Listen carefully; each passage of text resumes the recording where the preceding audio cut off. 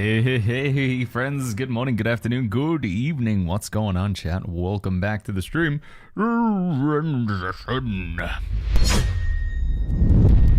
Friends, we're back, and we're live on both YouTube and Twitch right now.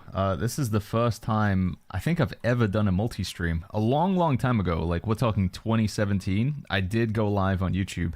And I don't know why, it's taken me 8 years, but we are once again live on YouTube as well. Fingers crossed, everything looks like it's going okay right now. Settings, volume should be the same on Twitch and both YouTube. I do see YouTube chat along with Twitch chat. I think I have to be a little bit more careful about what music I play, right? Because YouTube is going to insta-ding me and copyright copyright claim the stream and stuff like that. So we got to be a little bit more cautious there. But if we just play some royalty-free something or other, let's take this playlist and play this one. That should be fine. Let's see, is that gonna work? Yeah, that seems good. All right, let's see if we can do this. Opening chat. Who do we see? We got the beautiful, wonderful Gamjaroo. Hello, my little wifey. I see her on both YouTube and Twitch chat. Kev, it's good to see you. Malik, what's going on? Over on YouTube, we got Louis Feven. Says, new to the game, finding crafting a little bit overwhelming. Apart from videos on YouTube, does anybody have any tips? I think one of the big things with crafting is to take advantage of the first-time crafting bonus. There's a slight more of an echo on YouTube compared to Twitch Baggins, says Pettis. An echo? Huh, I don't know why that would be. Music's too loud on YouTube? That's very strange. I don't know why some volume settings would be, like, louder than other ones. That doesn't make any sense at all, because it should be the same thing. It's still too loud even right now? Because I would say, like, Twitch, what do you guys reckon? Doesn't make it... I really have no idea why it would be louder on YouTube. we're gonna have to iron out some kinks here, I guess. Doesn't make any sense why... The volume levels should be the same across the board. Don't know why that would be the case. Really don't know. Kieran, thank you so much for that Prime sub, by the way. Kieran the Kangaroo, thank you. Thank you very much, my friend. Let's try some in-game sound, shall we? We'll just log in with Baggins right now. Gamer says it sounds identical to me. Yeah, maybe it's just because YouTube's like volume slider is like a little bit better, like better than Twitch. Maybe.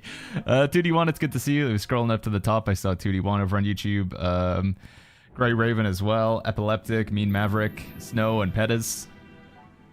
Valo, good to see you, friend. Matt Walker's here as well. We got Ethan Kiss. We got Coach Velude, MMO Pug. How you doing? Epileptic says, excited about yesterday's announcement, but as a day one player, I can't help feeling upset about Expeditions being ignored. What do you mean? I think Expeditions are going to be a huge part of Nighthaven. M3, Mutation Difficulty 3, is going to give us the best gear in the game. Which is crazy. I'm really surprised they did that. I wonder if they like phrased it wrong, because the fact that they said you would only be able to get the 4 perk, the 4 charm slot, whatever, from M3, and you can't get it from the raid, that seems kind of bonkers. Gamer says you got a membership, by the way. I did? Did I miss that? Where do I see the alert for it? Did it pop up?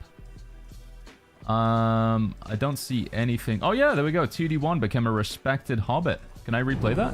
Whoa! Oh my goodness. 2D1, thank you so much. A member is like a Twitch sub, right? It's the same thing, I believe. So if you subscribe on YouTube, then it's like following. But if you subscribe on Twitch, then it's like a membership on YouTube. I think that's how it works. Thank you. The alerts are working as well, which is awesome. Thank you for setting those up, Gamgee. Thanks for the support, 2D1. Appreciate it, man. Thank you for becoming one of the first members, along with Obitai, and maybe like 1 or 2 others on YouTube. Thank you, buddy. Thank you very much. I wonder if you need to get gold in M3 to get the best gear, says Coach Falud.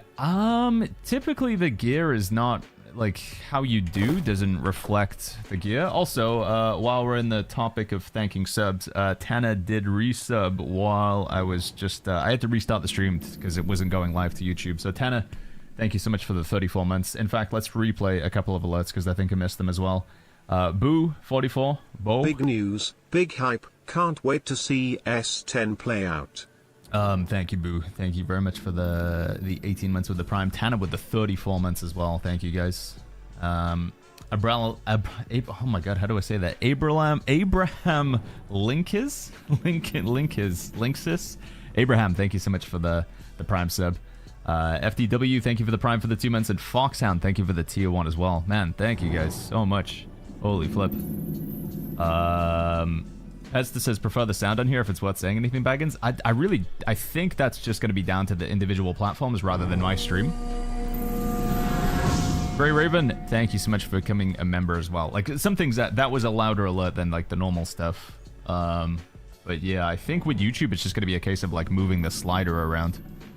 Music more of a supporting sound compared to your same... Yeah, that doesn't make any sense, Pedster. It must just... It doesn't make any sense why... why that would be... The audio would be different on YouTube. I have no idea. If anybody has any suggestions why the audio would be different, although it seems to only be, like, Pedster that's having that issue, so I don't know, maybe something going with Pedster's setup. Anyway, well, let's not get bogged down on that one for now. Let's move on. Grey Raven, thank you so much for the membership. Holy flip, it just... This is nuts. Nubajas, thank you for the membership as well. Thank you. Nubajas is a member. Grey Raven's a member. Andarin for the 32 months with the tier 1. Subatomic Shrimp, converting the Prime to the tier 1. Foxhound for the tier 1. Man, thank you guys. This is crazy. Keeps. Hey, it's the magnificent, majestic French shot caller. Thank you, Keeps. Thank you for the tier 1 as well, dude. I was going to sign up for a worm today, but I thought I just want to... This is the first time streaming on YouTube and Twitch ever for me. Usually we just stream on Twitch, but you guys have been saying, Baggins, why don't you stream on YouTube? You know, because maybe you prefer to watch on YouTube or whatever. It's easier for you. And I honestly, at this point, there's no reason to not go live on YouTube. So here we are. We're streaming on both YouTube and Twitch. But just wanted to make sure everything was okay before I commit to anything in game. So we're probably going to be chilling. We might do a Gorgon today. So if you guys want to do Gorgon on Nisa, if you're on the server Nisa, we can run Hive of Gorgons. The big thing, chat, to talk about today is the video that came out yesterday. If you guys didn't see it, Amazon Game Studios dropped an hour-and-a-half long video talking about the Nighthaven expansion and the TLDR. It looks really, really good. Like, holy flip, it looks so good. I am very excited, chat. I don't know if you guys get a chance to catch it. Maybe we can watch the trailer again. But I am I am very hyped for sure. Let me go through and catch some other stuff in chat that I might have missed. Spooky24, good to see you. Boodev's here as well. How you doing, Boodev? Checking out the stream over here for no ads, says Boodev. Yeah, I wonder what the ads are going to be like on YouTube. Can you skip them on streams? Because obviously, that's one of the big downsides of Twitch is you can't skip ads, so... What do you suggest to do for Season 10 preparation, says Red Rum? It doesn't honestly look like there is too much you can do. Yeah, it doesn't look like there is actually that much you can do. You can get your Lost trophies, get Lost Ward potions, get Lost coatings. In terms of preparation for the Catacombs, I don't think... It's just going to be a case of, like, playing the new content when it comes out. It was revealed that chromatic seals will still have a purpose, but I don't think you need to be buying chromatic seals every day because you're going to be able to get them for cheaper after the update comes out, so... Yeah, I don't know. Do you guys have any takeaways of, like, things that you've now started doing now that we have the information? Because it doesn't really look like there's much to take away, right? I see some people getting confused about the expansion. The Nighthaven is coming out on the 13th, chat, so it is 6 days from now. It is not the 10th, it is the 13th of October for Nighthaven. Just stocking up on gold. Says Deepatal, yeah, that makes sense. Just getting gold, says Spartan. Good to see you, Spartan. Been doing trophies for a couple weeks. Yeah, Ultimate Trophies, I hate to say it, but Ultimate Trophies do seem like they're going to be a pretty big deal. With the Catacombs having, like, every single different enemy type in there. These would be kind of handy. Is there a Beast Trophy, says Pedster? There is. It's called a Wildlife Trophy, though, which is weird. They call it Wildlife, but it is Beast. What do you found the Lost Trophy material at? That's a good question. I think it's one of the trophies that I just bought rather than farming. Hey, Benevolence, thank you so much for the tier 3 for the 47 months. Thank you, buddy. Hyped for the expansion. Major Lost Combat Trophy. In order to make this... Oh, why is it being... Show me the other thing. It's not this one. Is it the Ectoplasmic Goo or whatever the heck it's called? Ectoplasmic Essence, is that it? Is that the thing that you use for a Major Lost Trophy, or is that for the basic, chat? You need to kill the Grave Creeper in Ebonscale. It's the Ephemeral Seal. Oh, I think we've got a few of these, actually. Maybe we should try and sell them. How much are they going for? Woo! Yeah, dude, we should sell those. If I have them. I think I have them. So you want to go into Ebonscale Reach? I wonder if there's going to be a lot of people there. Should we just go take a look? Why not? You want to go over here. It's like, there's like a dude with a coffin on his back. You kill him. 20,000 gold per. In fact, let's just check real quick for those ephemeral seals. Maybe good to just flip them if we got any. I could swear I have like a vision of those being in my storage shed somewhere. Starting zones filled with players. Yeah, there's a lot of new people jumping into the game right now. They're excited for the next update. New World's gone through like a pretty positive spin right now. Like generally the sentiment, the public opinion towards New World is pretty good right now, Reef. One Rock King says a miss Realm Royale. Dude, I don't know if you saw One Rock King. There's another game that's being worked on. It's called Project Leyline. One of the lead developers on it is Thor. You know, you remember I used to play a lot of Realm Royale with Thor? He's making like a new sort of Realm Royale game. It's still an alpha, so it's going to be probably a while until we can play it. But stay tuned for that. If you want more information, I can try and send you a link or something. What time on Monday do we think the release is going to be, says Jimmy. Is it usually... It probably will have some bugs. Yeah, that is a given. It is New World. What time do I think it will come out? It's... I'm guessing it's going to be like the sort of 9 a.m. West Coast America, which will be midday East Coast, which is going to be sort of 6 p.m. for Europe. That's the time that I'm guessing. There's the link from Gamgee if you want to check it out. One Rock King, thank you, little wifey. Discord says it's going to be 3 p.m. for the UK. Oh, that's quite early then. Wait, is that 1500 is... Yeah, that is 3 p.m., isn't it? 1500 hours. So 3 p.m. for the UK. Let's do some maths. That would be 10 a.m. East Coast America, right? That's 10 a.m. And that would be 7 a.m. 10 a.m. East Coast, 7 a.m. West Coast America, or 4 p.m. for Europe then. Interesting, that's not too bad. I don't know if there's going to be a pre-download elated. I'm not sure on that one though. Not sure if there's going to be a pre-download.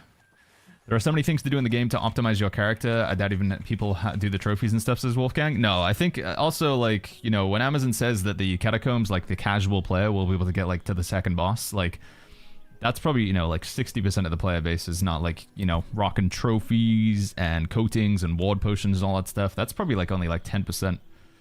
Are you 5 or 6 hours ahead right now? Says, I think we're 5 hours ahead at Kitsy. 5 hours. Yeah, because usually it's like lunchtime, 12 o'clock in like New York, and then it would be like 5 p.m. in London. But there is a point where it like squishes. I think we get to like, there's only a 4-hour distance because you guys in America, those of you who do observe daylight savings, you do it before we do it here in the UK. The clocks go forward? No, clocks go back. Spring forward, fall back. Yeah, fall back.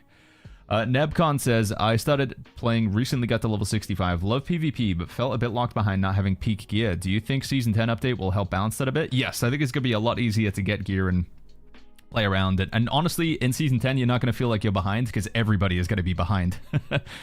Nobody's going to be 800 gear score with a full maxed out set on the first week. It's impossible. To my understanding, you can't get full, like all 10 items to 800 gear score unless they drop, if you can get them to drop in the raid. Gam just says, we're currently on British summertime. Yeah, I think is it like the end of October when it changes? I wanted to take a look for ephemeral. I'm just gonna put EPH. That's how do you spell it, chat? EPH, ephemeral. If I did have any, I think they would be in Bastion.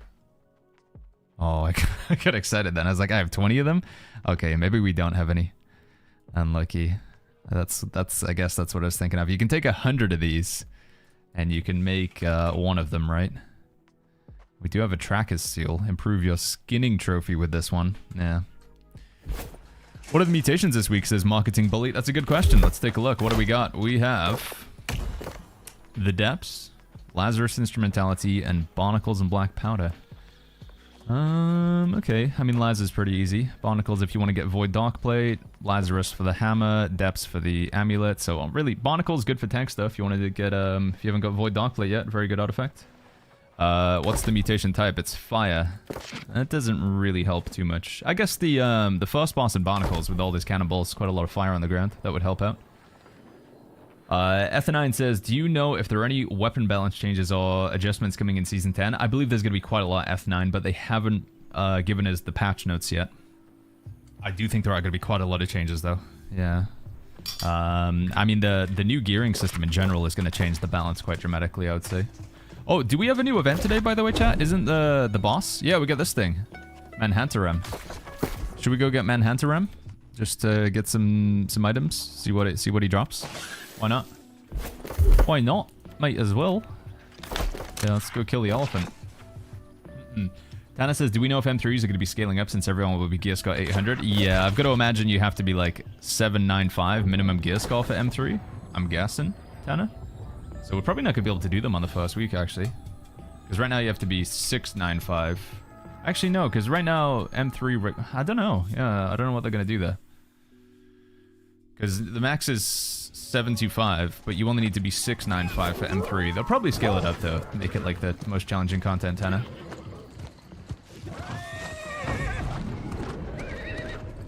Daedrix says I have like 30 of the yellow seals. Holy flip, man, that's a lot of gold. That could potentially be like 600,000 gold right there, no? If they're 20,000 gold each. Can we make it in time? Yeah, we can make it in time. Tubstep, thank you so much for the 6 months with the Twitch Prime. Thank you, Tubstep. Turn this down a little bit. J-Met says, sorry I missed your answer. Should we upgrade 700 artifacts to 725? Yeah, I think it's worth it. It'll save you some marble shards. If you want to then upgrade that artifact to 800 gear score, you can just effectively save yourself quite a lot of umbral shards by upgrading it with the old-fashioned system. The materials that you use to upgrade to 725 are just going to be used for upgrading to 725. So your weapon matrix, armor matrix, jewelry matrix, coconut, inductor, gypsum orbs. The main purpose that they have right now is upgrading to 700. Why do I have aggro? Do I have a despised? No? I'm just left-clicking. Yeah, Nighthaven's going to be a free update, by the way, guys. If you have New World Eternum, or if you're a legacy PC player, so you played on New World like back in 2021 or whatever, you're going to need New World, and you'll need the Rise of the Angry Earth expansion. But if you have both of those, you're good to go. Can somebody say what the best build for solo players is going to be? I've lost who asked that question. A little bit harder to see messages now. I need to maybe tweak these chat settings if I can. I've lost who asked the question, but somebody was asking about the best solo build. Right now, I would say it's Greatsword in a medium or heavy equip load. We're assuming that you mean like solo in the open world, like what I'm doing right now. If you're talking like PvP, it's going to be a bit different. But for PvE, I think Greatsword with a good amount of lifesteal. Ideally, if you can get your hands on the Blood Drinker ring. That thing's pretty bonkers. This thing here, Blood Drinker, it's really good. I've got Carnelian on. You're right, I do have a Carnelian on my fire staff. Thank you. That's why I got aggro. Let's just go in with the spear, I guess.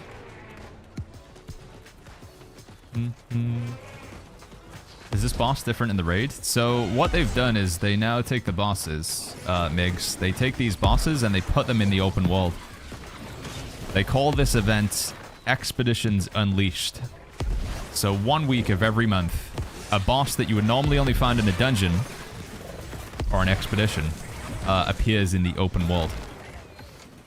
So this week, or this month rather, we have Manhantaram, who is the final boss of Savage Divide. Did you once as a lover I can lock my phone on YouTube? Yeah, you have to have premium for that, right? Because if you don't have premium, you close your phone and it doesn't keep playing stuff. I believe that's how it works. Alex says they don't drop an artifact. No, you won't get an artifact from this guy. He will drop loot that you could get in Savage Divide though. So you can get some Savage Divide loot. I need to buff myself up. I'm taking so much damage here. Gajion says, is this found in expeditions? This boss that we're fighting right now is the final boss of the Savage Divide expedition.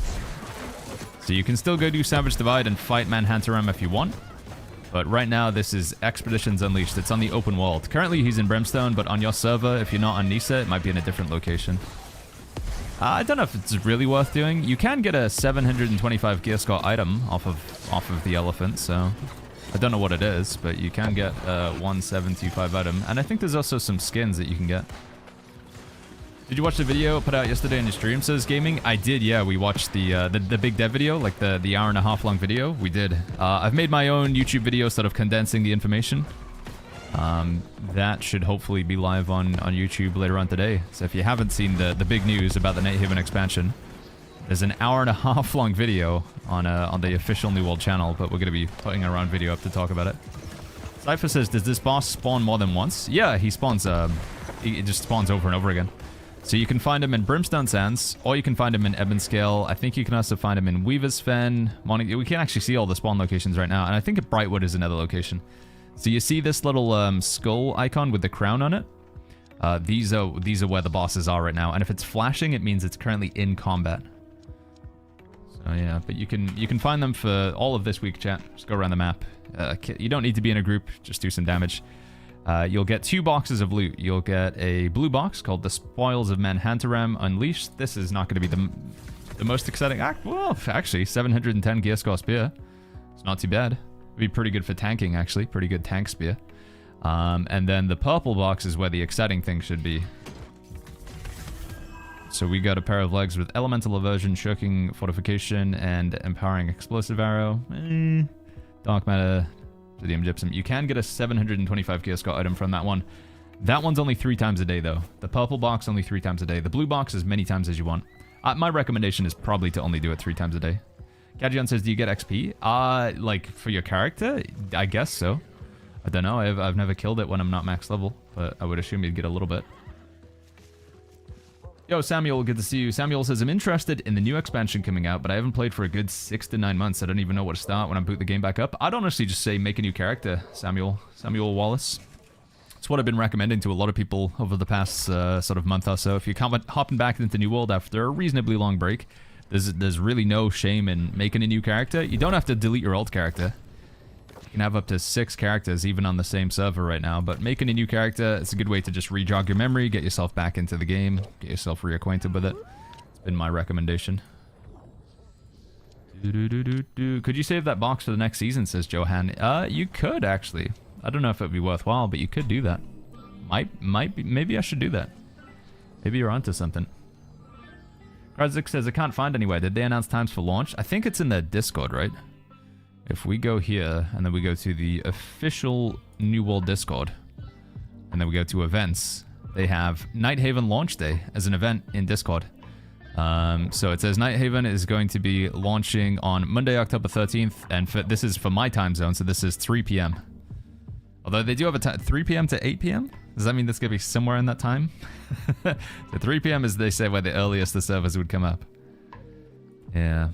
Rice says, do you have any videos about the expansion? I do. I don't have commands set up in YouTube chat, but obviously YouTube, you're on YouTube anyway. You can just take a look at my videos. If you're on Twitch, you can type !expansion in the Twitch chat. You get a link to the latest video I have talking about the expansion. We're going to have a new video coming out today, though, which goes more in detail. So we have just an overview of the expansion. We talk about the new zone, the new raid, the new game mode, the new main storyline, the level cap increase, the changes to gear. But more of a deep dive on the expansion, that's coming, should be live on YouTube later on today. Casual Clicker in the YouTube chat says, I got a 725 gear score greatsword from the box. Was it, were the perks good on it? I can't remember what the sword is.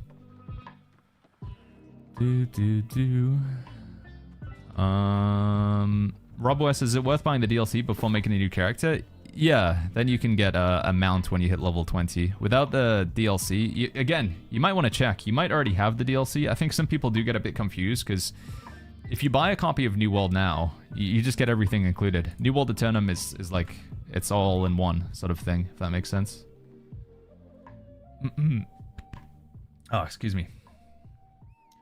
What was this? I saw another question. Cypherblade says, is there anything specific I should be saving for when the expansion comes out? I probably wouldn't spend too many chromatic seals right now. That would be my main advice. Hold on to whatever chromatic... Well, where'd that guy just go? Hold on to chromatic seals. Use some... If you need to upgrade artifacts to it, but otherwise try and hold on to those. Do we know what gypsum's going to be used for? Says Madness. I would assume upgrading heart runes, like it currently is, you need gypsum orbs to upgrade heart runes. And I guess you're still going to use gypsum orbs to upgrade like artifacts and stuff. You can still upgrade artifacts to 725. Which will save you some umbral shards, because if you could upgrade, you can upgrade an item all the way from 700 to 800, but if you do 700 to 725 the old-fashioned way, and then you do 725 to 800 with the new system, you can save yourself a few shards, which might be worthwhile because you can only earn a certain amount of shards per week. It's a little bit confusing, I know. But Skywalker says, hey Beggins in chat, I've got an RTX 3070 card and the gameplay is really bad compared to a year or two ago. I'm thinking about playing on a PS5 Pro as it plays better for me. I'm just worried companies won't recruit console players. Do you think console has a fair advantage in it?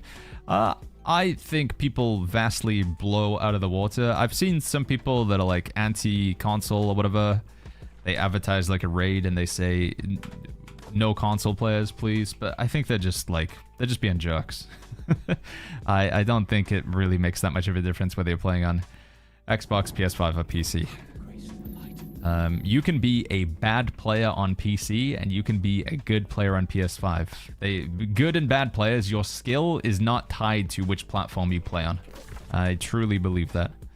So no, I don't think it makes a difference. You should be able to get good performance in the new world with a RTX 3070, though. It might just be something to do with your NVIDIA settings, like... I had to change a bunch of stuff there a little while ago to get my frame rate to not be terrible. Right, what am I thinking, chat? We were going to go grab faction missions for Mutated Expeditions. The Depths, Lazarus, and Barnacles. I think we're going to try and queue up as a healer today as well if we can, chat. I need some footage of healing in New World.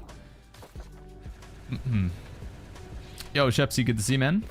Dave Marcelino says, is New World playable on 200 ping? It is. It's not too really enjoyable. PvP, fighting against other players, might be a bit of a challenge, but it's doable. Yeah. Davido in the Twitch chat says, I last played at New World in 2023. Would I need to buy anything to be able to play in this new patch? So in 2023, the Rise of the Angry Earth expansion came out, which give you access to mounts and increase the level cap to 65. Do you remember if you played that or not, Davido? Do you remember you like riding around on a mount? Quad says, after patch, I can fill up named items in 700 after to 800. Yes, anything that's 700 or higher. Anything at all that's 700 or higher. Well, sorry, not anything, because bags and tools don't work. But any armor, weapons, or jewelry, you can upgrade those from 700 to 800. Davido says, I bought the mounts. Oh, you've got everything then. Yeah, there's nothing else you need to buy. There'll be some skins. There's going to be a season pass to buy in Season 10 if you want. The season pass is like optional. It's just skins and a few little trinkets. But there will be that. Right, then we'll try and get missions for Barnacles, and then we'll get to it, chat. We got Connor on YouTube says, any value in doing open world side quests to turn in once the season starts to get to 70 quicker? I think the main storyline is going to be where the bulk of XP comes from, but if you want to do that extra prep, you can, Connor, but I think it will probably be overkill, in my opinion. I don't think it's going to be needed. What we saw last time New World had a level cap increase, we went from level 60 to 65, and all you had to do was do the main story quest line in Elysian Wilds. It took about 5 hours. So they could be doing things differently this time. Maybe it will take a long time to get to level 70. I don't know. What do you reckon, chat? Which one would you guys prefer? Would you like it to take a long time to get to 70, or would you happier if it's just like something you can do in a day again? What kind of player count do you think we're going to see, says Matt? I'm expecting like 50, 60,000 on Steam. I really don't know what the console player numbers are going to be like. I think it's going to be comparable to the Rise of the Angry Earth expansion. Maybe not as good as Brimstone. I would love it to be, you know, over 100,000, like Brimstone level, but... What's going to happen to Dark Matter? I can't read that name, I'm afraid. Dark Matter is just going to be used to upgrade... you're going to use Dark Matter to upgrade artifacts and items to 700. So you can upgrade things to 700, and then you can upgrade the 700 to 800 if you want. That's basically how it works. So Dark Matter will just be used for the first half of the upgrading journey. John D. Walt says, are you going to be making some M3 guides or videos under the new season? Yes, I think we will have to do some dungeon, like M3 is going to be very relevant content, it seems. And it's quite challenging. I think people are going to struggle with the M3, so probably going to be worth making some videos on that. Is there a video for more info on the expansion, says Burstlight? Yes, the most recent video we have uploaded on YouTube talks about the Nighthaven expansion. We're going to have another video coming out today as well for a bit more of a deep dive.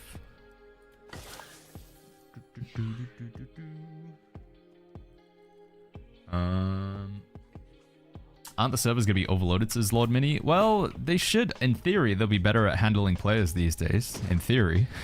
We'll be able to handle a lot more players. We'll see, though. We will see. All right, let's put Flame Protection Amulet on. Saint Gaming says, can you explain the Mutated Expedition system, the mutation, promotion, and curse? Yeah, so when you queue up for a Mutated Expedition, I'm going to do this in a second. Saint Gaming.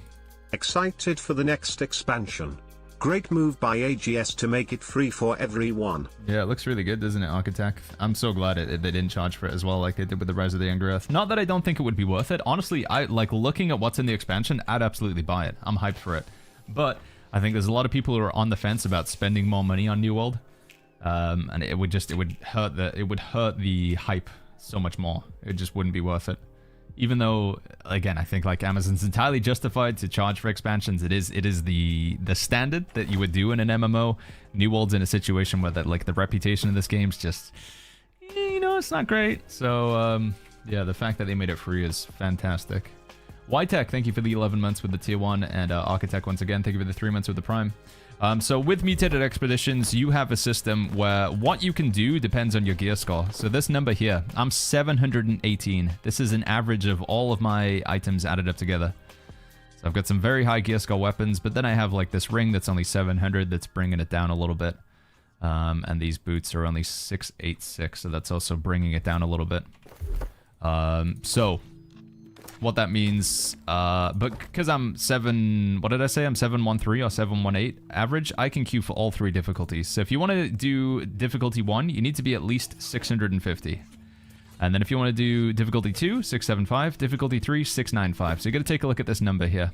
My recommendation, if you're brand new to New World, if you've only hit 65 recently, I would actually try and keep your gear score low. I know this sounds weird, but I would take off a weapon. Just make sure you're not above 675. You want to be above 650, but below 675. The reason why you would do that is when you get in the queue, you'll only get difficulty 1. You won't get difficulty 2, you won't get difficulty 3. And I just, again, difficulty 2 is going to be kind of challenging for like a new player. Difficulty 3 will be impossible for a new player. So yeah. The reason why I say that is every layer of difficulty, so M1, M2, M3, it just makes the enemies hit harder. So you take a lot more damage, and the enemies have a lot more armor. So it takes longer to kill them, and they kill you much quicker. And then on top of that, you also get the added mutation. So at difficulty 1, you just have the mutation. This is going to be Fire, Frost, Nature, Void.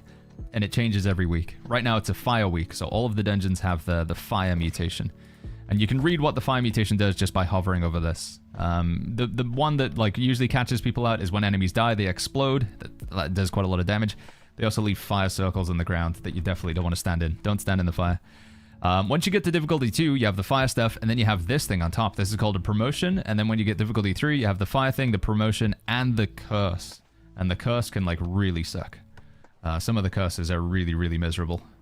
So, again, M3 is going to be something you'll definitely want to do in the next update, but for now, just practice doing M1. Get yourself familiar with the dungeons. Does people still run Winter Runefall, says Shepsy? I think so, but it's not the most popular type of content. Coffee Emil, thank you so much for that Prime with the 3 months. Thank you, Coffee. Thank you, thank you, thank you. Any gear recommendations for a tank to prep for the expansion, says Galaxy? I actually don't really think there's that much prep you can do, which is probably a good thing for the most part. I know it's going to frustrate you guys who are like, you know, your New World gamers and you want to put in a lot of hours, but it doesn't really look like there's that much prep you can actually do. Like, as far as I can tell, you're not going to be able to, like, alright, first day of Nighthaven, boom, open this box, instant materials, boom, open this box, instant 800 gear score. It looks like you're actually going to have to play the game and level up and do the content to get the items. The main thing that you're going to be hunting for is you want to be getting new items that have the perk charm slots. So you're going to have to get new items to get those perk charm slots. Some of your existing gear might have charm slots on it.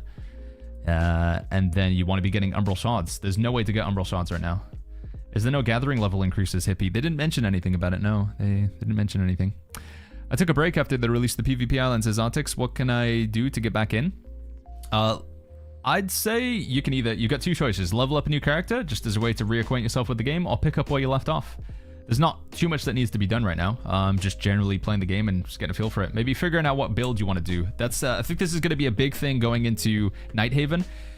because we have this umbral shard system where you click on an item and then you upgrade it and you spend the umbral shards, to my understanding, once you've spent the umbral shards, you can't get them back. It's not as if you can then downgrade the item and get the shards back. So once you've committed shards, they are gone. So you need to be a little bit careful about how you choose to spend them. And what I'm saying with that is you need to choose like a build and decide which one you're going to take to 800 gear score first. For me, I'm going to go as a healer. I'm going to play Life Staff and Void Gauntlet. So I'm going to be upgrading a Life Staff Void Gauntlet set first.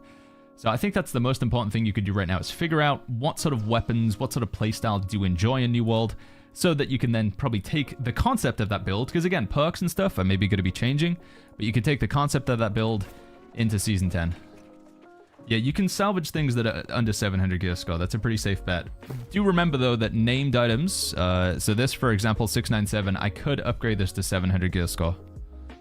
Portion says the build bot on Discord not working. Gamgee's making some changes on it. It should be in the announcement channel portion. Thoughts on a Void Gauntlet and Flail build, says Coffee Cakes. It works okay. We've tried it a few times. You can use it as a healer, but it's not as good healing as Life Staff, that's for sure. Yeah. Is the only way to upgrade 725 running the raid? You can upgrade items to 725 by getting a coconut from the PvP zone. Let me just show you. It's going to be easier to show you, honestly. So if we just go to somewhere where we can upgrade to 725, we'll go to a gypsum kiln. Let me do this. Can named go beyond 700? Right now, most named items will cap out at 700 gear score.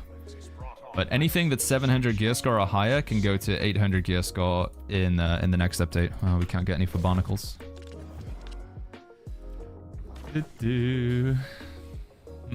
Armitage says, can you do me a favor? Remove Armitage from the company, but add Armitage. Armitage? Yeah, sure, I can do that in a second. Tyrenzo says, with attributes being removed from gear, why would you upgrade to 800 instead of 770? I guess the perks and the amount of armor. On jewelry, it doesn't really make too much sense, but higher gear score armor gives you more actual armor rating. Higher gear score weapons gives you more weapon damage. But it's not going to be as impactful, you're right. Having lower gear score won't be that much of a disadvantage because you'll still have the same amount of attributes.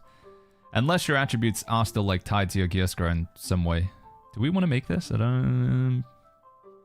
Probably not.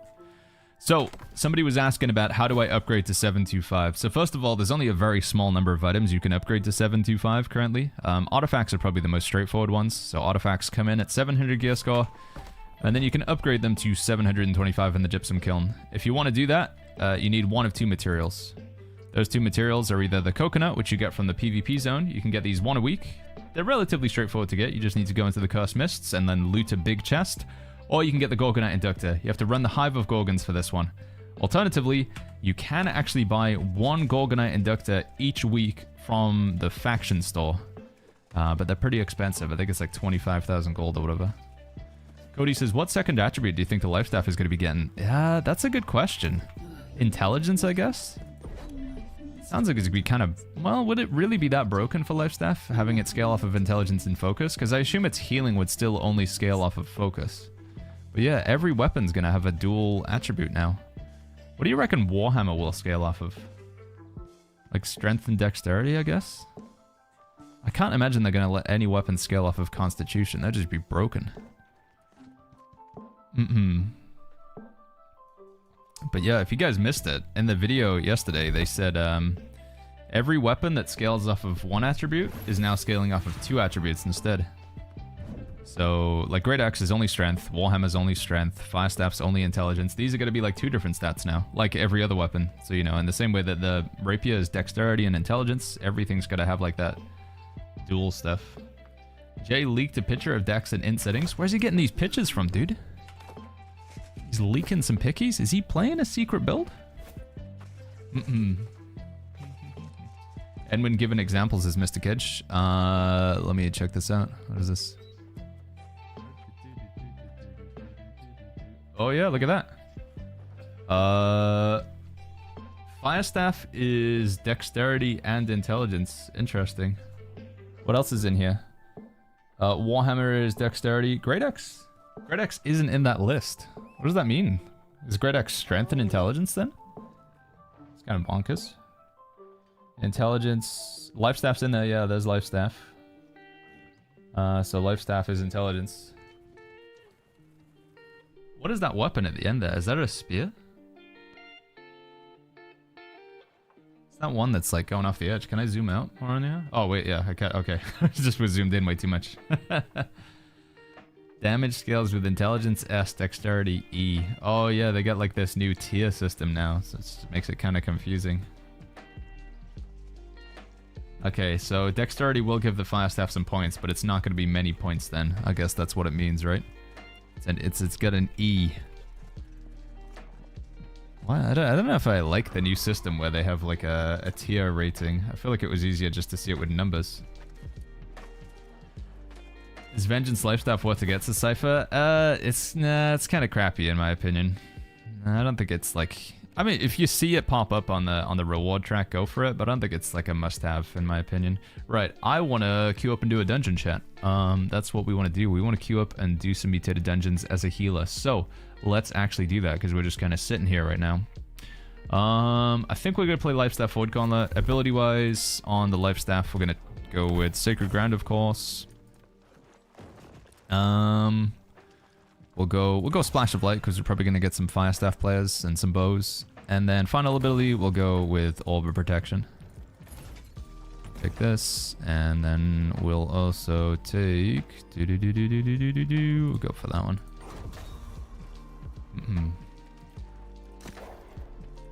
Clear out plus Evade Shot will make it harder to get close to bows. You think Warhammer bow is going to be the next build? I'm guessing E is going to be 50 to 60% scaling. Yeah, it won't scale very much with an E rating, right? Timmy says, Baggins, if they remove the stats, how do items like minor pieces work? Do you only get % luck? Yeah, I'm guessing so. Yeah, you'll just get the whatever the perks are down here. Although perks are going to be kind of changing as well to the charm slots. So some pretty big changes coming with Season 10. I think for a lot of people, it's just like playing it is going to be the best way to make sense of it. It's going to be kind of confusing. Right, I need a pair of light legs, ideally without refreshing on them. Does that even exist? Do we even have that somewhere? Light legs, no refreshing. Yeah, we get those with Mending Vortex if we want to play Flail.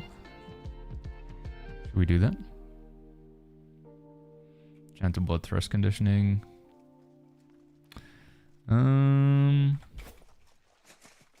Murphy says, it's an S tier, it's going to be 90%. A tier is 80, B is 70, C, D, E, 40. Yeah, that would make sense. I could see that. Okay. Are we getting to keep fan spheres? Are we using a significant amount of Umbral for upgrading to 72725? No. So the scaling for Umbral Shards, going from 700 to 730 is going to be like the same amount of Umbral Shards for every level. But from 730, it exponentially gets more and more and more.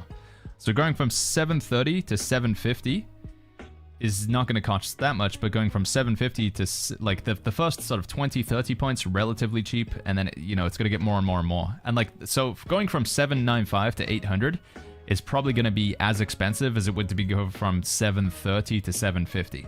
So the last 5 gear score point increase is going to be more expensive than the first 20 increase. Does that make sense?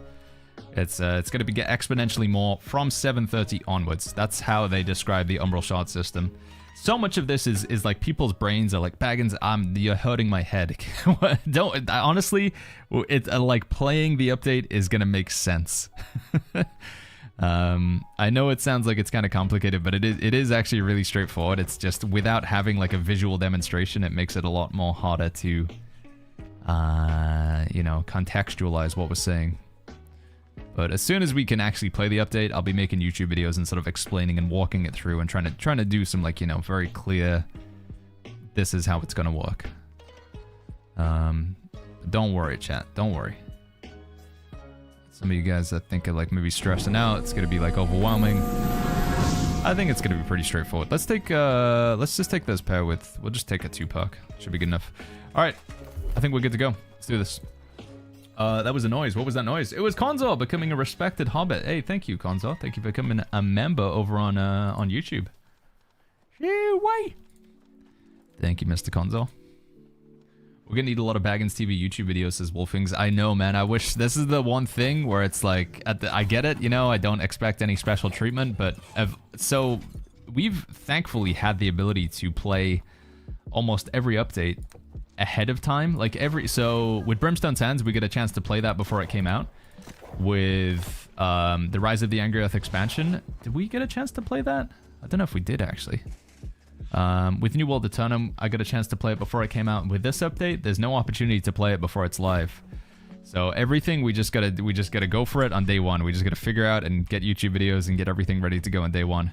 Which means it's gonna be really difficult to like, you know, the very first day that Nighthaven comes out and getting a YouTube video out on that very first day within like the first sort of few hours is gonna be almost impossible because I'll need to play it and figure it out first. So it's unlikely that we're going to have a YouTube video ready to go for day one of Nighthaven. But obviously I'll be trying to make every effort to get the videos out as soon as I can. 24-hour stream. There's definitely going to be some very long streams. But I will need to put time aside to record YouTube videos as well. Like, we got to do it. Baggins, is the Heartrune Stoneform better? It says Camber. Wait, no. Was it Camber? No. It was... Galaxy Tiredness. Should you go Stoneform or Vines? Which one's better for tanks? Stoneform's probably the safest bet for tanks. Vines is pretty good, though. If you're feeling confident, go Vines. Yo, Xano, it's good to see you, by the way. How you doing, Mr. Xano Games? Let's do this one. How much con do we want to take? Can we do 100 con? Yeah, we'll do 100 con. And then the rest into int. Also says you hire somebody to do YouTube videos. We have an editor actually, but I still need to like record them. Obviously, I need to script the video and record it, and like can't have the whole process just be without me involved. Is the Void Gauntlet on the right side of the Fire Staff on that screenshot before? I swear somewhere in Void Gauntlet Dex mentioned. Void Gauntlet is gonna scale off of Dexterity and Intelligence if you're using the Life Taker Void Gauntlet. That was the example they gave there. Alright, let's get in the queue for some Mutated Dungeons. And I guess while we're in the queue, we'll try one more time for faction missions. And we'll go and kill Manhunterem as well. Mike Koken says, Baggins, what are your thoughts on Langy builds? Langy's a very experienced and knowledgeable New World creator, so I would say that all of those builds are going to be fantastic to take a look at. You're probably going to see like slight discrepancies between various New World content creators. That's just going to be down to preference. But I think in most cases, you won't be going wrong with sort of any New World content creator who's, you know, been playing a good amount of time.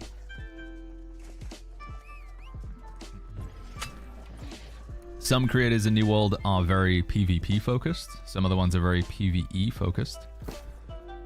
But Langy, I think he does a good amount of both content. Annex says, will you have trouble sleeping on Sunday night? Yeah, it's gonna be like, you know, sleeping before Christmas as a kid, dude. It's gonna be like wanting to get up early and play with all the new toys. Coffee says, do you have any idea if Season 10 will introduce more focus scaling weapons? I mean, they said every weapon that has like a single stat scaling will now scale off of 2 stats. So it's possible. I mean, of all the single stat scaling weapons, where was that image that we had before that somebody linked? Did we see focus in that one? It just showed us dexterity and intelligence, didn't it? Can I still find that image? There it is from Mr. Kedge. No, it was just dexterity and intelligence. I think it's possible that Ice Gauntlet could scale off of intelligence and focus. Maybe. They've got to be careful with that though, because it's going to make healers overpowered if a weapon scales off of focus. Because then you have like, you know, you've got your healing, you put all your points into healing for focus, but then every point you put into focus is also giving you like good damage with another weapon. It's gonna be spooky. Although I guess now that they have this tier system, you can just have it scale like with an E tier scaling on focus. So you're putting points in focus gives it damage, but it's really not a lot. I guess they could do that. Is there a recap of the version long dev video? Yeah, I recorded one yesterday, Fugger, but it's just being edited right now, so it should be live after we finish today's stream. I think the video is still gonna be about 25 minutes in length. I wanted to just do like a 10-minute recap, but I can't help myself. I'm just yapping too much.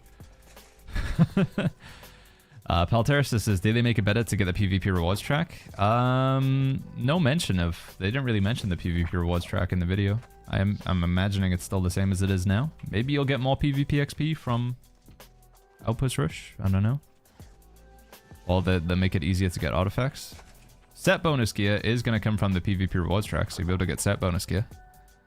There is that. Alright, come on. Barnacles. Barnacles. Hey, we got one. Barnacles. Alright, one for barnacles.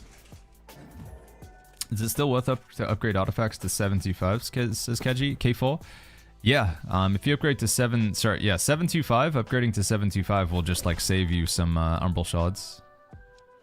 Because otherwise, if you want to upgrade an artifact to 800, you may as well upgrade it to 725 first, right? Using the old materials. Yo, Mr. Scoops, good to see you. Have you heard anything about drops from AGS or anything yet? I believe there will be Twitch drops for the release of Nighthaven, yeah. But whether they'll be cool Twitch drops, and also whether they're going to be available to everybody, I don't know. I've just heard that there will be Twitch drops. I don't know if there's going to be like sponsored streams. Like it's, Amazon's really playing very hush-hush right now with Nighthaven. Have you got a react video for the dev update? Yeah. I'm more like a recap video. Roy de Cavallo. It's going to be live later on today on YouTube. Dave U says, do you think XP from PvP Arena, 3v3 arenas? No, you get like very little XP from 3v3 Arena. The only way that you can make 3v3 arenas work for like leveling the PvP rewards track is if you get really fast games. So you have to queue up, get a game super quickly, and then win the game like very fast as well. You need to be doing fast games for 3v3 Arena because you just don't get a lot of XP, in my experience anyway. Silence says, will we be getting competitive PvP gear way easier now? I don't like all the grinding. The PvP rewards track should be able to give you pretty good items. Like, yeah. I haven't seen it though. There's a lot of things, chat, where I genuinely have not played any of the updates, so we are just guessing. We have like an outline and we have information from Amazon, but there's going to be a lot of things where like until we play the update, we won't know for sure how it's going to work. Nameless says, I hear Twitch rewards only for pensioners. So you're saying you're going to be included in that one, Nameless? Whoa, got him. I'm joking, Nameless. I'm just being a jerk. Oh yeah, Armitage, I need to invite you. This one here. Name Armitage. Nope, nearly removed the wrong person. Are we good? Okay. And then we want to do this one. Send company invite. Armitage. Papa Shit is in the Twitch chat, says, what's a good weapon for Rapier in PvE? I like pairing Rapier with... Wait, no. I want to invite to company. Rapier with Fire Staff. Rapier with Ice Gauntlet, I think is pretty good. Spear is also an excellent option as well. It depends. I guess there's two different ways you can play Rapier. You can play Rapier with 350 Dexterity, or you can play Rapier with 350 Intelligence. If you're playing Bleed Rapier, usually you go for the Intelligence. If you're playing Evade Rapier, it's usually the Dexterity, although there are different situations. So if you're going to be putting 350 Intelligence, then I'd go for Fire Staff or Ice Gauntlet as your offhand. If you're going through 350 Dex, then I'd play with Spear or Bow as your offhand. Dan's Con says, should I save coconuts for the expansion? No, you can use them right now. Coconuts are going to be used for the same purpose in the expansion as they are currently right now.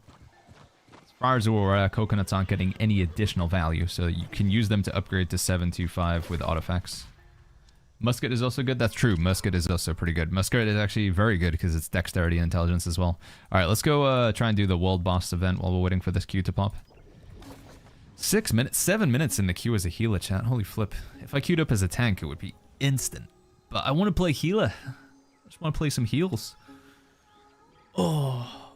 Lottie says, I misclicked yesterday while I'm in the waiting list and now I'm stuck on the Saba server. Can I somehow go back? You can, but you're going to have to... Actually, no, you can't because Nisa is locked, right?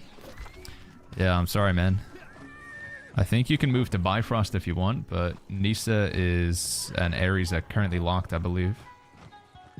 In the morning, I run and get an instant 1 minute queue as DPS is Jin? Huh. Is it like too many people playing healer? Why is it such a long queue as a healer?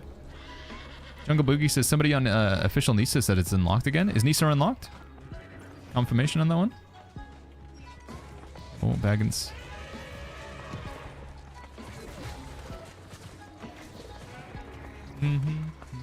Megapixel says shows you heal setup. Yeah, let me just kill this and then I can show you what I'm rocking. It's not optimal. Oh, finally, we got a Q pop. Okay, can I kill this in time? Should be able to kill it in 1 minute 20, right?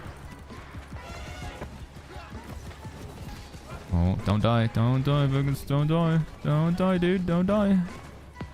Get out of the ice if I can. Lottie says, do I have to pay 15 euros? You will have to pay for a transfer. Unless you're in the queue. The only time you get a free transfer is when you're in a queue. So I guess you could play on Saber and then hope there's a queue on Saber. It used to be that once you transfer, you have to wait 30 days until you can transfer again. But they've moved that to 24 hours. So you only have to wait 24 hours to transfer. But you still have to pay for the transfer token. Is this even worth attacking? No, it doesn't look like it. Alright, 30 seconds. I don't know if this guy's gonna die in time, chat. Hey, quick question, says Venox. Good to see you, man. In some of the build bot recommendations, Azoth gear pieces, how do I get large masses of dense materia since I need 3,500 per piece? It is basically just spamming dungeons for dense materia. There aren't really many other ways to get it. You can get a little bit of dense materia from the season pass if you haven't already claimed that. This is going to be so close, chat. 10 seconds. 11, 10, 9, please die. 8, 7, 6, 5. Oh, we good. We good. All right. Hopefully I get the loot. Leave it until last second. Branko says, how did you get to 300 territory expanding? I got super bored. So in 2024, there really wasn't many updates for New World. So I just spam territory standing. It's really boring. You just have to do crafting and like town board missions over and over again. Burstlight says, has character limit been increased? You can have up to 6 characters now, Burstlight. Per region. So you've had 6 characters in Europe, 6 characters on North America. I know I told somebody I would take a look at, I would show you the build, but we've now instantly gone into a dungeon. I'm sorry. Look at the moment. It's just Lifestaff Void Gauntlet. Lifestaff Void Gauntlet, 350 focus. I have a little bit too much. 100 con, probably don't need that much. And then 150 or more intelligence. So the thresholds that I'm trying to hit is 150 int, 350 focus, and 100 con. Those are what we're looking for. I'm playing in a light equip load. You always want to be in a light equip load as a healer with the dodge roll. My artifact of choice right now is Nimble Coat, which gives us more cooldown reduction. Reduces cooldowns by 8%. And then the other perks that we're looking for, Enchanted Ward on all of my armor, just to take less damage. We do have this helmet that we got from the Sandworm. It's a very nice helmet. Healing is increased by 20% when you heal a target below 50% HP. Really, really cool. Lifestaff is Hoplite Lifestaff from the Hive of Gorgon's raid. Void Gauntlet is Fracture. It's the artifact Void Gauntlet you get from closing mutated, not mutated, sorry. You get them from Corrupted Breaches, level 65. Got a Hearty Sacred Healing Breeze Ring. We got a Flame Protection Amulet, because this is a fire mutation that we're currently in. And my abilities, you can see them down in the bottom right. I'll show you the skill trees in a second, though. If you have any further questions about the build, let me know. I am playing with Splash of Light, which you wouldn't normally do, but when you're playing with random players, I just feel like Splash of Light's an easy heal to take to make sure that, you know, oh, we just press the button. Somebody's in trouble. You'll have like a bow player who's off in Narnia. You just press Splash of Light and then it heals them. And then this is what we're playing with Void Gauntlet right now. Again, you wouldn't always play with Orb of Decay. Rupture and Scream would be more common, but Orb just gives me a little bit more healing, and because we're just in a bit of a casual setting here, we're just doing difficulty 1 with some random players. You can kind of just get away with, you know, goofing around, whatever you enjoy. So the build is not super optimal. The gems aren't... Ideally, if you were doing mutated dungeons, you'd want to run opal gems, which would give you elemental damage absorption, because there's a lot of elemental damage in mutated dungeons, but yeah. Did they make M3s worth playing? Absolutely, Wombo. M3s are going to be like the best content to do in terms of rewards in Nighthaven. It's crazy. I actually think they might have gone too far.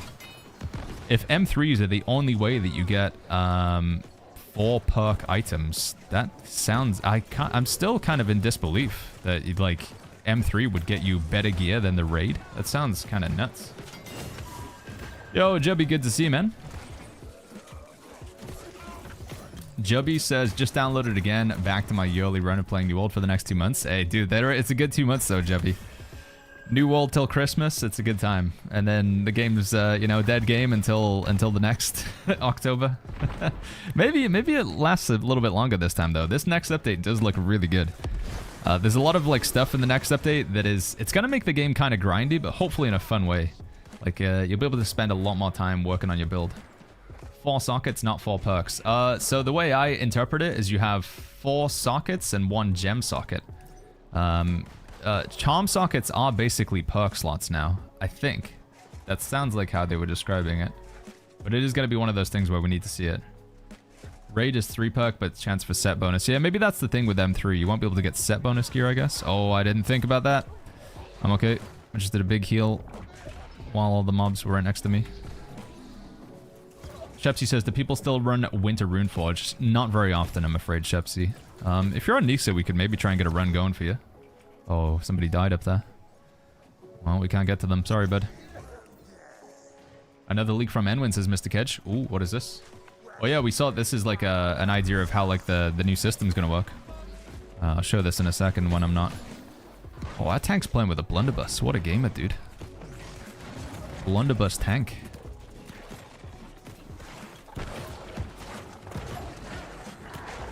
He's running and gunning. So yeah, this is a little look-see, chat, at how the new slot system's gonna work. So this has a defense slot, a gem slot, and then it's just got 3 fixed perks. I don't know if it's possible, but I think there are maybe some items that you can get where it's just all slots. Because they said you could get, from M3, you can get 4 slot items, right? I don't know if that's including the gem slot as well, though. Also, there's a new perk on this item called Prolonged Favor. Prolonged Favor increases the duration of limited duration buffs.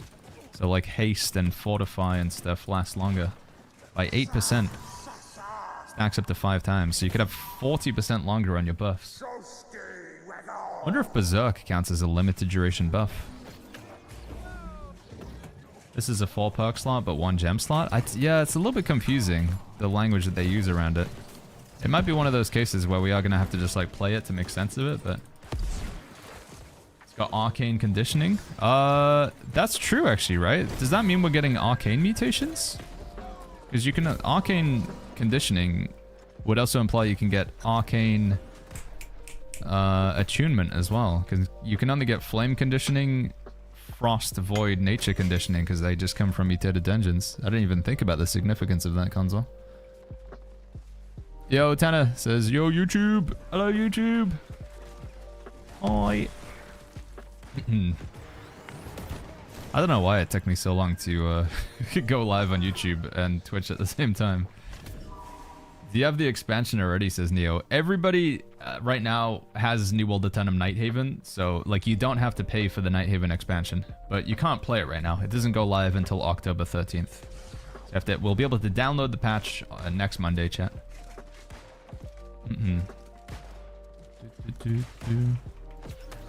There is no like test server or like ability to play it early and preview it though, if that's what you mean. We all get to play it on the same day. Cage says, why is there no longer anyone playing Sandworm in EU? They are, but the Sandworm, you have to like go join a Discord for it. You can't, like, Sandworm is not one of those pieces of content where you can just like go into the global chat and say like, hey, who wants to do Sandworm? Oh, the tank's dead. Yeah, Sandworm's gonna require you like, you know, you gotta like pre-organize like a time and a place and a group and stuff. It's pretty rough content in that regard. Let's try and get the tank up if we can. Oh, he's alive.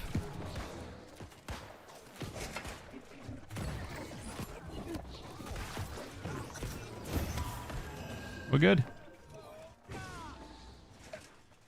Patculus says they were trying so not hard to give spoilers that some of what they said was borderline gibberish. Yeah, it seems like there's a really heavy emphasis this time on like people not knowing what's gonna happen going into the update. They want it to be much more a thing of discovery rather than having it already be figured out instantly. Wombo says, is this your first YouTube stream? It is the first time I've streamed on YouTube since 2017. I looked, and the last time I've been live on YouTube was 2017, chat. 7 years ago. I've had my YouTube channel for a very long time. 18 years is how long I've had my YouTube channel, which is crazy. But this is, again, the first time I've streamed on YouTube in quite a long time. Did you combine the chats as med student? Yeah, Gamgee got me some like a multi-chat thing, so it like puts all the chats together. So I can call the Storm on the YouTube chat, Haps on the YouTube chat, Daniel on the YouTube chat, but then we got Hawklers, Nightway, Extinction on Twitch chat, Med Student on Twitch chat. So yeah, they're all kind of combined. Pretty cool. NoLiFans on Twitch says, any idea if there's gonna be fresh out servers? There'll be new servers, but it'll be like for everybody. So you can transfer into them, but you can also just make a new character. That's what I'm expecting. Chase says maybe YouTube will play better. It seems that every time I hit ads on Twitch, it crashes on me. I think the benefit, and again, you know, I'm not trying to like take sides here or whatever. I'm not trying to upset Twitch or YouTube. But I believe, you can just skip ads on YouTube, right? You have to watch 5 seconds and then you can skip. Whereas all of the ads on Twitch are not skippable, which kind of sucks. Vincent says, expecting. So the way that I imagine it's going to work with the servers is right now, the current state of New World, the player numbers have been going up every month. So for the past 3 months, we've had a continuous, which is fantastic. Although, to be fair, the player numbers were low. So they went really low, but they're on the way back up, which is nice. Because the player numbers have continuously gone up, Amazon's already started adding new servers. We've had 2 new servers in Europe in the past 2 months, I think. Maybe 3 months?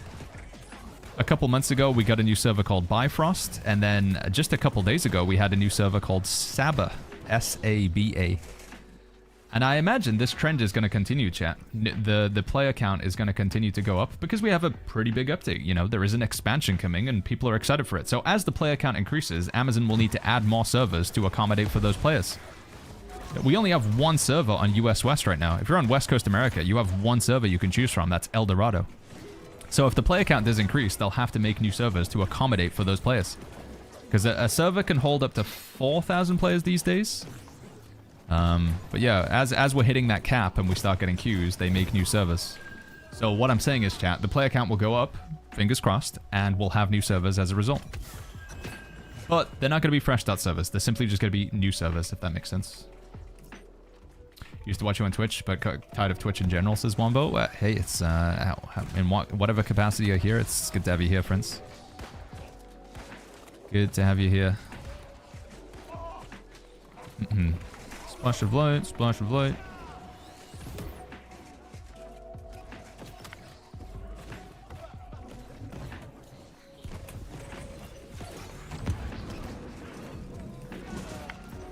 Dude, the interruption there. Last second, that's unfortunate. Yo, Willie, good to see you, man. I watched the video yesterday. Holy W, says Willie. Like, unironically, the season looks... Yeah, dude, it just kept getting more exciting. I had a little bit of nerves watching the video, because I was like, oh, man, we've been waiting such a long time for this, Willie. What if it's disappointing? But no, it was not disappointing, right? Can the Legates ring go from 725 to 700? 625 to 700? It cannot top phase. I'm afraid that's one of the items that's stuck at 625. F9 says, so a dagger's confirmed? They still not confirmed. It's... I mean, I feel like... They are. Like, I'd wager pretty good money, chat, on daggers being the next weapon. But what a lot of people want to see is, like, they want to see it in handwriting, right? They want to see, like, Amazon officially say daggers will be the next new weapon 100%. There is no confirmation in that capacity, but there are 1,000,001 different clues to there being daggers at this point. So for me, I'm all in on daggers being the next weapon. I think it's very, very likely. But again, I'm going to turn my camera off here, chat, and just record this. I just need a little bit of footage of like healing with a life staff. So I'm just going to turn my camera off just for this boss fight in case you guys are wondering where I've disappeared to. I haven't put on the ring. I just want to get some footage of healing.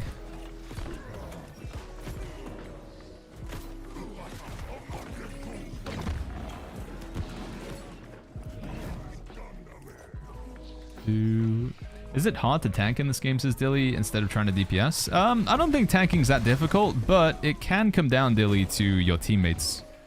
Your teammates, like your damage players, can make tanking quite miserable if they just don't want to respect you. Sometimes you'll find damage players who just run off like a headless chicken and just attack everything as soon as they can. And just make it a pain in the butt. Whereas if they let you go first as the tank and just sort of start the pull, then it's a lot easier. So it can depend a lot on your team, I'm afraid. Ickiness is on new servers. How does first ownership territory claim work when nobody owns it on a fresh server? You have to buy. So when nobody owns a territory, it's whoever buys it. You can, when a territory is not claimed, you can claim a territory for 100,000 gold. So what we've done in the past is we start on a new server and we get 100 people in the company and everybody chips in 1,000 gold. And obviously 100 times 1,000, we have 100,000 gold, and then we just buy a territory straight away.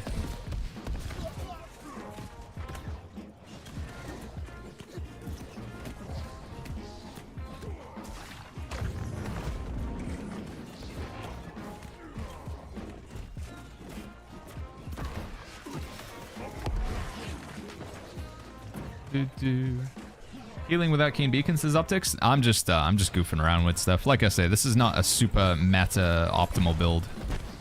I'm just I queued up with some random players. My expectation was that we would get like muskets and bows and fire staffs. We have got that. We have a bow player, we have a musket player, we have a tank with a blunderbuss. They're all kind of spread out, so Splash of Light just gets everybody at the same time. Because the downside of doing like Sacred and Beacon is people have to stand inside the circle. And you'll find that players just don't like doing that. In the same way that tanking can be miserable, healing can also be awkward if your teammates just make it awkward. But Splash of Light, they can't not get healed by it. They can't run... Well, they can. They can run more than 25 meters away. But, you know, if you've just got a bunch of headless chicken teammates who will not, like, stand in the circle together, then you just Splash of Light, you top them all up. So, you're just playing with randoms. Splash of Light's kind of nice. Did we not just have Barnacles and Black Powder as mutated engines as well? I think we did. But the mutation cycle is truly random in that you can get the same mutation over and over again. In the same way that when you roll a dice, you can, like, get a 2 over and over again. 6-sided dice, you could just land on a 2 continuously.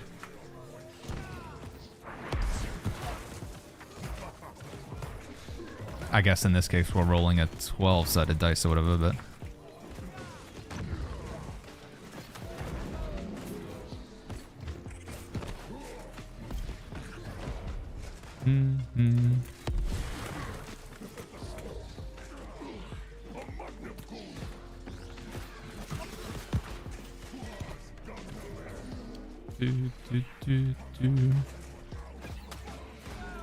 Coffee Cakes in the chat says, anyone move up from light to medium armor and miss the roll, trying to be less squishy? Yeah, the dodge roll is very nice.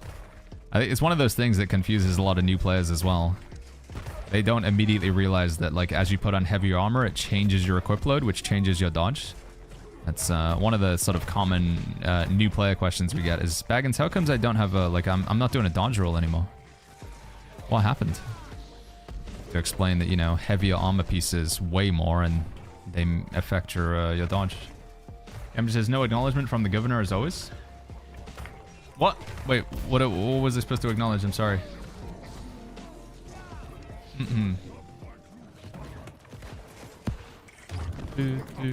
No cam. I'm just turning my camera off to record footage of this fight. I just need some like B-roll footage of healing and stuff in New World, so just for the boss fight, got my camera turned off. Little Gamjaroo, do. Yeah, I remember in the earlier days of New World, Gamgee running over and grabbing Requarter with like a level 5 character or whatever. Same in Ebon scale and stuff, right? You're the best, Gamjaroo. Destian Gaming in the Twitch chat says, is Butcher Sword good for... Oh my goodness, I'm in trouble here. Hold on, Destian. Try and get past these guys if we can. The tank is just... he does not want to tank. Oh my god, these guys are going wild. That play is so dead over there. Alright, I'm gonna try and Splash of Light. It's gonna pull everybody in onto me. Sacred Ground. Alright, here they all are. Health potion. Ooh, I'm dead. I'm so dead. There's just too many. They all ran out and spread around. And the tank do not be tanking right now.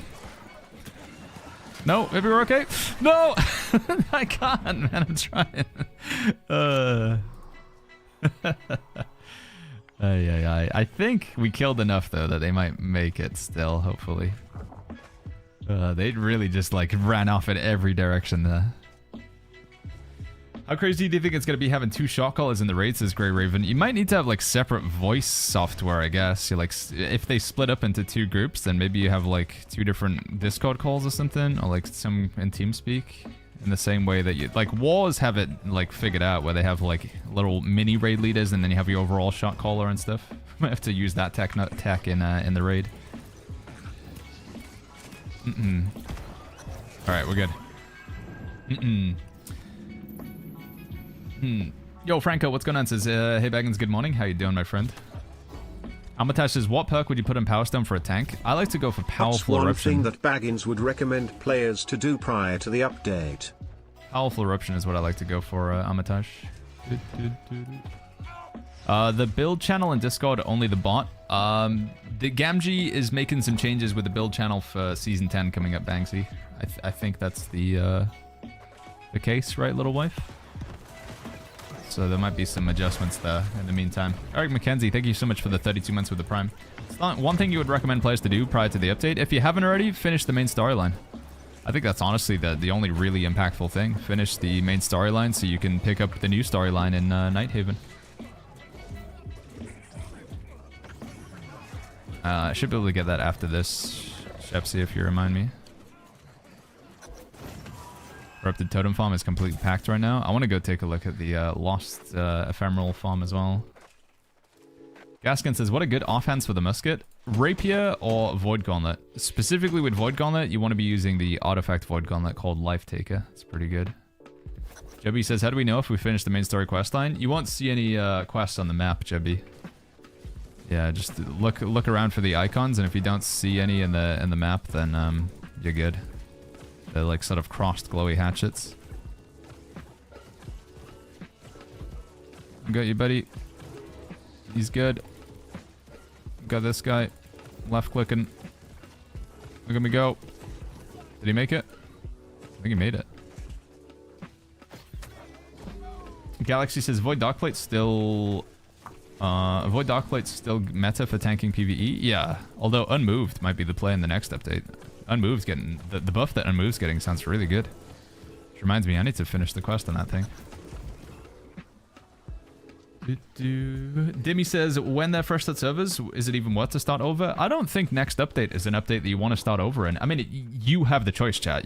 I'm not your dad. You can, you know, live your own life and make your own decisions, chat. Not that your dad would do that anyway, hopefully. But I really don't think Nighthaven is an update to start over. Like I say, you can, but I don't think it's incentivized. Nighthaven is a continuation of max level and of Endgame.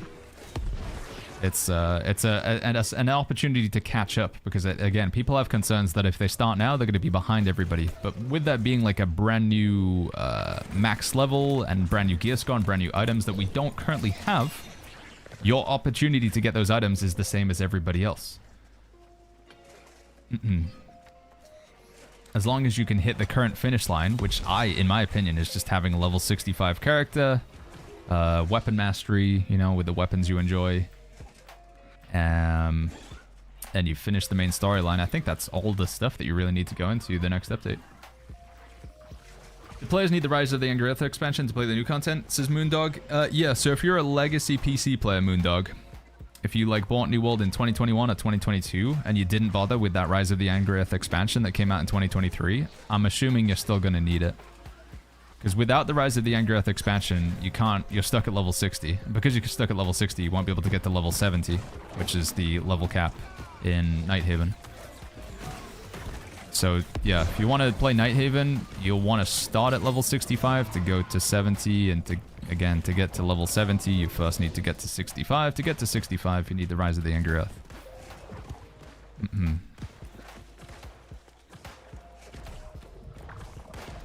The one point that I need to always bring up here, though, there's a lot of confusion. If you're somebody who's purchased New World in the past sort of 10, 11 months...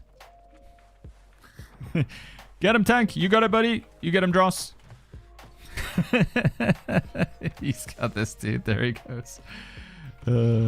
He just ran in on his own. He's going in with his blunderbuss.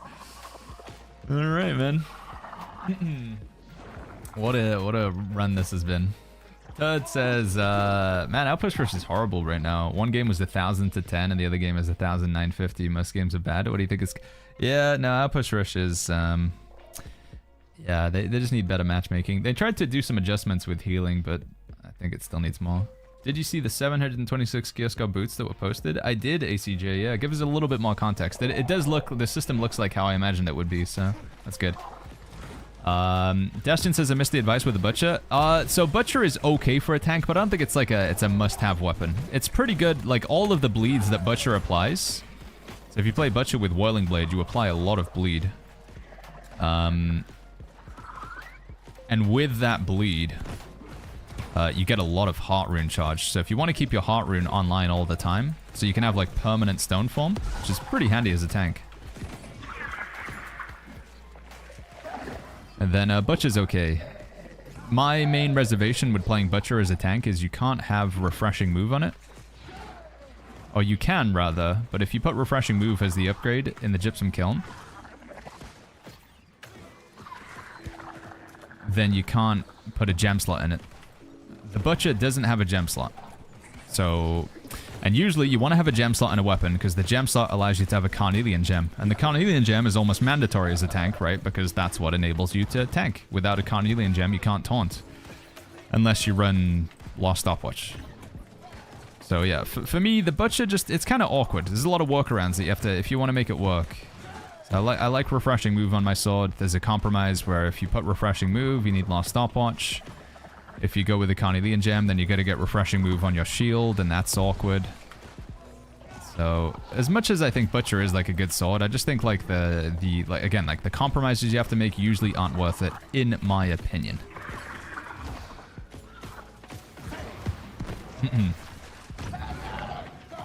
But just to be very clear, I'm not saying it's a bad sword. It's still really good.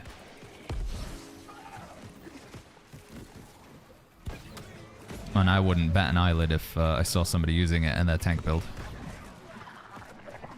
I'm trying hard to keep these guys alive, but they are taking a lot of damage.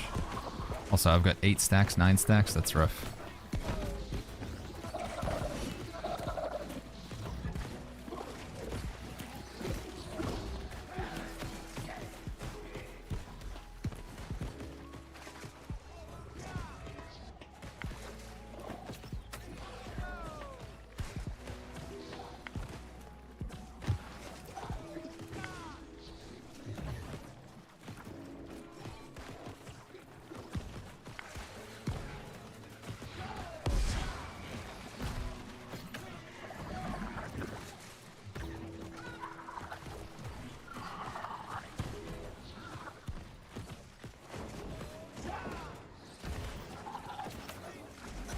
Oh my god, everybody lived. Holy flip, I was so convinced they were gonna die there. They were just actively getting hit by every attack. That was just M1, man. That was not M3. Well, it was, you know, good test of my heals. I do really want to get back into healing with Nighthaven chat. I feel like I've moved away from my roots, you know. I used to be like just all about the heals in New World, and then I just stopped playing healer because it just takes so long to play healer in PvE and queue up. And like a lot of other people wanted to play heal, so I started just playing tank and stuff. And also in PvP, you play a healer, you can't really fight back. I mean, you can play with like a Void Gauntlet, but you know, in PvP I wanted to start making like cool plays, so I stopped playing Lifestaff as much, started playing just, you know, Sword and Shield and stuff. But yeah, I want to get back into being a Lifestaff gamer for Nighthaven. K4 says, Baggins, I have a question. Can I drop Gorgon artifacts anytime or just once a week? Gorgon, the artifacts in Hive of Gorgons can drop anytime, so you can run Hive of Gorgons as many times as you want until you get them. Yeah. Speaking of which, should we do a Gorgon run today, chat? Does anybody want to do Gorgon on Nisa? Maybe we'll do it soon. I might do one more Mutated dungeon and then one run some Gorgon.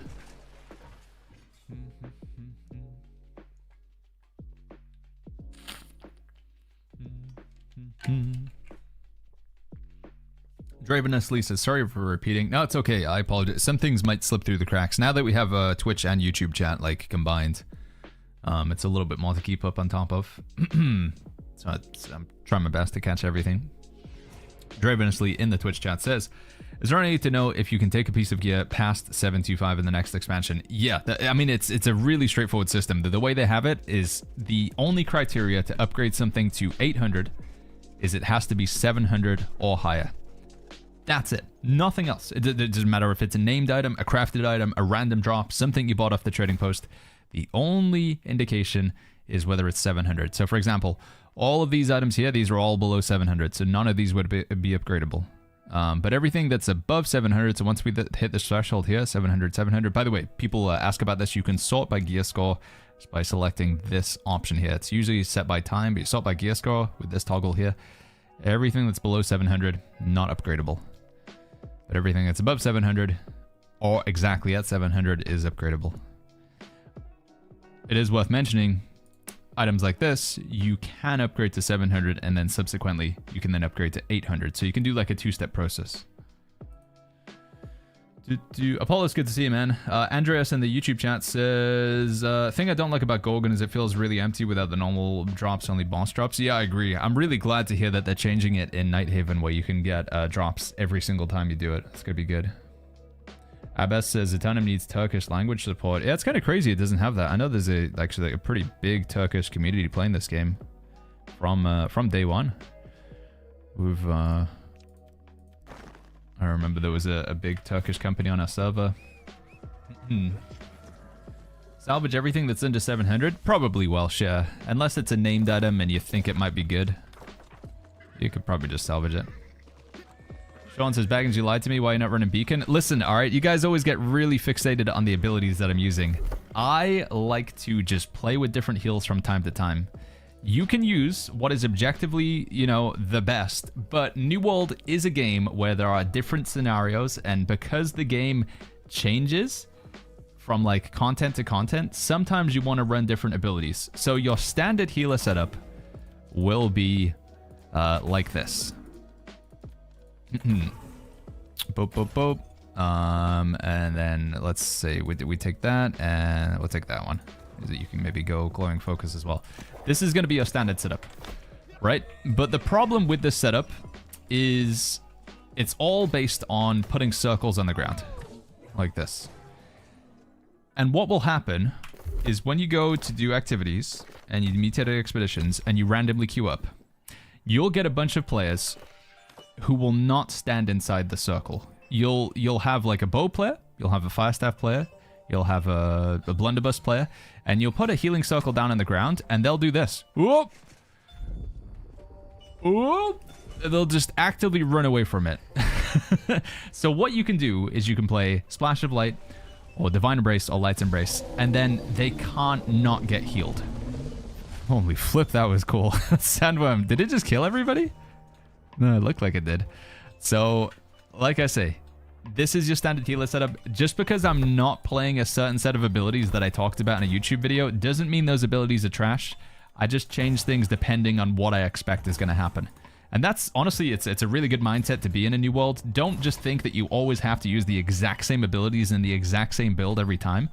I think the makings of a good player in New World is when you can understand, like, okay, I'm going into this situation and therefore I'm going to bring these tools. That's like, you know, an important sort of progression or mindset to have in New World is to mix things up from time to time, depending on the content. But like I say, for new players, you won't understand, like, okay, I don't really know what I need to be using right now because I haven't played enough of the game. Then just play like the default build that you see. But as you get more confident, you don't need to follow every build to the T. You can mix and match. You can change things. So if you see a build that's on my YouTube channel or in Discord or on like Langy's website or Trick's website, you want to make some adjustments, do it. You don't have to play the exact build as it is to a T with every single thing the same. Wombus has never seen the Soundman do it. Yeah, it's really cool. It does it the first time you go into Brimstone. It's like one of the coolest things about the Brimstone Sands. 2D1 says, so M3 items different from all others in the way that you can change all the perks and gems? That's how they described it, yeah. M3 can drop gear that is like fully customizable. That's to me, that's what they were implying. M3 will have 4 charm slots. And it's the only gear that drops 4 charm slots. Smoot says, I don't think I've ever seen this boss. He normally only appears, or she, I don't know if Manhantaram, Manhantaram, the elephant, is the final boss of Savage Divide. So if you do the Savage Divide expedition, then you'll get this as the final boss. But they started this event, it was a couple months ago now. They started Expeditions Unleashed is what they call it. And you basically get bosses that would normally only appear in a dungeon, and they appear in the open world. But it's only for 1 week. But 1 week only of every month, you'll see a boss appear in the open world. You just take a bunch of players and just kill it. It's not particularly challenging. It's not. You don't need to put together a group or anything. You can find them all over the map right now, chat. So if you log into the game, you'll find them in Ebonscale, Brightwood, Weaver's Fen, Morningdale, Brimstone Sands. Just look for a skull icon with like a red crown on it or something on the map. Wish they do this all the time. Yeah, it's just like a little extra thing going on in the world. The rewards aren't that good in my opinion, but if you like brand new, you've only hit level 65, you can get some decent pieces of gear. School says, I've done the worm many times but didn't get the boots. Can I craft them? You can, yeah. Go to the forge. So go to the forge where you make heavy armor and swords and warhammers and type in the word sand. S-A-N-D. And you'll see that you can make the sand lion Tarsus, School. You need a sandworm materia, but you get 500 of it every week from the sandworm. Notchum says, I've got 350 hours in the game, but I haven't played it in a year. Is it worth to come back? Yeah, absolutely, dude. Really big update. Honestly, it's hard to say because we haven't played it yet, but from the way they're describing it, I actually think the next update in New World is going to be the best update the game's ever had. And I know I've probably said this before with Brimstone and New World Eternum and every other update, but genuinely, this update looks amazing from how they've outlined it so far. Catacombs looks really, really cool. Catacombs is the new game mode if you haven't heard of it. It's like a 3-player infinite dungeon. You've got 30 minutes, get in, kill bosses, get out. If you die or your party wipes, you lose the loot that you got in there. There's power-ups you can get, special wacky builds. You can do it solo as well. It's cool, dude. It's really cool. The Isle of Night raid looks awesome. Nighthaven as a zone in general. It's the biggest zone they've added to the game. It's got a whole underground area. That was one thing I didn't even realize with Nighthaven. They have an area in Nighthaven called the Underworld, and it's just there's a massive underground area in Nighthaven with chests in it, with gatherables, with pools that you can dive into. It's just it sounds so cool, chat. Man, they really cooked something big. Catacombs will have 6 bosses in it, potentially 6 bosses, 100 different rooms, and you have 30 minutes to clear it. Yo, Andy, what's going on? I'm so hyped for Season 10. Me too, man. It's sounding pretty good, isn't it? What's up says, noob question. How do you get the best weapons if it's all from the 2 endgame raids? A lot of the best weapons are actually artifacts right now, I would say. Yeah. And what the gear that we consider best is going to be changing considerably in the next update. And I don't think it's going to be exclusively from the raid. What's up, so? Yeah. I've been trying to think like a lot of like Finisher, for example, is, in general when it comes to PvE, if you want to play damage, Finisher is your best rapier, and that just comes from killing a boss in the open world. So 3 taps says Catacomb seems a bit underbaked. Do you think so? I was getting really hyped listening about it. What were you not hyped about with Catacombs 3 tapped? What do you want to see more on it? Do we know if perks are going away or just Hearty? It seems to just be Hearty. That was the only one that they explicitly named, Ichabod, but maybe they trashed Refreshing as well, I don't know. What are they going to do with the Tune Leather Pants's bubble tea? That's a good question, yeah, I don't know. Alright, let's do one more Mutated dungeon, and then I think we'll go do some Hive of Gorgons. Patterson says, do I have to grind new gear in the new patch? You can take your existing build and upgrade it if you want, but I think there's going to be a strong incentive to go and chase some new items. Which I think is a good idea, you know? In my opinion, New World would get stale if you never had to, like, pursue anything new. So, new stuff is exciting. But, like I say, there is UI be giving this option where you can upgrade your existing gear if you want. You'll need materials to do it, but, yeah. Mad Prim8 in the Twitch chat says, Baggins, are they going to add new weapons with the expansion? Not with the beginning of it. There is 3 new weapons in development. The first one I think we're going to see is daggers, dual-wielding daggers, but I don't think they're coming next week, though, I'm afraid. What am I doing? This way. Real McCoy says, I'm being delusional here, but I really hope we get a batch of cross-world fresh starts. I think there's going to be new servers, but I don't think they need to make them fresh start. I don't think it's going to be that bad if, you know, if you can, like, transfer into the server. Because nobody's going to have, like, that big of an advantage in this next update, right? Because it's brand new stuff with Umbral Shards that we don't currently have. It's, you know, level 1 player, level 65 player. Yeah. I don't think it's going to be too much of a disadvantage. Sidegen says, I'm really hope for Catacombs, the rolls mix being choosable bonuses. Yeah, the fact that you don't need, like, tank damage healer, they'll let you go in with, like, double damage or triple hero or triple tank or whatever. I think there's definitely going to be a meta, you know, there'll be, like, a good team comp that you want to run, but...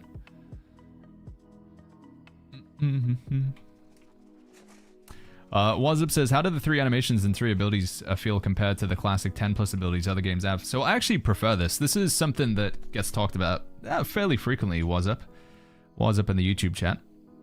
Some people say, man, Baggins, I really like New World, but I wish there was more abilities. And I couldn't disagree more. I would say that, like, in New World, there's something quite simple, like less is more. If you want to play an MMO where you have like 20, 30 different abilities like in World of Warcraft, you have a lot of options out there. New World, you've got your 3 abilities in one weapon, 3 abilities in another weapon. You have your block, your light attack, and your heavy attack. Then you've got dodging. But what you can do with that and the skill expression that you can have with that is actually crazy high.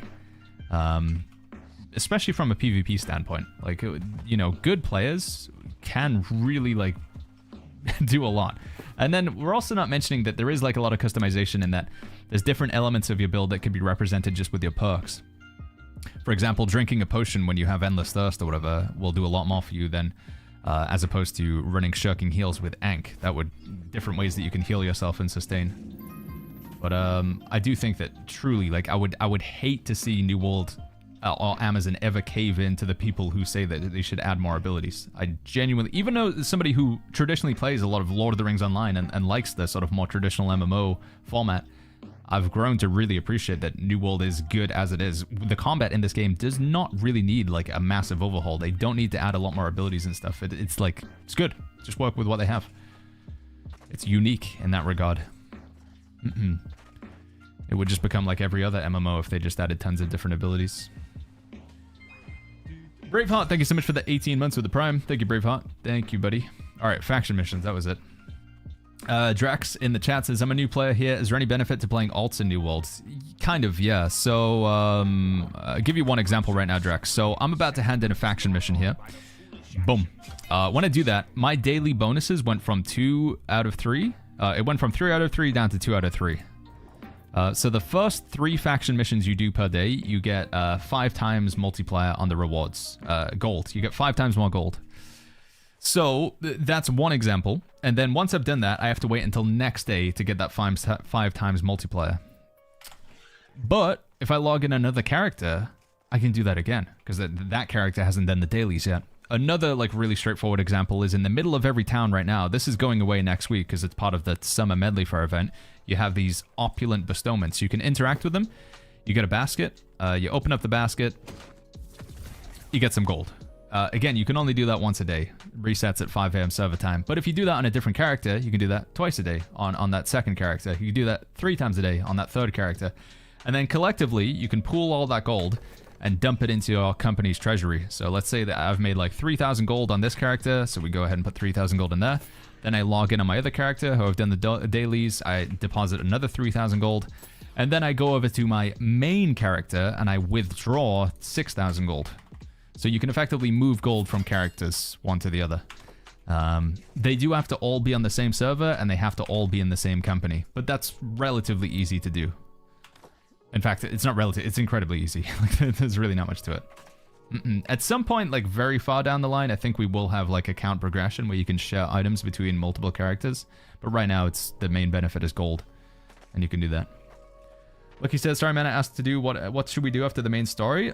Start working on some builds and gear a little bit. Honestly, just figuring out what your playstyle is. You know, do you want to tank? Do you want to damage? Do you want to heal? Do you want to play ranged weapons? Do you want to play melee weapons? Which of these weapons do you enjoy? Max these out. If you haven't already, I think there's a lot of merit in leveling up your riding skill as well. This is like a one-time thing. Once you've done it, you don't need to do it again, but maxing out the riding skill just by doing the mount missions. You have those, they start off in Everfall. You get the races that you can do. Another thing that's definitely worth putting some time into is leveling up your faction reputation. So talking to your faction dudes, completing the missions, and making sure that you have access to the final tier. There might be a new tier added to the faction with Nighthaven. They didn't talk about that. Great Bass, good to see you. How you doing? Are they changing the way artifacts work? They're making some changes to the perks, but fundamentally they'll still be the same.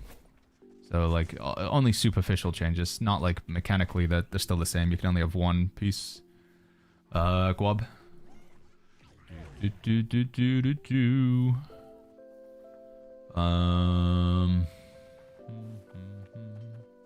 Any idea if storage is going to change, says Welsh Knight. I hate jumping around to craft. There is global crafting storage is something that we're getting, but I don't think it's until the new year, I'm afraid. So global crafting storage, the way it'll work is you go to make something. Let's say I want to make this mithril musket, but I don't have mithril ingots, timber, coarse leather. I don't have these on me. I don't have them in the storage shed. I do have mithril ingots in Brimstone Sands. I have timber in Brightwood, and I have leather in Alazar's Recall. It'll just be able to pull from all the storage sheds. So you won't need to have like everything on you or everything in that storage shed in that town. It'll be able to pull from all of them at the same time, which is cool. Joji says, any tips on a returning player? Last time I played was Gear Score 625. I really do recommend to everybody who's like, so that would mean that last time you played was at least 2 years ago, I think, Jogi. I think making a new character is a really good way to just bring yourself back up to speed with the game. That's been the advice that I keep giving.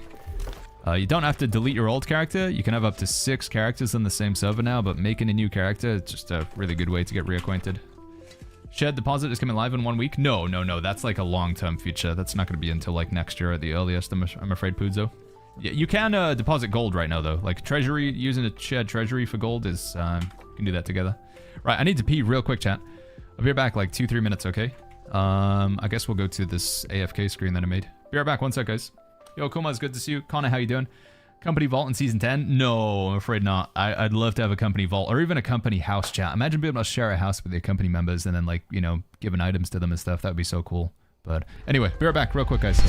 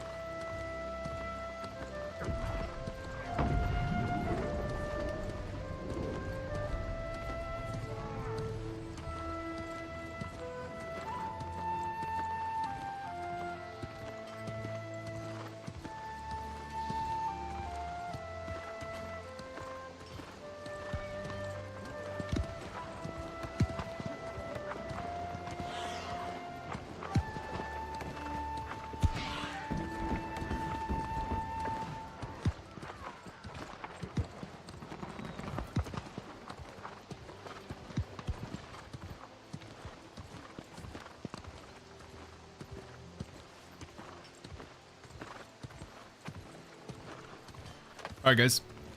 I'm back. How we doing? Transition. Okay, I was gonna read that out, but I'm not gonna read that out, Kumas. You guys think he's going to goon to the New World Season 10 content? My goodness. Frostkeeper says, does anyone know if there will be new servers coming with the expansion? Yeah, I don't think they're gonna be fresh start though, Frost. I think it's what a lot of people are asking for. It could be, there's been so many like people asking about this. From my experience, what I've been seeing, a lot of people asking about fresh start servers over the past sort of 3-4 weeks. So it's entirely possible based on just the sheer volume of requests that Amazon does it. But I genuinely do think that this is not an update where we actually need fresh start servers. Yeah, it's just, you know, sort of, like I said, it's a continuation of the endgame and what you do at max level. So to me, it didn't seem like fresh stat servers are really needed. Alright, we're gonna heal this next one with Flail and Life Staff instead of Void Gauntlet Life Staff chat, just to get a little bit of variety in here. So instead, where am I getting intelligence from? Did I just eat intelligence food? I did. Let's just have some strength food instead then. Let's do this one, get in the queue. It's Human says, isn't the big house in settlements meant to be the leading company house, but never added? No, I don't think so. I don't remember that being a thing, Mens. I don't think so. CNPR says, I hope we get fresh thoughts. Wombo says, you're going to be streaming on YouTube for now or just today? Yeah, from now on, the plan is to stream on YouTube and Twitch just going forward forever. Yeah, that's the plan. Demented says, what should I do? Sorry. Holy flip. What should we do for next week, says Demented Streams? I feel like there's not much to do. No, I don't think there is really a lot you can prepare. We got like an hour-and-a-half YouTube video yesterday, and my takeaway is there's really not that much that can be done. I think just solidifying the lost trophies, if you want to do the raid, Isle of Night, getting trophies for the raid, getting your lost ward potions, your lost coatings, artifacts. Yeah, I guess artifacts are still gonna be relevant. The PvP rewards track, if you want to put time into that. But I don't think there's anything like that you absolutely categorically like, oh chat, if you don't do this, you're gonna be so far behind in the next update. It doesn't seem like that's gonna be the case. So yeah. Enough content to keep folks busy for more than 4 months? Yes, the next update looks to be considerable. They're really going for the replayable factor in the next update.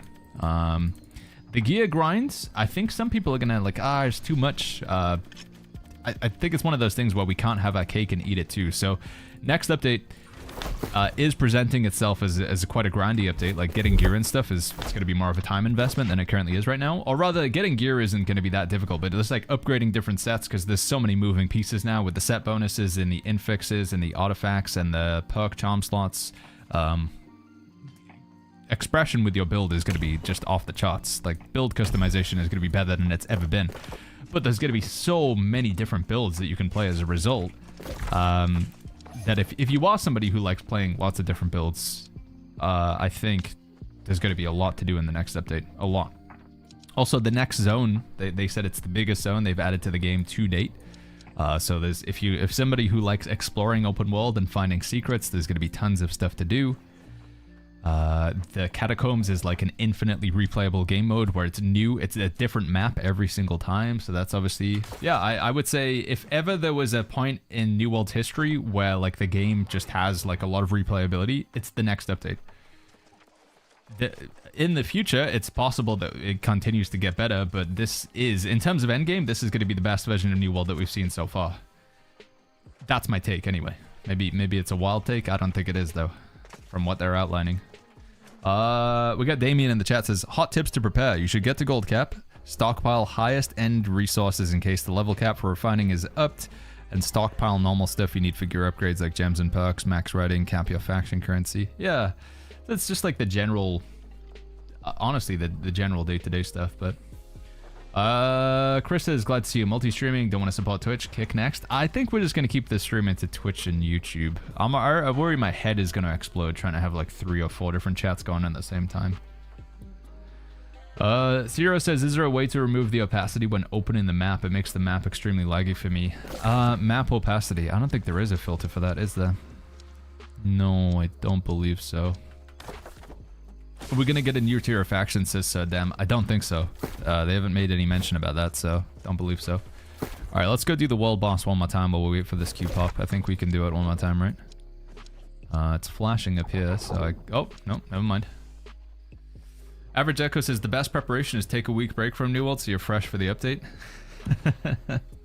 For me, my prep is just going to be trying to like get a lot of sleep beforehand because I feel like we're going to be doing some long days in New World next week. Nias90 says, I was saying this since the beginning, the next update is going to be bigger than Brimstone, biggest itself in New World's history, but people are questioning it. Yeah, I mean, I can't really blame people for questioning it because weirdly, from Amazon's perspective, they've not been talking much about it. They haven't been hyping it up. It's almost been baffling and if honestly kind of frustrating the fact that they are holding on to what seems to be like a really solid update, like genuinely looking really exciting, and this is the update that they want to make the least song and dance about in terms of, you know, marketing and hyping and stuff. It's weird. What are you farming on M1, says Andreas? I just like to do it for fun, honestly. It's just content. I queue up for a couple of mutated dungeons a day. The first 2 random dungeons you do get you a gold bonus. So that's honestly what it's all about. We just the explosion here if we can move. Yeah, just doing a couple dungeons per day just to get the daily gold bonus.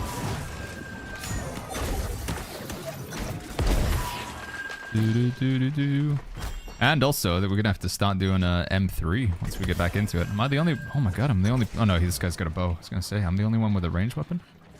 Body weapon says too much hype is dangerous. That's true. True. Did they mention daggers as a weapon, says Kajion? They have not, no, but I still really think the next weapon's gonna be daggers. I really do. Icky says maybe AGS is trying to undersell and over-deliver. I guess so. Yeah, you might be right, Ickiness.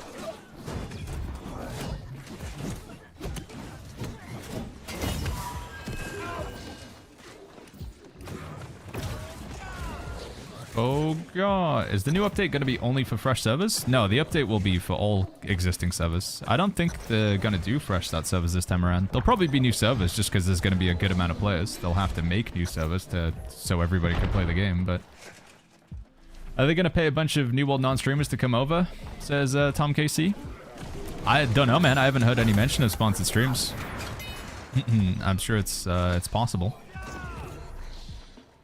When are we going to get daggers, says Thedge? I think it's probably going to be Season 11.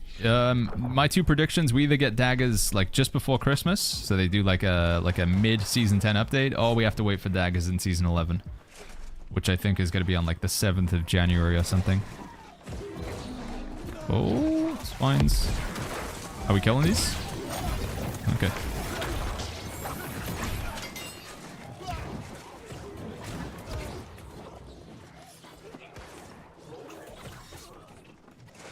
Stuck.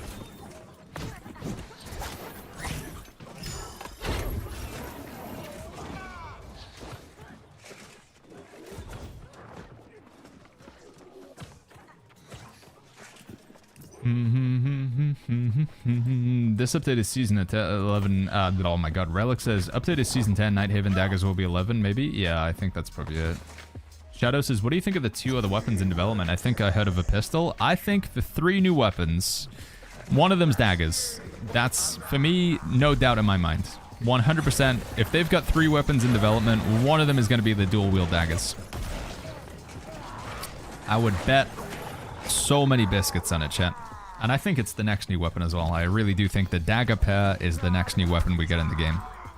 But the other 2 weapons that they said they have in development, one of them's probably a pistol, maybe dual-wielding pistols, maybe a pistol and a shield. And then the 3rd weapon,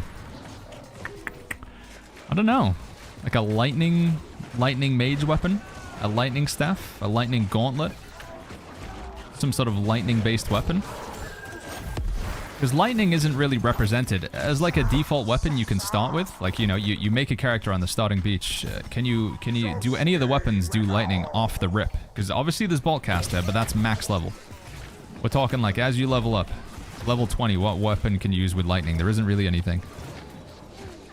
So maybe a weapon that uses lightning. Although, to be honest, like daggers or a pistol could use lightning. Crossbow is also something that I feel like would be very... That just makes sense in the New World universe, right? A crossbow. Dima says, I bet on a nature gauntlet. Would it not just be too close to life staff, though? Because life staff's kind of like a nature staff. Shield with a spear? That'd be cool. I like shield with a spear as well. Coffee Cake says we definitely need another mage weapon. I'd love to see another healing weapon as well. Like a true healing weapon. Because I know we have Flail and we have Void Gauntlet, but like you can't really just... In the same way that life staff is like, it's your go-to healing weapon. I'd love like another go-to... Oh man, I'm in trouble here. This is bad. Try and spin my way out of this one. Okay, we're okay.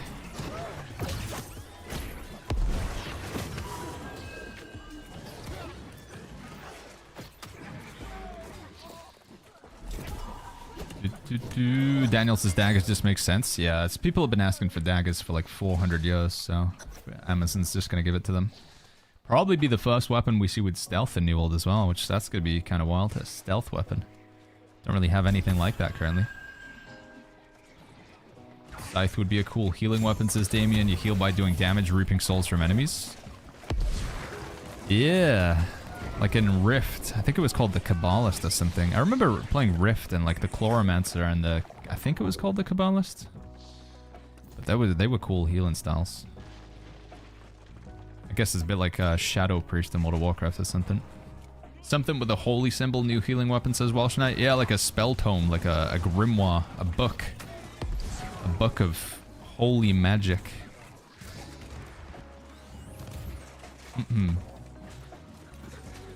I assume stealth would be like the Chameleon, says New Monarch. Yeah, I think so too. Probably broken by damage. Maybe a healing weapon that's like, it's rather than healing people, it's about preventing the damage in the first place, you know? Like putting a good old bubble on your teammates. Don't really have much in that design currently, other than Fortify. Azuri says, how long until we get the wings video as transmog? You want wings in the game? I mean, we have the really crappy wings, you know, but like the full-on fiery wings that like descend all the way to the ground. Maybe they did say there's going to be some cool chase cosmetics. So I wonder if we'll see it as like an in-game store item or if it'll actually be something you can earn in-game. There's going to be some really cool skins you can get from the catacombs. So when you do the catacombs, after you kill the second boss, and from every boss after the second boss, you're going to be earning a currency called crowns.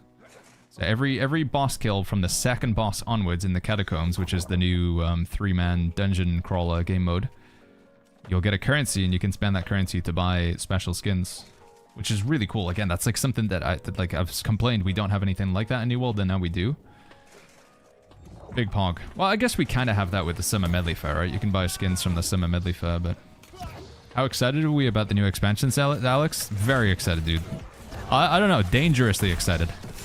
I feel like I'm on the territory where there can be like a lot of disappointment, you know. I don't want to let myself, you know, get too hyped and then be let down. But God, it does look really cool. Paladin tank come back for catacombs. It could happen, man, especially with all the cool power-ups you could get. They got like a power-up you can get where whenever you land a heavy attack, you heal your teammates. And that would be perfect for a paladin because heavy attacks taunt in the game now. Woo! Did I just miss a thing? I did. Hey, Bilge Thor, thank you so much for that Prime Thub. Prime Thub? Prime Sub. I don't know what's going on. I've got a lisp all of a sudden. Thank you, Bilge Thor. Thank you, man. My unmoved tank getting a buff too? Yeah, that's crazy. They said unmoved is going to reflect damage. Surely they mean it reflects damage when somebody like tries to do a displacement effect on you, because if it just reflects damage all the time, isn't that kind of like broken? Like a permanent damage reflection? So I'm assuming that they mean like whenever you would get like staggered or like pushed away, that's when you reflect damage. Like when unmoved would kick in, basically. But that, in PvP, that's still be crazy because you have a lot of displacement effects in PvP. Bradford says, do you think Firestaff's going to scale off of focus? I think they showed us an image, right? There's an image that Amazon showed us, and Firestaff is dexterity, right? Oh, sorry, team. I think it was dexterity that they showed Firestaff scaling off of. Intelligence and... what was the other one, though?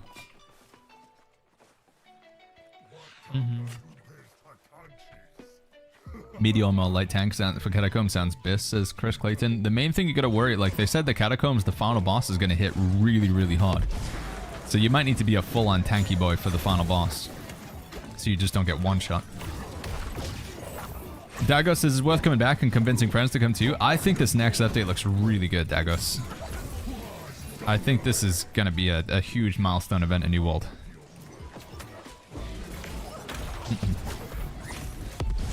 And I don't know, man. I feel like if this next update doesn't work, I think that's kind of like, I don't know what Amazon does at that point. Like this next update just, it seems to, like, in my opinion, from what they've outlined, it seems to fix so many of the problems the game has. The main things it's missing now is just like the quality of life, you know. We want to have that shared storage. I mean, we need more weapons. But generally this update looks super hype. We've said that about every update, says Oink. I know, man. But I do, yeah, I genuinely believe the update looks good. Also, the next update's free, you know? Like, unless you've got some, like, something major going on. Like, oh, Baggins, you know, my wife is giving birth to my my firstborn. Should I miss that to play the update? No. You know, but if you've just, yeah, Baggins, should I play the next update just in general? Like, yeah, what have you got to lose? There is the question, like, Battlefield 6 is around that time, right? So, but still, because it's free, you can try it out.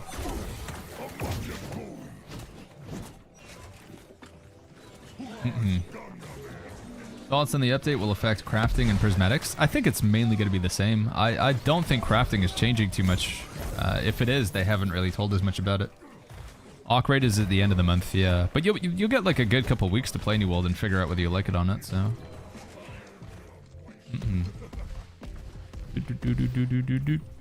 Who says the update before this wasn't good, says NK? No, I agree. But what I'm saying, NK, is a lot of the updates in the past have been focused on like the leveling experience. I do think that the main problem that New World has at this stage, like leveling up a New World, is super good, and I think most people will agree. There's gonna be a few people like, nah, New World's crap, I hate it.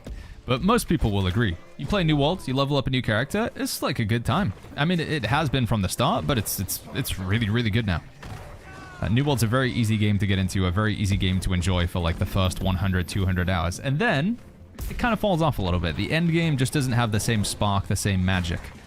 But this next update is all about the end game. This boss fight is almost as long as the dev vid. It's true. This boss fight is unnecessarily long. I wish you could skip like a phase or two on it. Who was that? Average Echo, thank you for the 11 months with the Prime. 1 hour, 22-minute boss fight. I missed leveling at launch, says Oink. Yeah, it is like considerably faster than it is now. It's like in the almost the complete opposite spectrum of how it was. Clayton says gonna take a good bit of time to get Biss. Yeah, getting Biss is it's gonna take a while because you're gonna be limited with the Umbral Shards, right? So you're not gonna be able to get a full set of 800 Geoscra in the first week. Juicy Juice says people don't understand the suffering we endured during the beginning. I mean, you compare the beginning of New World to now.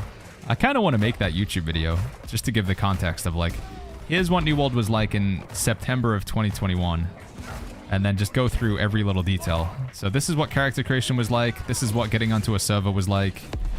Inventory management, moving between towns, combat, PvP, dungeons, variety, leveling. I mean, you name, like, just name any category from, like, your character customization to quality of life, to skins, to server capacity, playing with friends, dungeons, raids, PvP, weapon variety. Everything's better. Like, the only thing we're missing is we just don't have, like, nearly 1 million players. Which, that, you know, that's a bit of a bummer, because having 1 million players is pretty hype. But this version of New World is more deserving of the 1 million players than New World in 2021. And I'll die on that hill. I don't feel like anybody who wants to disagree with that argument is just being really silly. I'm sorry to use such bold language, but Chris, thank you so much. Chris Hoyos has gifted. Oh, you can gift a membership? I didn't even know that was a thing you could do. Thank you, dude. It's basically like gifting a sub, but on YouTube side. Gifting a sub to Salem. Thank you. Chris Hoyos over on YouTube. Thank you, buddy. Thank you very much, friend. Do you think console release saved the game, says Welsh Knight? No, I don't. I think it was important that they did it. But it felt like it almost killed the game, you know? The 2024, holy flip, man. Morale was so, like, being associated with New World in any capacity was so miserable. 2024, everybody hated Amazon. Because they were just like, they made so many bad moves, you know? They're like, hey guys, we got something exciting, but we can't share any information, but we think you're really gonna like it. So if you come back, like, wait until May, and we'll tell you what's gonna happen. And then in May, they were like, actually, it's gonna be June, but if you wait until June, it's gonna be really exciting. And then we wait until June, and they're like, okay, if you tune into Gamescom, there's an exciting announcement. So we watch Gamescom, and then there's a 30-second segment in the middle of an hour-and-a-half long show where Jeff is like, hey guys, New World is going to be on Xbox and PS5, and you can play it co-op with a friend. And we were like, what does that mean? You can play it co-op with a friend? That was it? We waited 6 months for them to tell us that? Oh, sorry, I'm trolling, my bad. I cleansed the debuff. Sorry, I'm trolling. It's my bad. If you use Splash of Light, it removes the debuff, and then you can't take the thing. That was like the PR for like what they did to the PC player base, where they couldn't tell us what was going on. Like, I get it, because, you know, it's like their marketing thing or whatever, and if the devs do anything that marketing doesn't agree on, then they'll lose their jobs. So, you know, they're just doing what they need to do to get paid, but man, it sucked. Man, it sucked so much. So 2024 was pretty miserable, but 2025, I mean, it's generally, I'd say this year has been pretty positive. We got a PvP server that was fun for a little bit. They did the hardcore server that didn't really work out. We got a new output. We've got 2 new Outpost Rush maps. We got a new PvP game mode. And then, yeah, we just got like a really, really big update coming in the form of Nighthaven.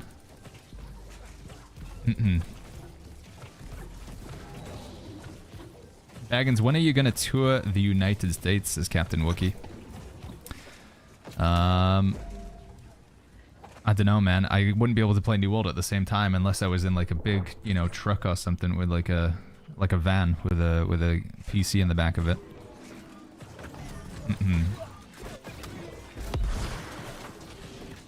Last time I was in America was 2019. I was in Atlanta, Georgia. But it was only for a few days. It was a good time though. I went to Publix. I got a pub sub. That was pretty magical. I got to experience Chick-fil-A. That was good. Mainly just food, honestly, but it was enjoyable. I saw in a vending machine a can of Arizona sweet tea. It was like 40 cents or something, and it was the size of my arm and had more sugar in it than I've ever consumed in my entire life. That was incredible. A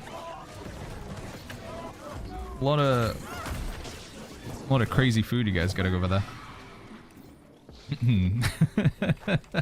Oh, also the highlight, a friend of ours, our American tour guide, Thor, not a pirate software Thor, a different Thor. He took us to a place called Waffle House.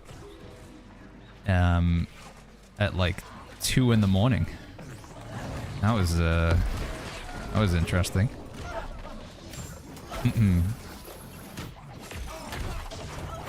What do they sell at Waffle House? Waffles are available. It's breakfast. It's just like breakfast all the time. It was a lot of food for not a lot of money. That was pretty impressive. I think we spent like $35, and there was 4 or 5 of us, and it was a table full of food. I think. And nobody, contrary to what I believe would happen, there wasn't like a brawl that happened. I think usually you go into those sort of places and, you know, just some sort of fist fight will begin, but it was, you know, it was okay.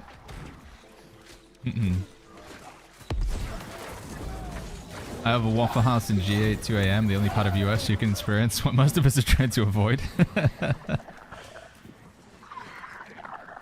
I think me and Gamgee, I don't know, for TwitchCon or something, some event, I'd be down to go back to America, to the States. I just don't know where to go, though. That's the problem with America. It's so unbelievably big. Like, compared to the United Kingdom, where I'm from. I mean, you can fit, like, 10 of our countries. 10 of the United Kingdom can fit inside of just Texas or something, so... America's so vast. I don't even know where to go. I've never been to New York, no.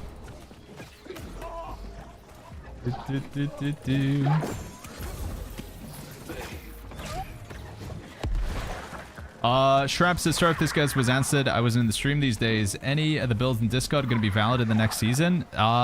We don't know. I think there's going to be changes to pretty much every build, though. I think you'll be making some pretty big changes. If nothing else, one thing that we do know is we're going to have less attributes to play around with.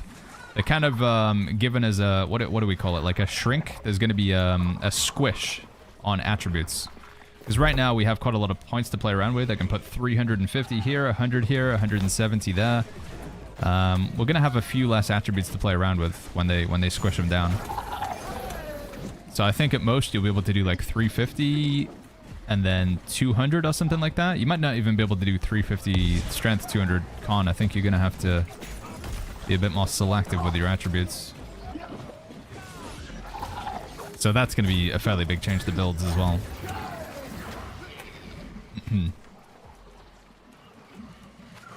Comeback says, which part of America were you in? I went to, so, High Res, the guys who make Smite.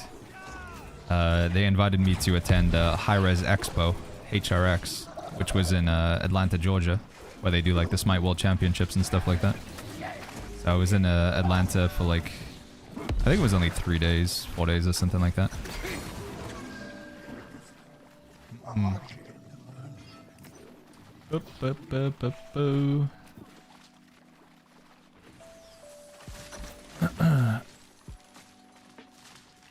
I hope the update isn't as overhyped as the United States is, Lordy. I don't even know what that means. Pacula says, didn't they say every weapon will have 2 attributes, no single attribute weapons? Yeah, so Lifestaff's going to scale off of like focus and intelligence now or something. Although I think focus is still going to be the attribute to give it healing. Yo, J-Dog, good to see you. How you doing, friend? Salah, we got Salah in YouTube chat, says, a few years ago, it was so hard to reach 625 gear score, and after the mount update, it was easy to get to 700 gear score. Yeah, I think next update's going to be like a halfway house. Getting to 800 it's not going to be difficult, it's just going to require Umbral Shards. And getting Umbral Shards, there's like so many different things you can do. So you can run the raid if you want, but you could also just go get Umbral Shards from chest runs if you just want to do chest runs. You'll obviously have to do like, you know, 10 chest runs would be the equivalent of 1 raid, so you have to do a lot more of them, but... They have to be named 700, says Danbog. No, they confirmed any item that's 700. So it doesn't have to be named. It could be crafted, it could be a drop, it could be from a chest run, you could buy it from the trading post. As long as the item is 700, you can upgrade it to 800. But with the way it is right now, if you want to be at the max gear score in the current version of the game, which is 725, your options to get 725 are very limited. And there's only a very small number of items. Like, none of these items that I have right now are going to 725. All of the gear that I just got from that dungeon, none of it would go to 725. So that's going to represent quite a big shift in the next update. Because next time around, like, probably the vast majority of drops I get in a dungeon, I could upgrade to 800 if I wanted to. Noob Mastery says, what accent is this? I'm from the United Kingdom, from Britain. It sometimes comes through when I say, like, today is Tuesday, chat. It's Tuesday and I've got a bottle of water. But I think I just spend too much time on the internet, talking and listening to people from America. And I get this weird mishmash of accents, which doesn't sound like it belongs to any one particular place.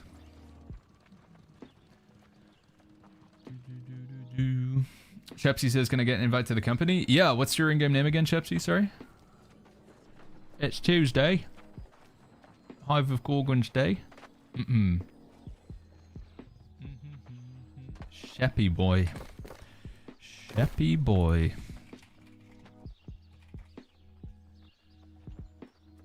This one here. Ronaldo says, I enjoyed hot dogs at the Varsity when I visited Atlanta, one of the biggest restaurants I've ever seen. The Varsity. Can you give me your best Birmingham accent, says Grape Juice. I don't know if I can do a Brummie, as we would call them. Birmingham? You have to just sound like you're a little bit... Everything is... No. You're a bit disappointed, I guess, by everything. Alright, then.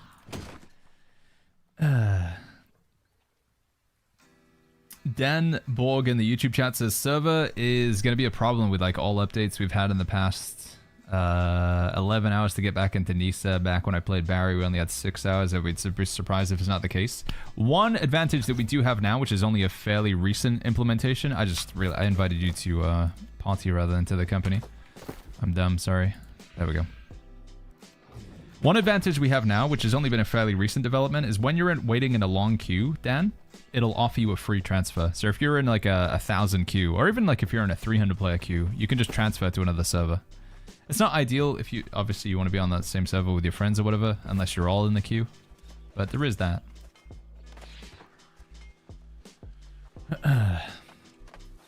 Is the company for subscribers? Says Shrab. No, we just anybody who wants to join. We're maybe gonna have to set a bit more strict rules in the company thing going forward, because I think we're gonna hit like the cap soon. But for now, it's just whoever wants to come join. If you're on Nisa and you can just tell me your in-game name, I can check you an invite. Although, if I catch you being if you're a jerk to anybody, you know, if you're being a bad egg, then I will kick you out. The only request is you don't have to have any good gear or want to do PvP or raiding or whatever. If you do, that's fine. But if you're gonna be a big butthole, then you will be removed. So just don't be a jerk. That's the only rule. Dreadsack says, do you have to do tier 3 dungeons or hive to loot 725 items? If you want to loot 725 gear score items, you have to either do the Hive of Gorgons raid, or you have to do whatchamacallit. It's Hive of Gorgons, or it's the PvP zone, or it's the Sandworm. There's like only 3 pieces of content in the game that will drop 725. And maybe the world boss as well. Somebody's going to point out. You can get like one 725 gear score item from Enhancer Rem. But yeah, getting 725's it's pretty limited right now. It's very few ways to get it.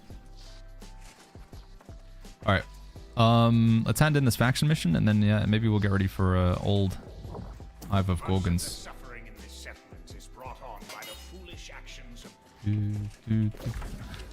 I'm not gonna read your messages, Spawn and Slip.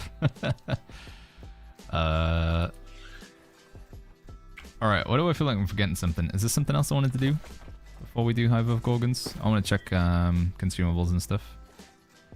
The well you can craft 625, 725. Yeah, the well is probably one of the most straightforward ways. It's one of the most solo-friendly ways you can get 725 right now. So if you go to the Well of Fortune, when you're in Cutlass Keys, you can do these repeatable missions here. So these refresh every day. I think they give you like 30 to 40 doubloons, but you can also just go into the PvP zone. You can kill other players, or you can loot chests, or you can kill the AI, and they'll drop doubloons. You take those doubloons to the Well of Fortune, and you can buy items from here. So you can buy 710 gear score guaranteed, and then you can subsequently upgrade these to 725, but it requires additional doubloons. So it's a total of 2,000 doubloons if you want to buy an item and upgrade it. And you also need one of the coconuts as well, which again, you get in the Cursed Mists. There is these down here, though. These are the gamble boxes. And honestly, I think this is the better thing to buy. You buy a gamble box. So let's go ahead and get a... Let's get a flail, why not? Just for the content. We'll buy one of these. It says you can get a flail, a sword, a rapier, or a hatchet up to 725. The range at which these roll now is very competitive. It's 720 to 725. And you'll get an item based on what you're currently wearing. 80% of the time. So 20% of the time you'll get unlucky, but 80% of the time I'm going to get a flail because I have a flail equipped. So we go ahead and open this. And there's the flail, and it's 724 gear score, so it's not too bad. The perks suck though. Sure footing, not very good. Yeah, that top perk's kind of just a bit of a dud. So that's like I say, they are a gamble, but they're high gear score. And that would be an item that I could upgrade to 800 in the next update with Umbral Shards. I'm not, because that's bad perk, but how do you get the resources for this scary boy? The doubloons, most straightforward way is just to go into the Cursed Mist and get them. If you do this there's a quest chain that you can do in here. So when you're level 65, you can talk to Patricia, this NPC. She'll send you into the pub over there. You talk to a pirate. And then you get 5 doubloons as a quest reward, or 10 doubloons or something. And then you can take those 5 or 10 doubloons and you can buy yourself this key. This key here, you take it to the edge of the Cursed Mists. And then you'll find these sort of chests. They're hiding next to the big pillars. And you can unlock that chest and get 500 doubloons. You can only do that once a week. But you can turn 5 doubloons into 500 doubloons with buying the key. And then you can spend those doubloons, you know, on the gamble boxes or as you see fit. Alright, let me catch some other stuff in chat and then we'll get ready for Hive of Gorgons. What are we seeing? Kev says, Mr. B, I believe somebody out there needs a fresh sausage upon a trade. Oh, dude, I can't actually see redeems anymore. Is that that might be a problem. Yeah, Kev redeemed sausage trade. Sorry, man. I think the new chat that I have right now, it doesn't show redeems in it. I might need to figure that out.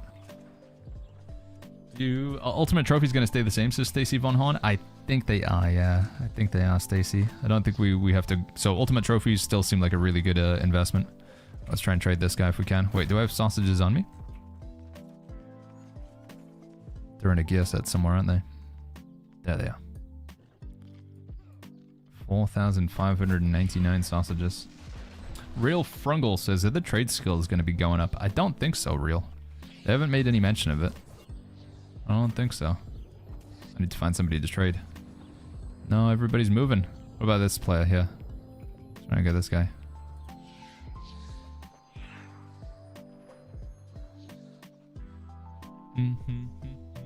Apashita says, what should I do with the random equipment? Hold on one sec.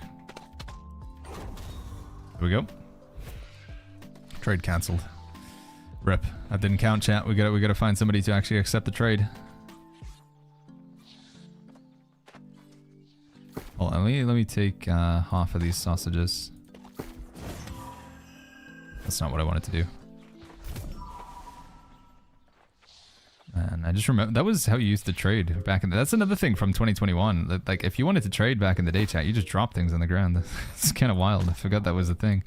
I think that was in the beta, though, wasn't it? Trade complete. There we go. It's done. It's done, chat. We did it. Am I tripping? Did they say dodging because it doesn't consume stamina anymore? No, they just said that. So right now there's this, it's been the case for a long time, but Hearty is a perk that you have to have on your ring. The reason why I say that is without Hearty, you dodge once, twice, and you're out of stamina, and then you can't dodge for a long time. So you have to have Hearty, because that dodge, like, it's so powerful to be able to do that. Because with Hearty, now we can dodge once, twice, 3 times before we're out of stamina. And getting that extra dodge is insane. Like, it's game changing. So what they're doing, because you have to have that perk, because it's absolutely like, you have to, and pretty much all content it's required. They're just getting rid of that Hearty perk and just making it like default. So everybody will have access to 3 dodges, unless you're in heavy armor, because heavy armor, even with Hearty, they only get 2 dodges right now, just to limit their movement a bit. So yeah, they're just making Hearty like default on the game, and then removing the Hearty perk as a result. Are you still able to collect daily doubloons despite the cooldown from the well in the chest, says Trojans? Yeah, you can just, if you just live in the Cursed Mist, you can just go get doubloons all day long. But it is a PvP zone, so you have to, you know, you might be fighting other players. Do you think Faction Gear will get a new rank, says Filthy? I think with there being a level cap increase, there's a fairly high likelihood of it, yeah. Would you mind showing your flail skill tree set up for healing, says Coffee? Yeah, of course. That's what we got in the flail right now. I like Vortex. It's got a heal component to it. Down here, all allies are healed. It also gives them a cleanse from roots, slows, and stuns. Gives them movement speed. Also gives them empower as well, right? Yeah, 10% empower. So it's pretty nice. Like Vortex, really, really good ability. Eruption, I should take this upgrade over here. I don't have it right now because I'm stupid, but you should have Supported Blessing. That's another additional heal that you can get as well. Also, it extends the duration of Weaken and Rend, which is huge in PvE. Make the Weaken and Rends last longer so the enemy takes more damage and does less damage. And then the final point, you know, there's a bit of flexibility here. You could take Smite if you want to drop the Lifesteal Circle on the ground and more Weaken. You could take Trip if you want some CC on the mobs, also a Rend and Fortify. Or you can go Bludgeon. This gives your team a Fortify and more Empower as well. And it's another Weaken. So, but I think in PvE I would always take Vortex and Eruption and grab this upgrade here.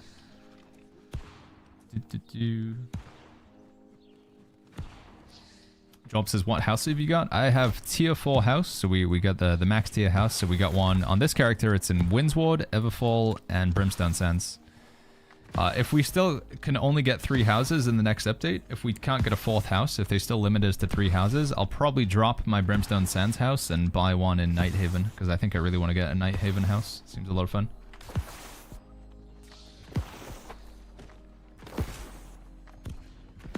Algren says, what are houses for? There's 2 purposes for a house. Well, technically 3 purposes. I can't invite you, Shrabe, because you're a Marauder. You need to be Covenant. So, one benefit of a house, so it doesn't really come in that handy.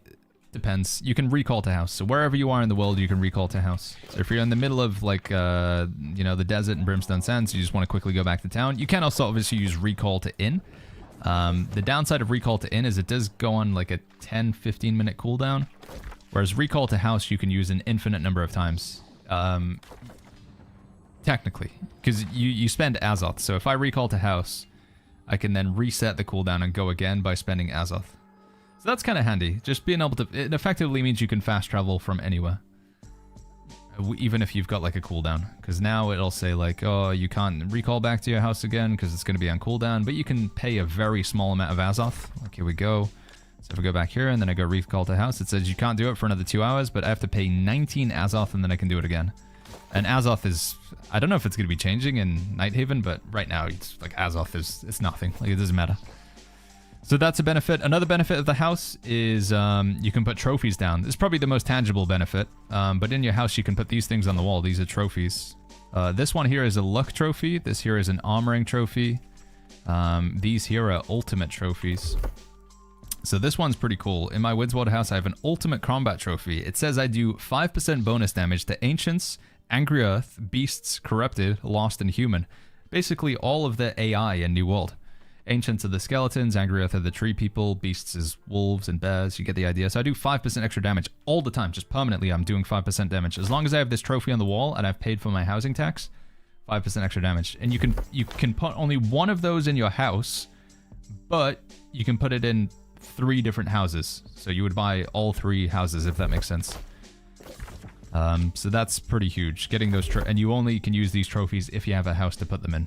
So the good news is you can just buy a really cheap house. So for example, in Windsward, this house over here, this little shack, it only costs 5,000 gold. But the first house that you buy on like with a new character, you get a 9,000 gold discount. So this house would actually be free. In fact, technically the game would owe you 4,000 gold, except it doesn't work that way. But you can buy this house for free, or you can buy a tier 2 house, which would cost 10,000 gold normally. You could buy a tier 2 house for 1,000 gold, because again, you get that 9,000 gold discount. But any house, regardless of its tier, will give you access to those trophy slots, and you'll get 5 trophy slots per house. So eventually, the goal is you want to buy 3 houses, so you have a total of 15 trophy slots, and then you want to occupy those slots Ideally with the combat trophies. The ultimate is combined all of them together, but you can just start off with like an ancient trophy, so you do bonus damage to the ancients, and get a corrupted trophy, so you do bonus damage to the corrupted. They're definitely pretty handy.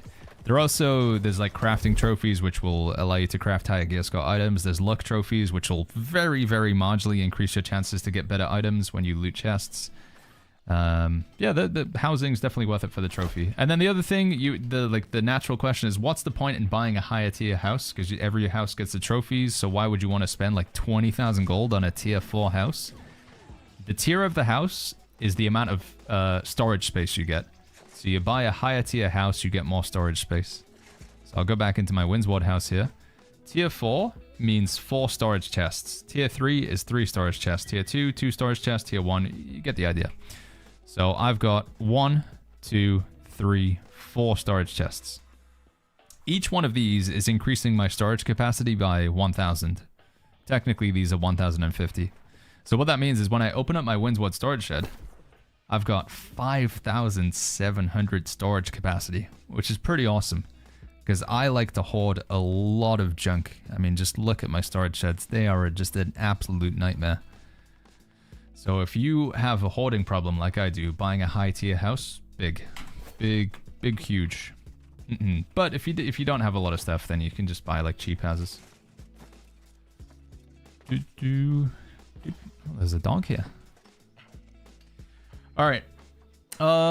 Let's jump into a couple more questions. We're trying to be a bit faster with the next answers, and then I think we want to do some Hive of Gorgons if anybody's interested in Gorgon on Nisa. It's a shame about the 500 unique limit thing. Yeah, you can increase that a little bit with the standing cards, right? I think that's a thing that you choose. People often ask about these. They say like, Baggins, when I get the cards, what should I choose? I would say always choose the increased storage, but there is a card that lets you like put extra furniture items in or whatever, right? Flink says Baggins maxes out his luck at all times. That's a lie.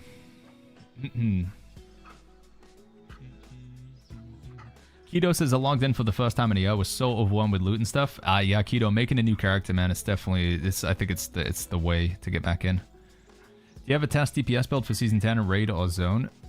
There's no way to test your DPS. So you can go to like a training dummy, I guess, and like attack it. But Gam says, is Hive happening? Yeah, I want to do the Hive. The Hive of Gorgones. Who's wanting to do Hive? Sorry, did I get some responses earlier and I just missed them? I want to heal though, if that's okay. Can I heal in Hive? Can I play one of the healer slots? Echo says I'm gonna Hive. I think we got a message from Numajas.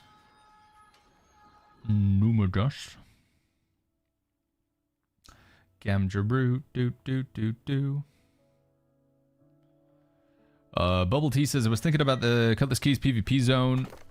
How they could make it zone interesting because nobody goes there to PvP right now. Thoughts if it's faction based? No, I don't think that solves it. I think you just need to get better rewards from the Well of Fortune, honestly. I think that's just the play. Invite to company. Alright, let's start making the party. Assemble the fellowship. Numajas. Konzor. Just gonna invite him. Panic says can heal. Right, I just want to double check. There was nobody else that I missed that was waiting for an invite, right? I didn't miss something in chat. Gamgee was asking about the Hive. I don't know if that's because she was... Were you wanting to join, Gamgee, or were you just generally asking? Chris says, is Season 10 getting rid of the gold curse coconuts? I'm tired of being killed trying to get it. Coconuts are still going to exist, but you don't really need them. The coconuts are used for the same thing that they're used for now. So, yeah, they're not, like, they're there, but you don't need them, if that makes sense. Mr. Hands. Let's change to convert to raid. Yep. Gamgee says I can if you need healer. Yeah, I think if you go with a flail, Gamgee, you have a flail healer setup, right? Or you can play Void Gauntlet, whatever you prefer. And then I think we need somebody to tank, right? Did anybody say they want to tank? The Kingslayer. So Panics wants to play heals, but then we have too many healers with Panics, and I'm sorry. So yeah, we just gotta find a tank. We'll have Goodnight in second group as second sword and shield. And then I think we need a cheeky spear player. Game says I don't need to play, which is just an offer. I mean, we have somebody else who signed up as a healer, so it's like if you want the spot, Kamchi, it's all yours. But if you're not first, then I'll just send the invite. Just don't want to be you know, if I invite you and then you were like waiting for the invite, or invite somebody else rather. A charm's gonna be tradable, says Jess. I think so, yeah, because they're gonna be like, that's the new crafting economy, so crafting and selling charms. They didn't really mention trade skills. No, there really wasn't much on trade skills. It was like 2 minutes at the end of the video. Trade skills they kind of glossed over. What we got here? We got finisher, we got hoplite bow, we got strike protection, we got haughty ring, we got some Azoth stuff. Looking pretty good. Let's get this guy in.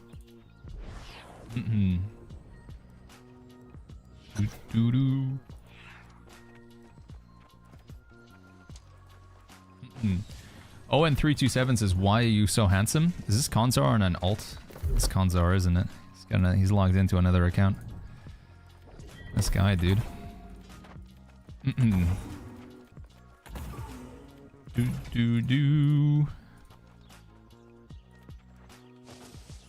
Life stuff buffs grows 20% longer. Yeah, let's do that for the fortify, right?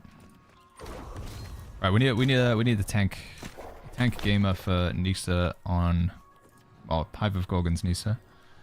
Gotta find a tank. Checking these DMs real quick. I could tank if needed, says Mix Sally. And we'll get this, let's see. We'll get this other healer. I think MG doesn't mind too much. But if she does, then she'll let me know. Who is that other guy that signed up as a healer? Oh, we got Zephy. So this can DPS if needed. Let's get Zephy in. Who is the other healer? It was Panix, right? Panix has got the old... What are you playing with, Panix? You doing, what's the weapon? I don't see another weapon. Flail or VG? Am I blind? I don't see a flail or a void gauntlet there. Do you have the new charms to Cypher? We can't get charms right now. The only charms you can get are like the mount charms, so.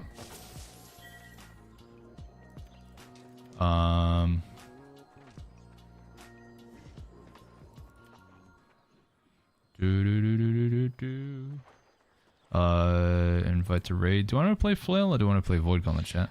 Go VG. I'm gonna play flail. Sure. Alright, so we have room for... It's just one more player, right? Yeah, so we just gotta find that tank and then we're good. I might have screwed us by not having a spear. Hopefully somebody can bring a spear. Somebody will do it, I believe. Somebody will make it work for me. We definitely want a spear player. So what we got here? We got some Frigid Dawn, we got a Void Darkblade, we got some legs, boots with Enchanted Ward, Hoplite Longsword, Power Stone. We do have a Warhammer. Yeah, it looks like it's gonna be okay. Gotta get this player in. Lordy says, what should I put on Ankh? It's a tough one, because usually with amulets like this, the protection perks are really good, like slash protection, strike protection, flame protection. But you kind of want to switch your amulets out depending on what you're going into, you know? So like first boss, Hive of Gorgons, strike protection. Echidna, a lot of strike damage, strike protection. But then second boss, we want to take slash protection. Because there's a lot of slash damage. And then the final boss, nature protection. You can't really do that with Ankh though, right? You can't just keep changing the perk on the amulet every time. And you can only have one copy of Ankh. So you need to take a very like universal perk. In which case I would say like stamina recovery maybe? Or just slash protection. It's like, yeah. Why is everyone playing the raid with only 10 players? This particular raid that we're doing, so the Hive of Gorgons, max cap is 10 players. You can enter with minimum 6, max 10. Real BMF. There's another raid though, kind of. They call it a trial, but it still would be like what you would constitute as a raid. The Hive of Gorgons. Hive of Gorgons is 20 players. Sorry, not I've got my brain. The Sandworm. That's it. Sandworm. That's the word I'm looking for. Sandworm is 20 players. So that might be what you're thinking of. And you would definitely would want to try and bring all 20 players if you could for Sandworm. Do. Right, are we good? I think I'm good, right? Got my slash protection, got my strike protection, and do we have nature protection maxed out? Oh, I want to bring life tick. I keep forgetting about that. We do have life ticker, right? Yeah, we do. Yeah, we'll do a life ticker final boss. Alright, I think we're pretty good. Let's just pop my buffs and stuff, make sure we're ready to rock. Does New World allow DPS add-ons, says Uncle? No, I don't know if it ever will. Seems to be something that the game dev Amazon does not want in New World, so. What food do we have active again? Strength food. So were people trying to do the Gorgon challenge with 3 people? Do they queue as 6 and then people leave? Yeah, that must be the way they do it. Must be. It's kind of crazy. Right, I think I've got everything. I think I'm good to go. Shimu says, I'm a returning player. I made a character, got to level 58. What should I do to get when I get to 65? I've got a YouTube video called What to Do at Max Level New World. I think that's like probably the best advice I could give as Shimu. But yeah, I think like leveling up your faction reputation, your mounts, your crafting skills, your weapon mastery. It's just like going through all the motions and stuff.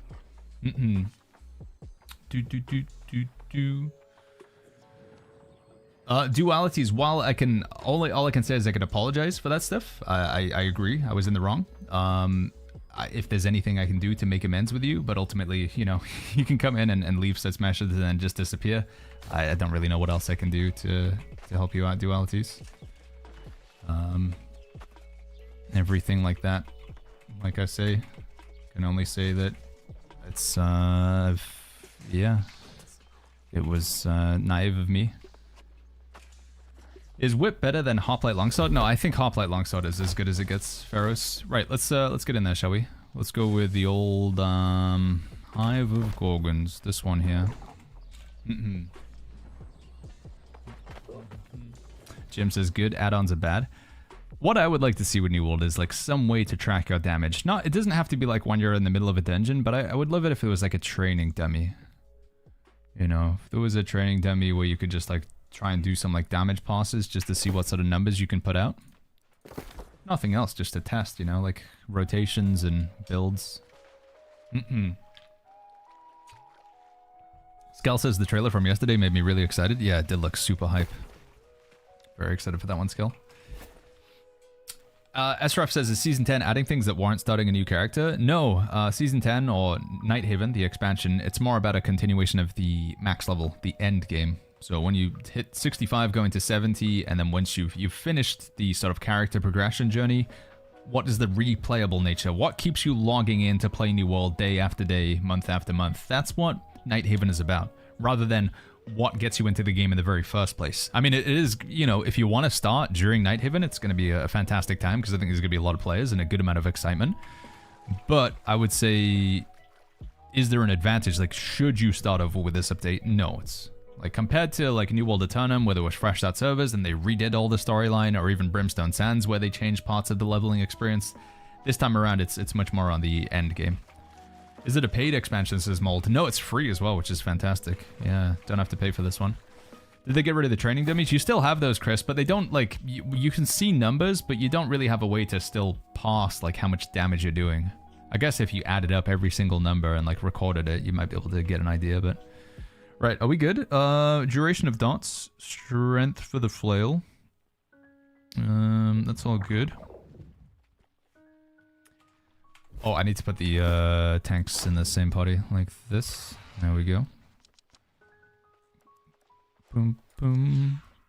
And let me give Konzo promotion and Goodnight promotion. That work? I want to put the tank at the top. Why can't I put the tank at the top?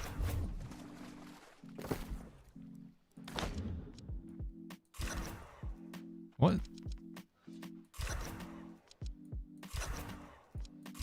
Am I stupid? Why is this not working?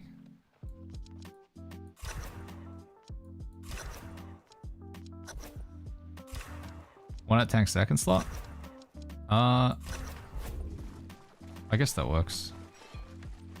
Yeah, okay, yeah, that works. But then I can't... Can I put myself as the top slot? Why can I not adjust the... Why is this so weird? What's going on? What's it rotating? Like, is it just random every time? I had myself at the top slot briefly, right?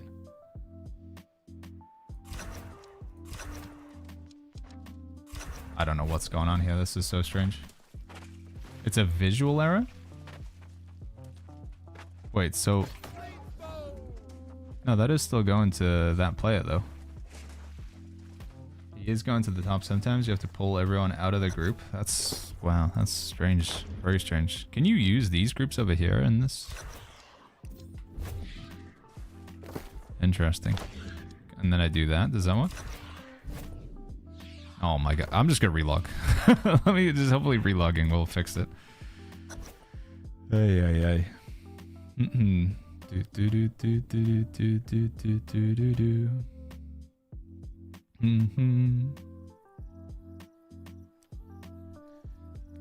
Let's log out, log back in. I changed it, and then you changed it back to this console. Okay, let's just see if this works. And then we'll get going.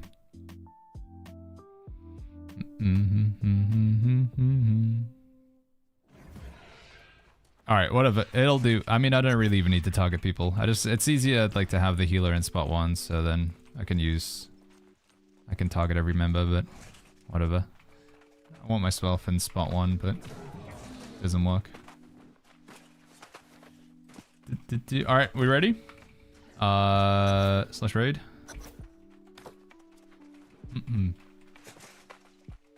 Won't be able to relog next week, says Aggro Boy. True. Log out, log back in, wait half an hour, maybe. It's not even updated on my screen, so it's fine. It's just me, like, the only targeted heal I have is Sacred Grounds, and what I would like to be able to do is I can use these keybinds, I can target group 2. Oh, there we go. Okay, now we're good. And then if I want to target myself, I just press control. This makes it easier. But usually I'm just going to free place Sacred Ground like this anyway. I press that, and then I press middle mouse button, and it unlocks it so I can place it where I want. Alright. Here we go. Well, let's heal it up.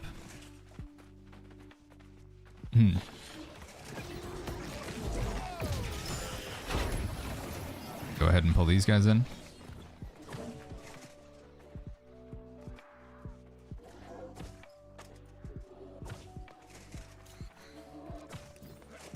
I can't hit that guy apparently. Weird.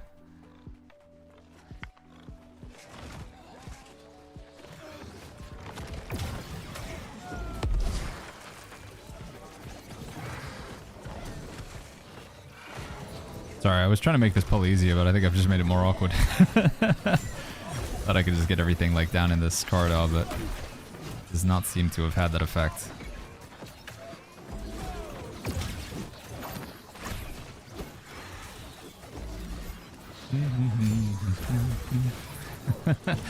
Shepsy says, anyone in Issa able to help with the Siren Queen trial at the Spire of Melpomene? Are you outside the entrance, Shepsy? What are you doing the old Siren Queen for? Are you trying to get Venom or something? Or you need a perk upgrade? Alright, well, we got the Venom. I mean, if you're still in that situation... I mean, this raid's probably going to take like 30-40 minutes, unfortunately. But if you're still there after this, again, it can help out, Shepsy.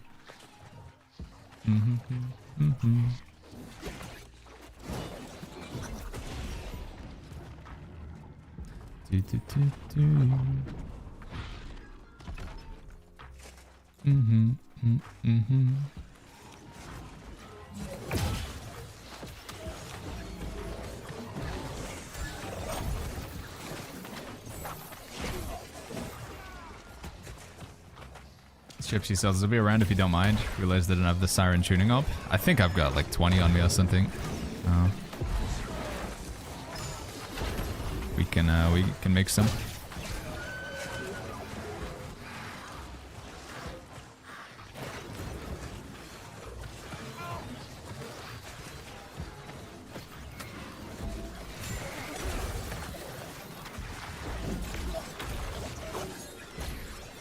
Woo!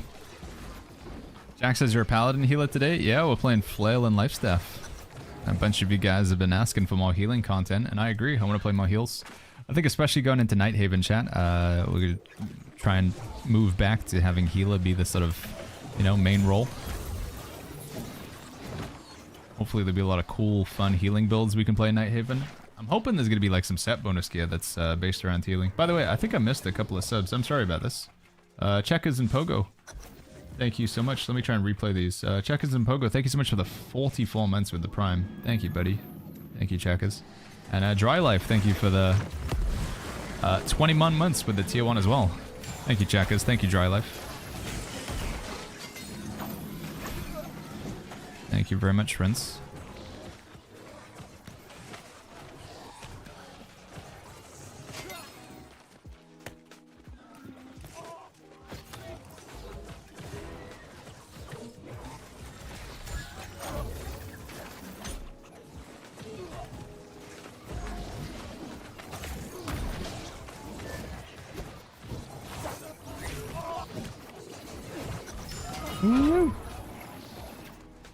Sly Pepper says, is there ever going to be a Paladin Greatsword?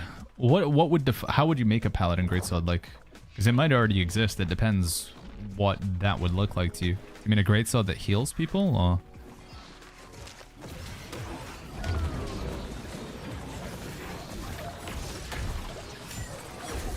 Alright, time for the scariest pull of the raid coming up.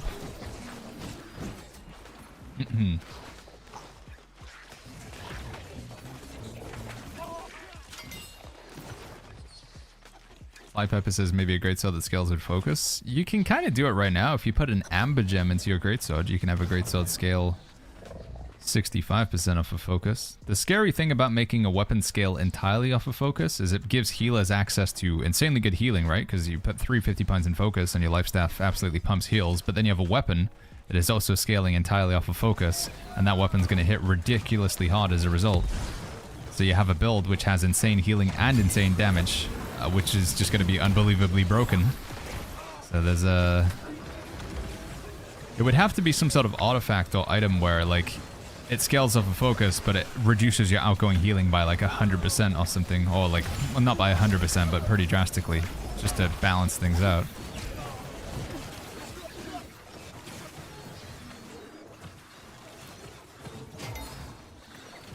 Imagine Crescent's Wave, but yeah, if Crescent's Wave like healed teams as teammates as it went through it, that'd be kind of cool. I'd like that. Crescent's Wave heal. Wildman says they didn't say anything about Enchanted Water refreshing, did they? They didn't. No, the only perk they 100% confirmed is going away is Artie. That was the one that they said is going, Wildman.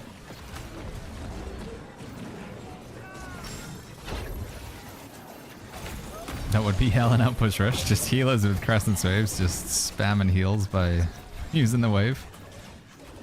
Sounds fun.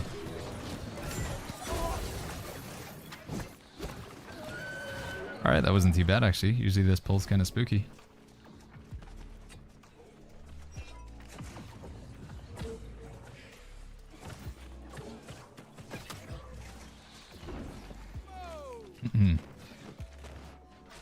Everybody okay? Looking good. That's good, that's good. Alright, we're through. First boss, here it is. Jack says transmog competition with the theme of Nighthaven. I wonder how hard they're gonna go on the skins with the next update, chat. I mean, the skins that we saw from the season pass, they did look pretty cool. Surely there's gonna be some like vampire themed skins for Nighthaven. 4TY in the Twitch chat says, I'm returning after a long break. Is there anything I should do? Oh my god, what's going on? Is there anything I should do to prepare for the expansion? I think in my experience, 4TY, just having a level 65 character and finishing the current main storyline. So doing all of the stuff, the events of the Elysian Wilds with Morgane, so you can pick up when the story continues in Nighthaven. I think that's realistically going to be the only stuff that you have to do.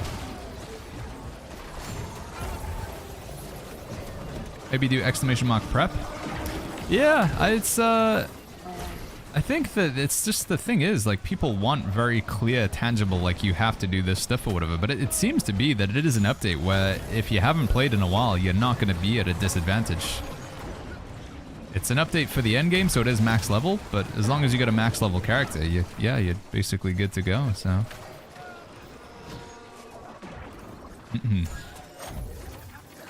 Doesn't seem like stockpiling any particular boxes or resources is going to be that advantageous in the next update, so... Bum Bum Pan in the Twitch chat says, you have a heal build, what you're playing right now? Yeah, normally you'd be able to find it in Discord, so if you're over on Twitch, you can type !builds in the chat. We have our builds in within the Discord. Discord.gg/The Shire, or just type !builds. That won't work for YouTube though, I'm afraid. It's only, the commands are only on Twitch right now.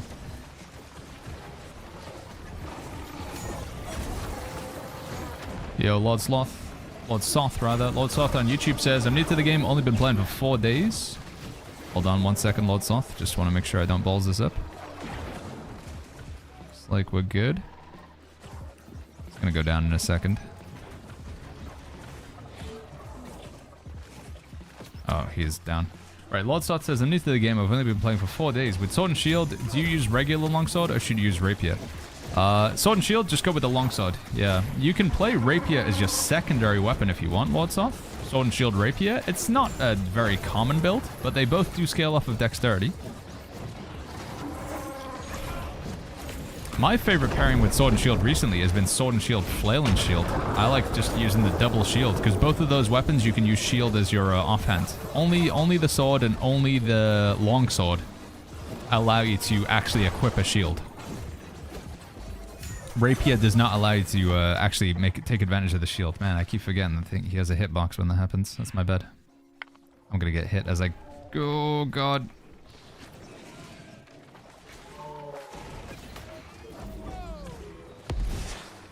Okay, we good? Get these reses real quick.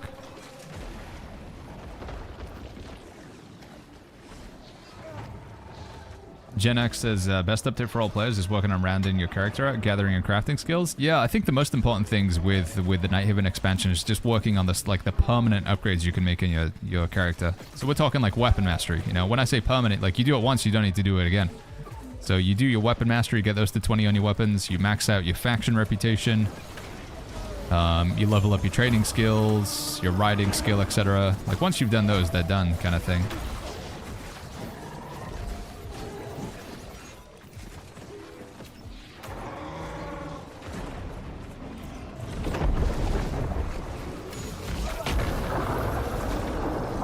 Trophies? Yeah, trophies are another one. Yeah, they would also fall into that category. Like, once you've done them, you sort of set them and forget them.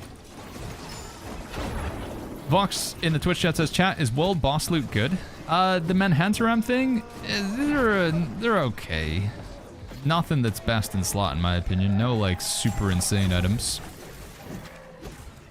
If you're, you know, fresh to level 65, you might be a few good pieces you can pick up. It does drop a 725 gear score greatsword, but I don't think it's got good perks in it. That's the problem. Pretty crappy greatsword. Dodge. Got it. Got to dodge as he hits the apex of the jump. Oh, no. Okay, we're good. Let's go in. 20% left on the boss. Mr. Yash says, with the new gear changes that are coming, you're still going to be pigeonholed into having different sets for different content? Like raid-specific gear, dungeons, what do you think? Hard to say, man. It depends what they do with the perks. There's some speculation that Enchanted Ward is going to be going away, but we don't know. Same with Refreshing. I think it's still going to probably be the case that you'll want to play like PvP with, like, you know, we do know that we have PvP specific perks like shirking heals, and I think those are still going to continue to be a thing. You'll have penetrating backstab, which only works in PvP. So yeah, I think an element of that's still going to continue. Gotta be careful don't get cleaved here by the standing in front of the boss.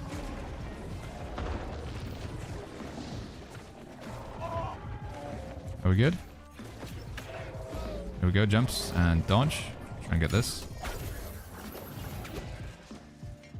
Dodge. Oh! Okay, it's good.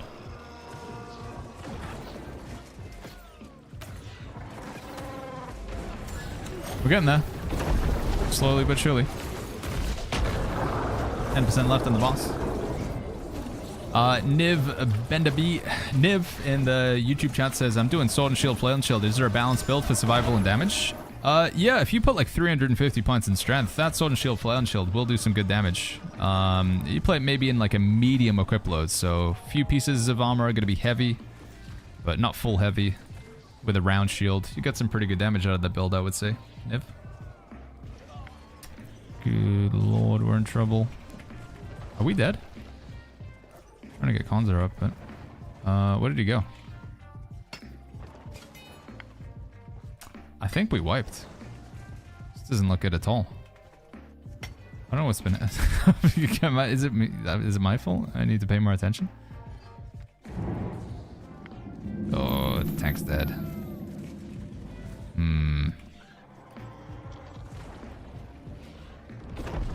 I'm gonna get hit by that. Okay, we live. I mean, the boss is pretty low. Should we try and just... Okay, never mind. Never mind. We're dead. Alright. I don't know exactly what the problem is there. People just missing mechanics. Tim Jordan says, do you think Brimstone will be leveled up and hence the drops will now be 700 gear score? Yeah, I think we saw a leak that Brimstone is like a level 70 zone. So I think so, Tim Jordan. Yeah, I think so. Don't know for sure, but I think there was some sort of leak that showed Brimstone as like a high level zone.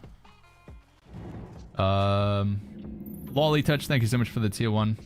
And Nekark, thank you for the tier 1 for the 14 months. Thank you, guys.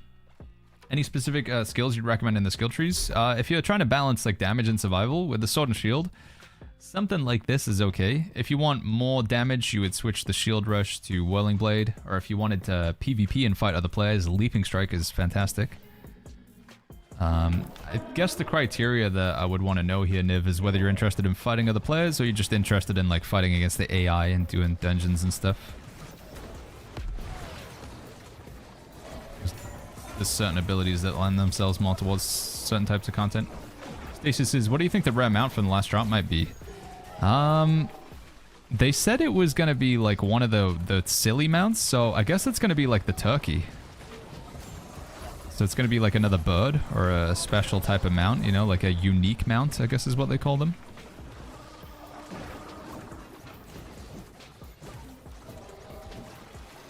I mean, maybe some other sort of bird mount. I think like a lizard or something like that would be cool as a mount type in New World. A spider? Yeah, spider, that would be pretty... That'd be on theme for the Nighthaven stuff. Fox mount? I think Fox mount is going to be from the Battle Pass, right? I thought they said something about that. There's going to be mounts from the Battle Pass. You'll be able to get mounts from the raid. Getting a lot of new mounts with Nighthaven. Might even be mounts that you can get from Catacombs with the currency that you earn.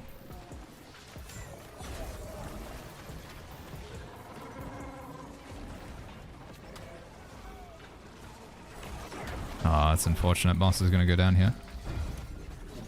Well, we'll just pump a little bit of damage, I guess. Try and get it in the back here, and then we can clear up the spines.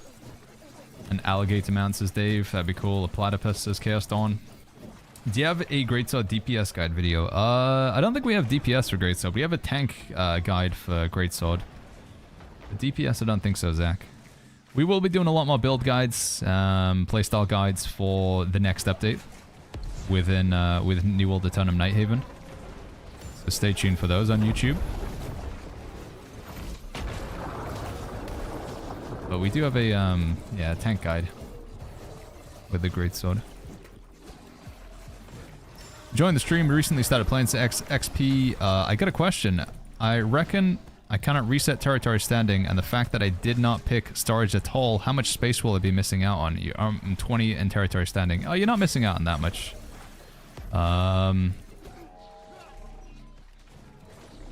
Yeah, if you choose every single storage card, it's pretty crazy, right? If you get to 300 territory standing, and you choose storage every time it comes up, I think you can get something like 1,500 extra storage, right? But if you're only level 20 in your territory standing, you haven't missed out on that many storage cards options. It maybe would have only popped up twice, maybe 3 times. it wouldn't be the spot where I would say like, oh, you have to restart your character. And maybe at some point in the distant future, they will offer you the option to reset those territory standings. Hasn't happened yet, but maybe one day.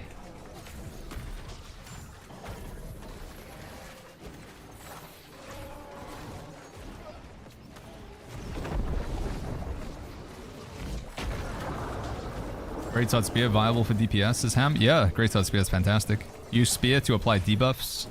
It's got bleeds, it's got weakens, it's got rend, and then just switch over to the Greatsword and hit real hard. Greatsword has the benefit that it scales equally with strength or dexterity, so you can put points into strength or dex, and it's still either is just as good for the Greatsword. And Spear prefers dexterity and strength, but again, you can go 350 strength with the Spear, and it's still very, very effective, actually. Sometimes it's the preference. Oh, there's a spike in the underneath them. Here we go, and dodge. Another one. No, okay. Hanzo was pretty far away there.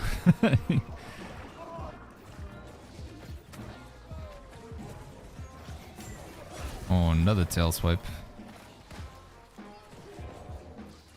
Are we hitting it in the tail too much? We're getting a lot of tail swipes.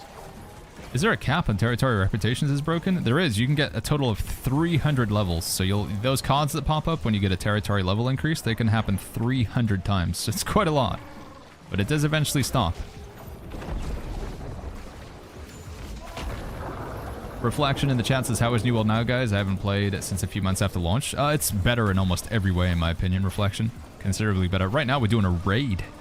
This is a 10-person, 3-boss raid encounter. Which gives really good loot. Generally. That's something that didn't exist when you first played. Most of the stuff that we're going to be doing on today's stream won't be stuff that was in the game when you played at Reflection. I'm using a weapon right now called the Flail. That didn't exist when you played. I'm using artifacts. Those weren't there when you played. We have a raid group. That, again, wasn't a feature. I have my inventory open while I'm on the move. Whoa! That wasn't there when you first played the game. So many changes. It's the game's considerably better, Reflection. I definitely think it's a good time to jump in and check out those updates as well. This next big update that we've got coming, the expansion next week, is looking very good. If I'm looking to create a new character, do you think it's better to go into one of the existing servers? Yeah, I think going into the existing server is going to be better, specifically with the next update in mind, R3. I think the economies are just less volatile. Like, when you play on a brand new server, you're like, I want to go get some iron ore, and there's only like 3 of it available on the trading post. Because, you know, there's supply and demand, and there's just no supply because the server's brand new. Maybe some people prefer that, but I think the more established servers are actually the play with the next update.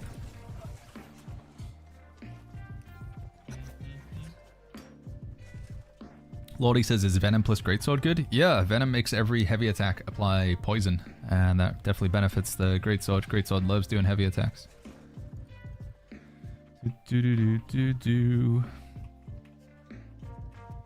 Salem in the YouTube chat says, do you think they'll do a fresh start server with the New World? So they have done fresh start servers every single year that New World's been out. We got a fresh start server in 2022. We had a fresh start server in 2023. We had a fresh start server in 2024.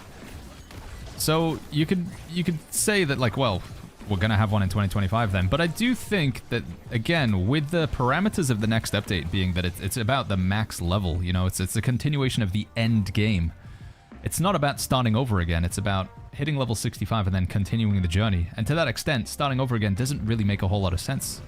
A lot of people have a concern that if they hop in now, they're going to be behind everybody, but you can't be behind by virtue of the fact that there's a level cap increase and a gear score increase and brand new items. And nobody is at the level cap of 70 because you literally can't get to it. Nobody's at 800 gear score because you cannot get to it. And nobody has the new items because they don't currently exist in the game. So you're not behind anybody because everybody is behind because nobody has the new stuff.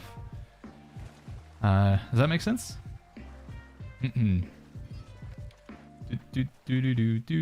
Sly Piper says, who are all the new streamers? They have high view counts. Where did they come from? Well, I don't know who's live right now, Sly Piper. I haven't been looking at the category. In general, like, New World's been doing a lot better with the viewership lately. Seen some streamers coming back to New World. I saw Shroud was watching the trailer thing for Nighthaven yesterday. New World's doing the rounds currently. Sergeant Jimmy, good to see you, man. Yeah, we're playing New World right now, New World Autonomy. If you're playing on console, Xbox, PS5, you can play the game. There's like a 4-hour free trial, so you can try the game out for free. If you got PlayStation Plus, you can play the game free permanently, which is kind of cool. Don't have that on PC, which is a shame, but...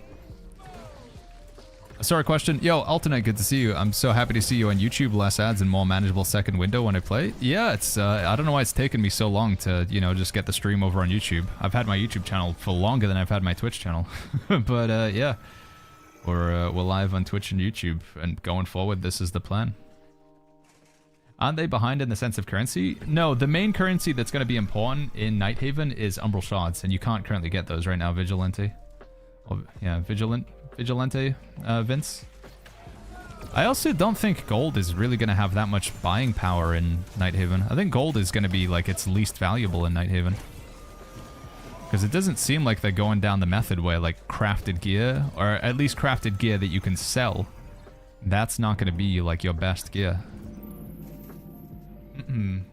So gold won't have as much buying power as it previously has had.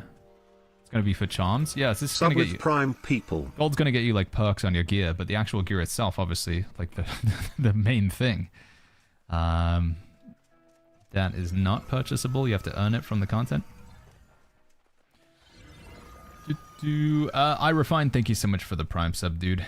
Thank you for the Prime with the 10 months and the reminder that if Twitch chat types !sub in the Twitch chat, if they type !sub and then click or tap on the link, they might find that they can subscribe for free with Twitch Prime. Very kind of you for reminding the people, I Refine. Thank you again for the 10 months. Chris says, I missed the event where Umbral Shards crashed to Earth inside meteorites. That was an Umbral Shards. That was, what was it? What did they call them again?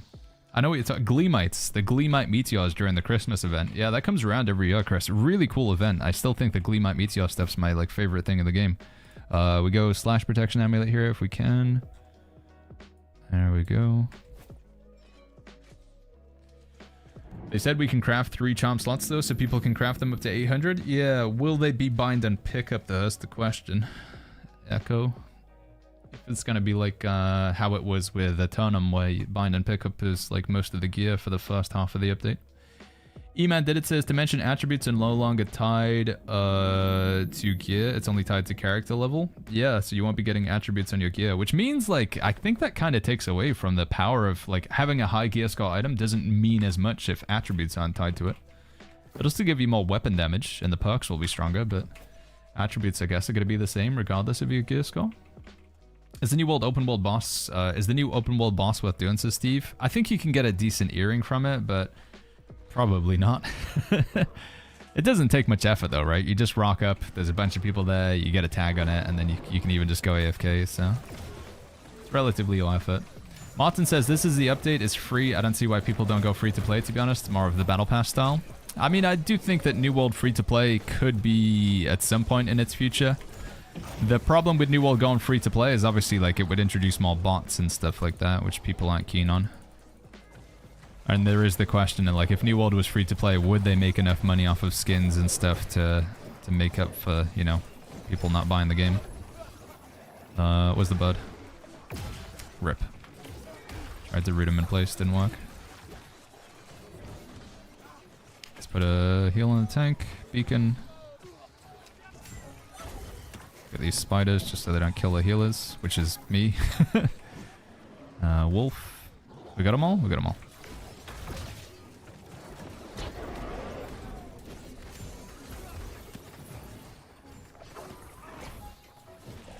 Alright, not bad.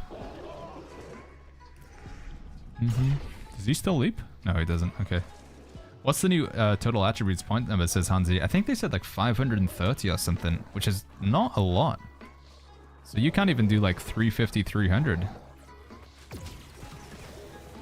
In fact, what 530, what thresholds can we hit with that? If you want to do 350 focus. Yeah, they're giving us quite a few less attributes to play around with, so it's going to be a bit of a squish.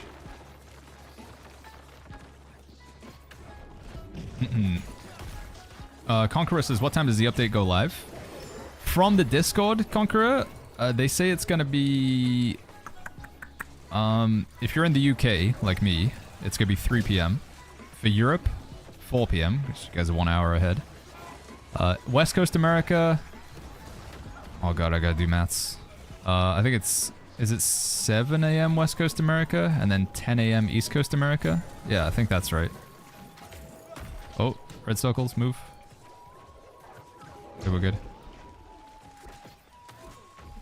Yeah, 7 a.m. West Coast America, 10 a.m. East Coast America. Europe is 4 p.m.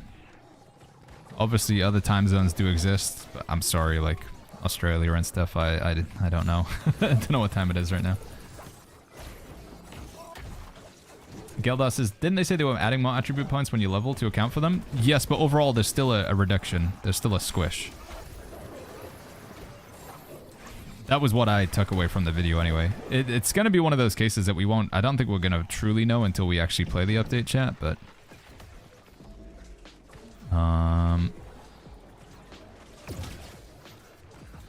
Oh, dude, I got knocked over. Come on, come on, come on, come on, come on, come on, come on.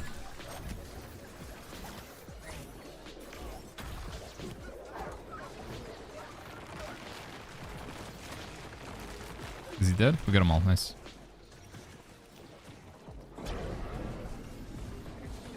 Okay, we're good.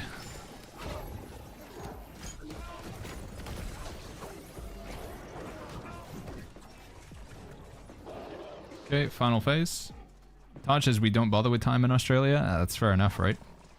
You guys have got a lot of things going on down there. I mean, you got to worry about like kangaroos and spiders the size of dogs and stuff. So it makes sense you wouldn't bother with time.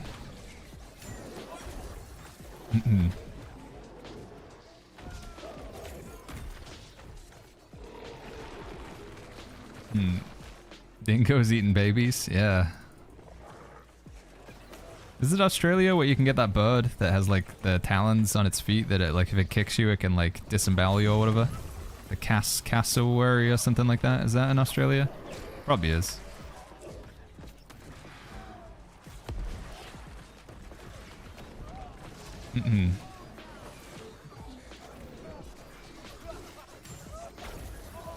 Don't the toilets flush in reverse too? Something like an episode. Oh, I gotta move. I'm okay. We're okay. We're okay. Oh, we're not okay. I've got the spiders on me.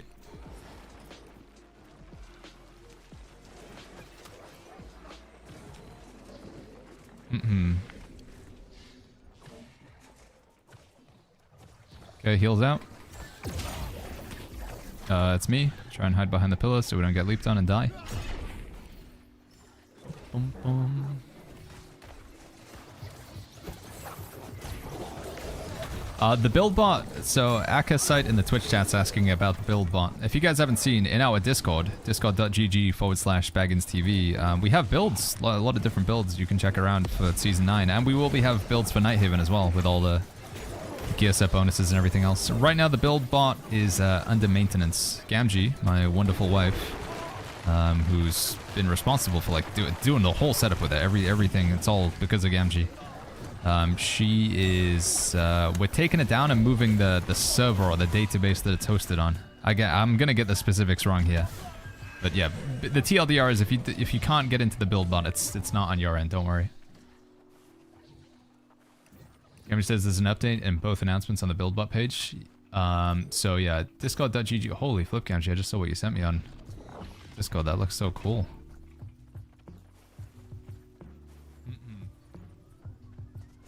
Really cool.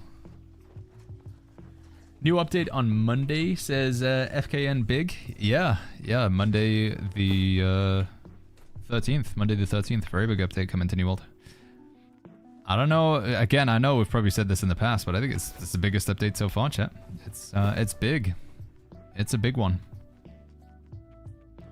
Do-do-do-do.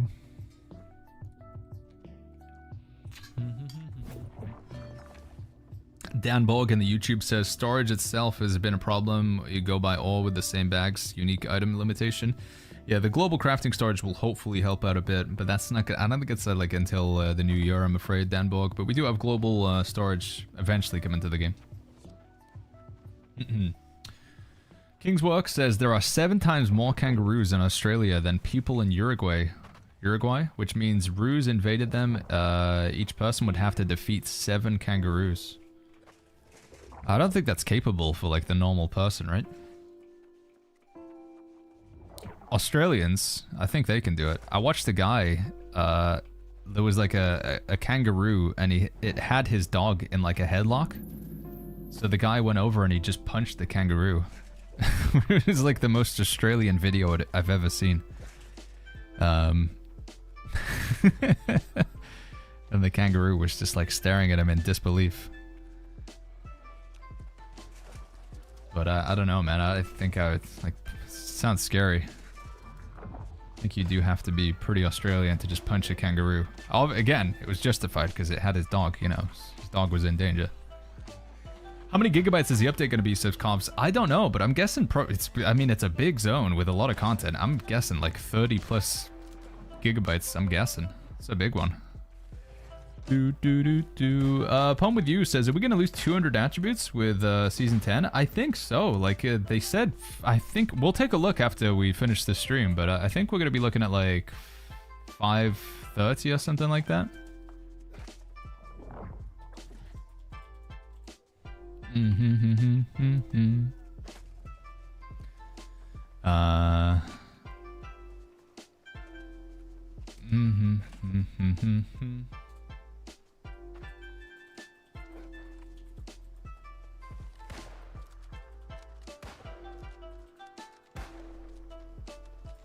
Yo, Reckless says, any tips for getting back into New World after many New Years? Oh wait, are we going? Sorry, I'm not even like mentally checked in right now. Making a new character, Reckless. It's like I find so many people, and this happens with the vast majority of games. Like, take for example, I'm gonna play Skyrim. I haven't played Skyrim since like 2017 or something like that. If I was gonna log back into Skyrim, I wouldn't pick up with my old character. I'd just make a new one, you know? Probably get some like new mods and stuff as well, but. In the same way that you think like Skyrim has like undergone a lot of updates and it's had a lot of mods, starting over with a new playthrough to like fully take advantage of all of that, the same with New World. Making a new character so you can check out all the new storyline, the leveling process is a lot more streamlined. It also means that you'll just get over that sort of, there's like a shock that happens when people log back into their character having not played for like 2 to 3 years. Some people just get overwhelmed. They open up the inventory, they look at their quest log, they just don't know what's going on. So you can just bypass all that and just make a new character. It doesn't mean you have to delete your old character, because a lot of people say, oh, Baggins, but I leveled up my trade skills. You'll still have those, you can still go for them. But I do think that's the play. That's what I would recommend. Leveling up a new character, much better way to just bring yourself back up to speed with the game. And then if you feel comfortable, you can always go back to your old character. There are advantages to having multiple characters these days as well. In terms of dailies, there's quite a lot of activities that would be daily. So once you've done them, you can't do them again until next day. But you can do them on multiple different characters. Quite often for gold, which you can then distribute amongst your characters using company treasury. You can deposit gold and then withdraw it on another character. Oh no, I'm bad. Do I live? No. Did they mention if, how, or tune that the pants are going to change with the stat squishes, Nico Bolus? They did not know. I made a new character, says Big. Went back to my main once because it's too much of a grind. I mean, like I say, I just did the one thing that I want to help people out with is like they log into the character and they're just like, oh, I don't know, that's it, and then they just log back out. You know, I think it's if the alternative is simply not playing the game because you just don't know what's going on, then like I say, making a new character is definitely the play to go. Gamer says get Chili Con Carney. He's definitely gonna go down at some point on the final boss, and I'm gonna get him back. We know this guy. He's almost certainly gonna get downed at some point in Medusa. Right, we need a nature protection amulet, and then I think we're gonna switch to, am I gonna switch to Void Gauntlet? Maybe? Do some more range damage. Does this raid always drop a Gorgonite Inductor? The first time you kill the final boss. So when you kill, Medusa for the first time each week, you'll get a Gorgonite Inductor. Smooth dog. Baggins isn't gonna heal him. Well, I mean, you know, that could be one way that we could stop him, make sure he goes down. Panics, don't heal, Konzo.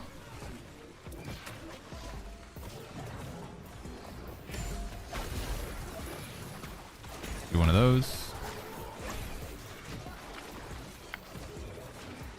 Oh, tank's down, that's not good. Fines. Let's grab this cleanse real quick.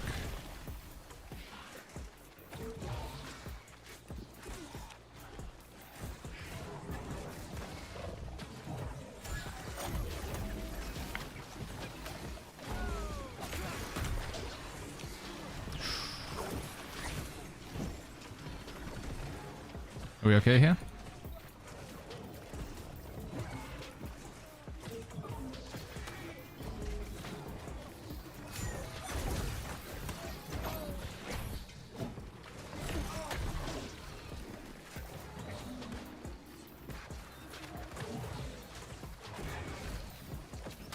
Sacred. Okay, we're good. Iago in the YouTube chat says, with the new update, is it possible to upgrade a named item to 800? Which we drop item 690. Yeah, so if you can have an item at 700 gear score, then the item can be 800. They were very like, what's the word? The language that they used to describe it was very just like blunt. Like, yeah, item is 700. That's it. That's the only requirement. So if you have some capacity to take an item to 700 gear score or above, in the case of artifacts, then they can then become 800. So I've got my legs right now. These are 693 gear score. If I wanted those to become 800 gear score, I'd first need to upgrade them to 700, which I can do now, and I still will be able to do after the update. Gamgee says you barely heal anyway. What? How toxic. Flip. I need heals. I need healing. Am I on the right side? I am on the right side. Baggins, do you use target lock sometimes in PvP? I use it for Pillar of Fire. It's just a freebie on Pillar of Fire. But outside of that, we don't really go for it.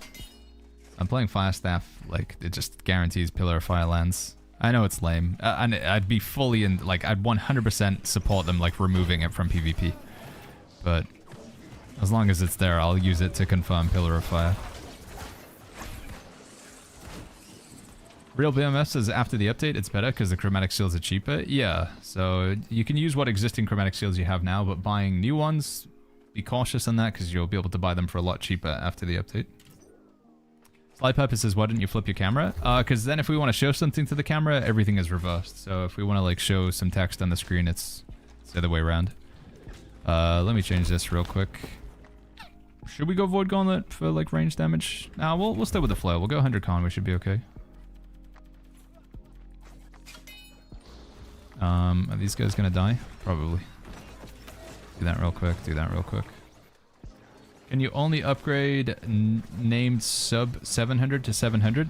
The vast majority of items in the game right now, if they are upgradable, they'll only upgrade to 700. There are a very small number of items that you can upgrade to 725. But it's like less than 5% of items. If something is upgradable in New World currently, it's most likely only gonna upgrade to 725. Sorry. It's only gonna upgrade to 700. Coach Payne says, Baggins, did you react to the launch trailer? Yeah, we watched it yesterday on the stream. I'm gonna have a video condensing my thoughts on it and also just the information. That's gonna be up on YouTube today.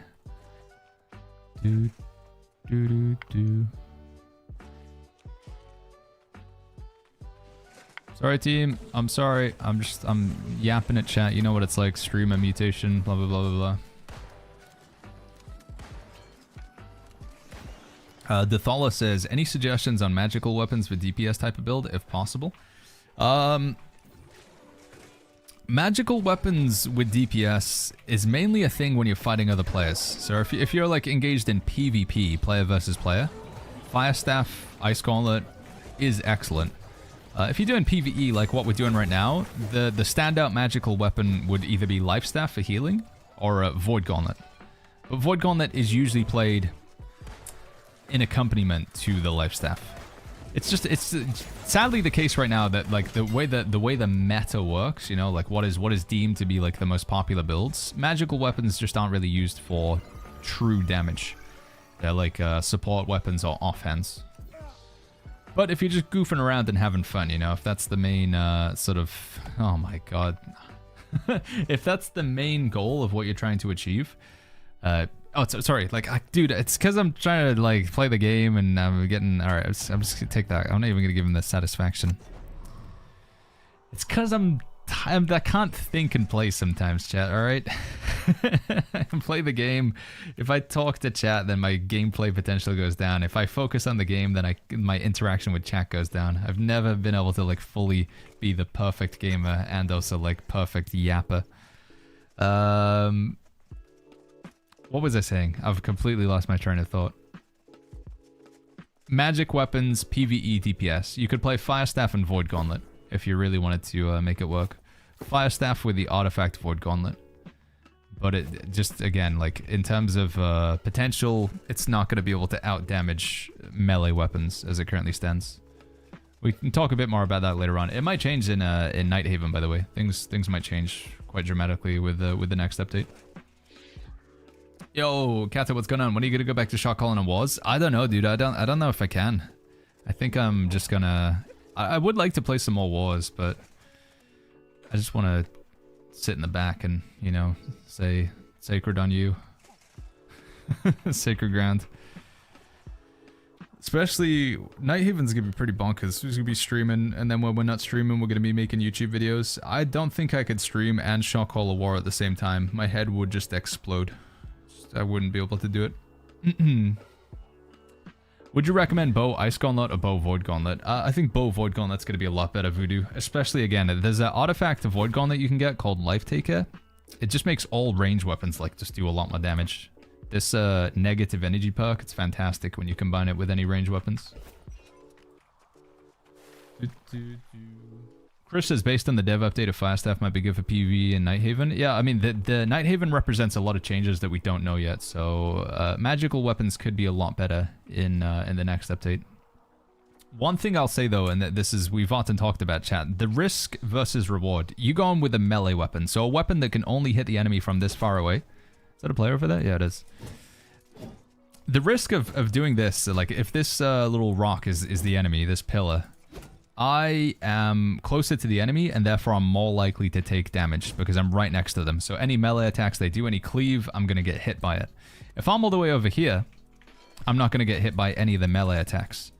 So what is the incentive for me to be here and doing damage versus me being over here and doing damage? Well, usually the incentive is this weapon will do more damage. Like, because there's a higher risk of me getting hit, there's more reward of me doing more damage.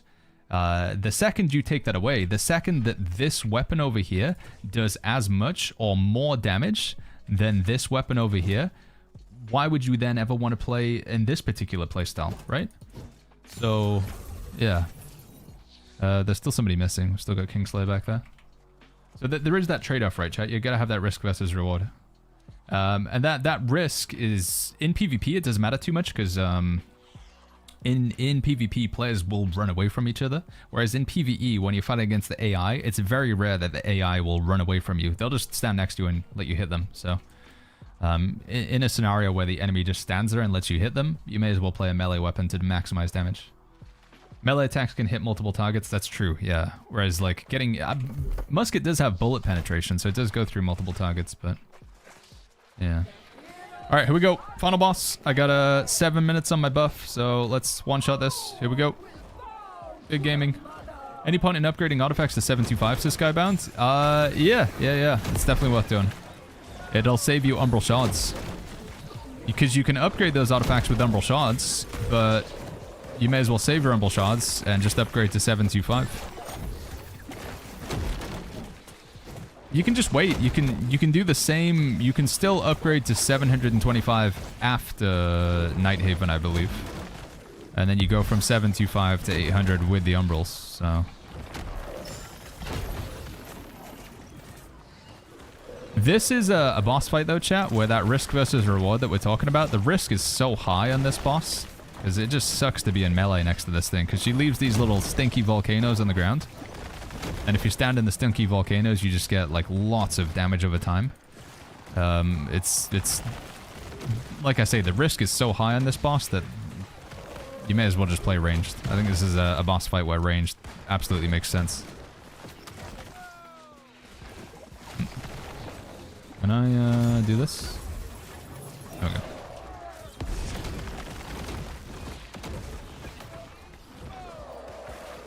Charge. Whoa! Really moved into it.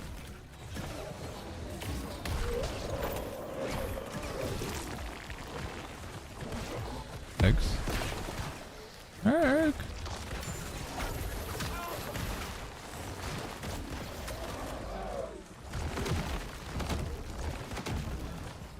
Megan, do you think craft mods will be in the recipe to craft the charms? I don't know, man. Probably not.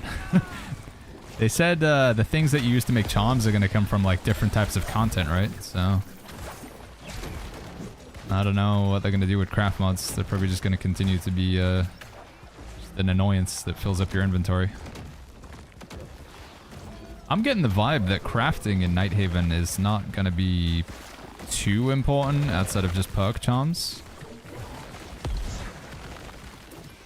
Which I know people are like not a fan of, but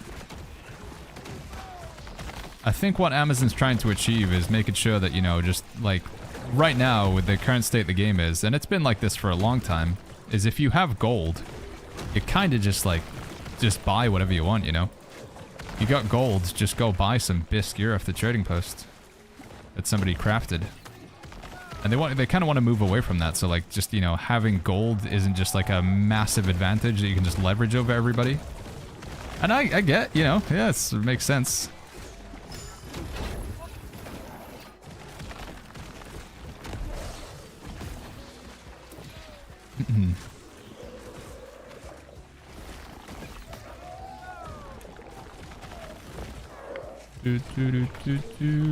I cannot keep New Majestic alive, rip. It's the sacred ground on the tank. That's not the tank, that's Konzo. I'm bad. I'm trying, dude. I'm trying. We gotta cleanse the tank. He's taking a billion damage a second. Where are they? There we go. I think that landed on them. No, weapon swap. Are we good?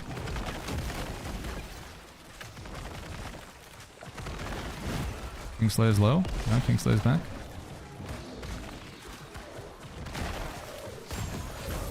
Stinky.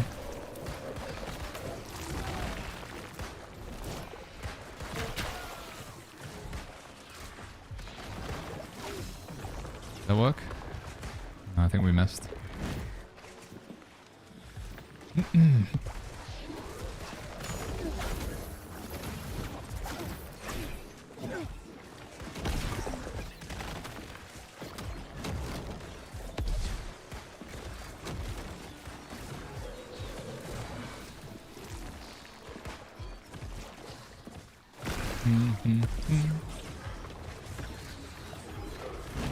Sacred. Sleepy dust right on the eggs, so we can't really hit those. Kiko says you need to have two. Oh, the Stinky again. Sorry, there's a lot going on right now. Not too many opportunities to read the old chat. Sacred Ground, the tank here. Tank's got a lot of stacks on them. They could do with a cleanse. Gotta try and cleanse them in a second if I can. Going for the cleanse as soon as the charge happens. There it is. Let's just hit him with the flail as well. A little bit more healing there. Okay, it's good. Looking back over at my DPS, they could do with the Sacred Ground in that corner. This egg's probably gonna hatch. See what I can do to it. She's charging. There's the charge. Doesn't kill anyone. It's good news. Yo, Diego in the YouTube chat says, coming back to this game this week seems a lot better than before. Hope it hooks me in. At least the main story leveling is pretty good. Yeah, they worked a lot on doing the new player stuff. You know, the first time you do the storyline or whatever, the first time user experience. They revamped that a lot. So you only got 2 starts now. It used to be way back in the day you could get First Light and Everfall and Windsward and Monarchs. Now there's just Windsward and Monarchs. But yeah, it's a lot better, I would say. The end game, I think, is still a bit rough right now, Diego, but it looks like it's going to get a lot better with the update next week. Expansion's making it a lot better.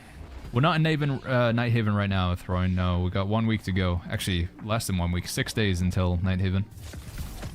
Luca says Fatui. Yeah, dude, the Fatui.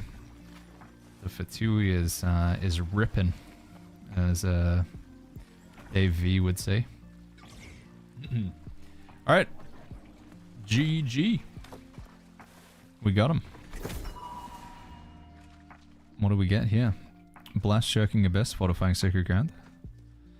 Hated, Shirking Abyss, Disdain Infliction. Yeah. Yeah. Bum, bum, bum, bum. Yeah, Hive of Gorgons is what we were just doing there. Hive of Gorgons is the current max level raid. 10 players, level 65, 3 bosses. Get some max gear score items. There's going to be a new raid, though, coming out with Night Haven called the Isle of Night. It's kind of like Hive of Gorgons. You have 3 bosses. It's going to take the similar amount of time. First boss of Hive of Gorgons we got to see yesterday. The Jester looks really cool, chat. Let's bring up some footage if you guys haven't seen it. Here we go. This one. Not this one, rather. Isn't it 4 bosses? They said it would be 3 bosses in the Isle of Night raid. 3 bosses. Where is it? Isle of Night. Yeah, here we go. This is a little look at it.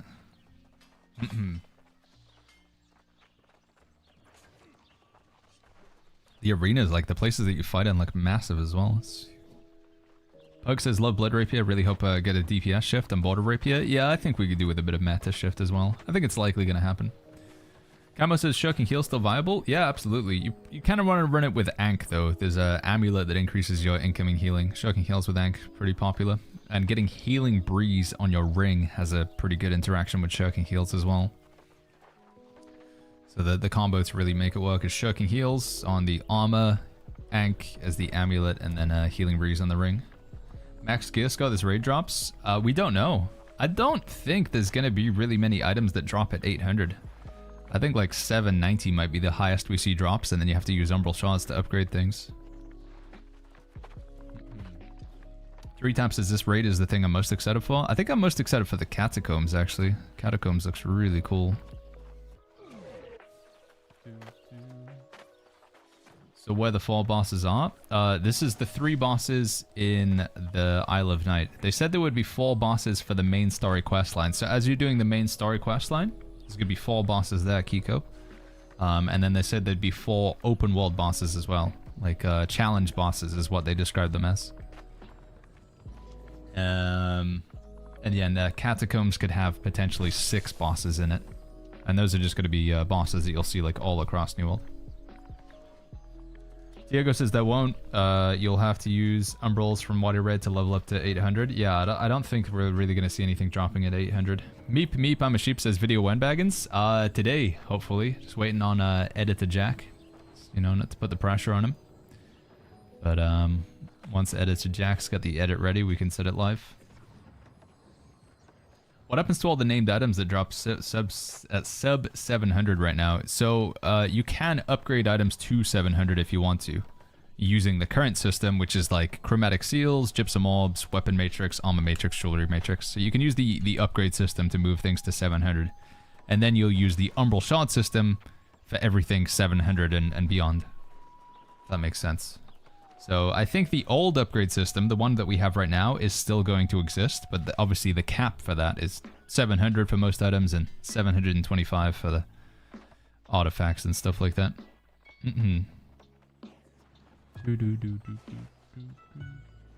Yeah, this is the fight that I'm talking about, chat. The Jester looks pretty bonkers. Be Easy says, do you understand leveling gear to 800 is progressive? Yes. So like going from 790 to 800 is going to cost considerably more Umbral Shards than going from like 730 to 740. Like you can probably go all the way from 700 to 750. With the same amount of Umbral Shards, you could do like 5 levels at the end. What is this, Gemjiru?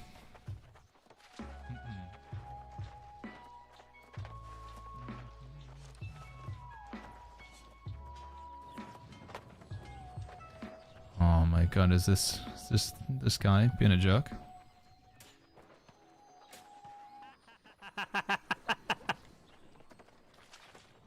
This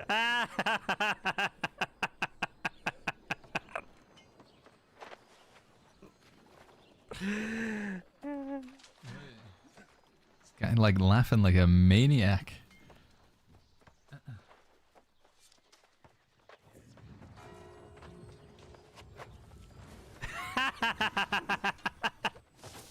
Alright, we need to unmod this guy. Get him out of here. Get him out of here, dude. It's toxic. It's not what we need, chat. He's practicing to become the jester in the Isle of Night. Yeah, I don't know, chat. I think the catacombs is like the thing. This just looks super fun. And we don't have anything like it currently as well, which is the thing I'm most excited for.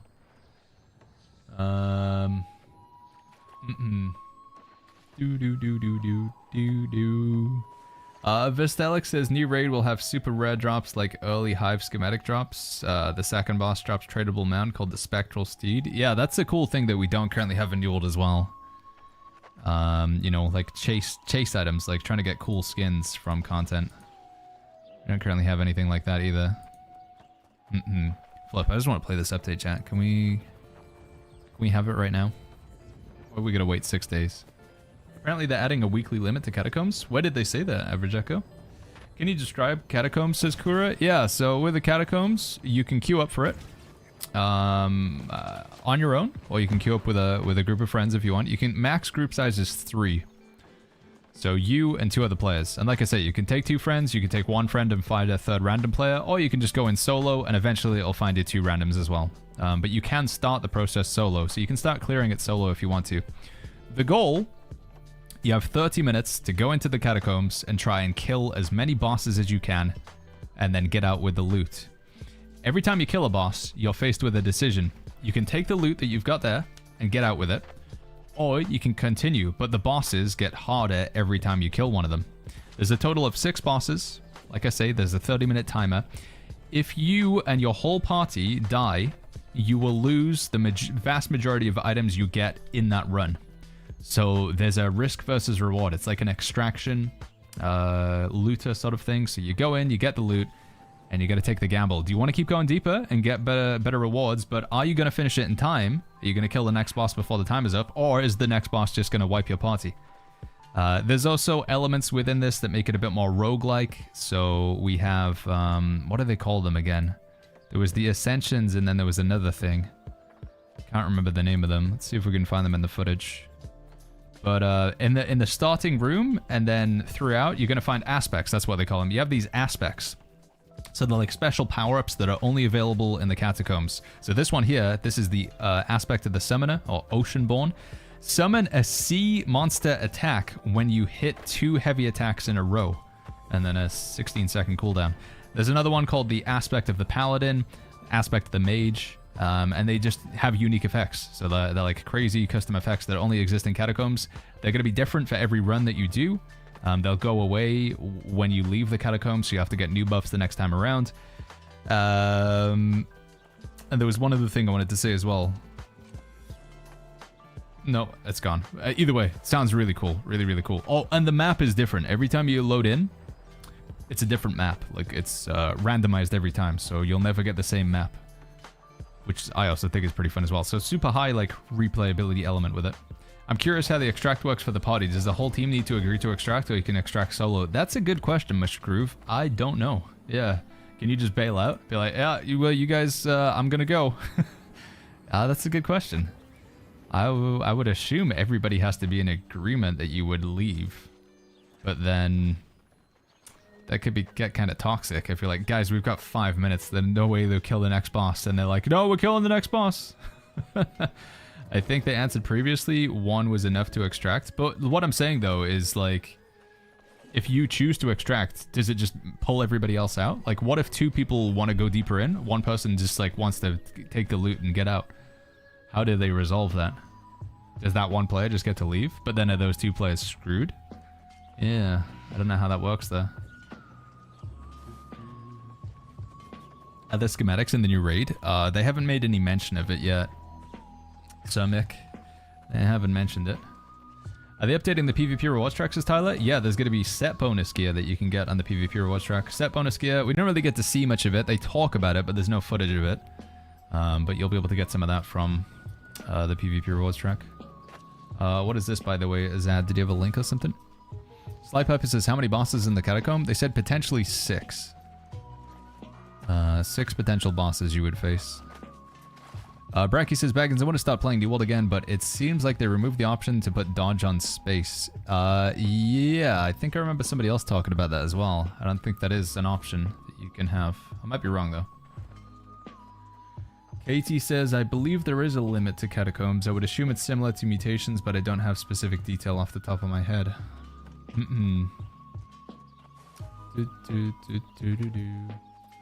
Okay. We're not going to be able to do, like, catacombs endlessly.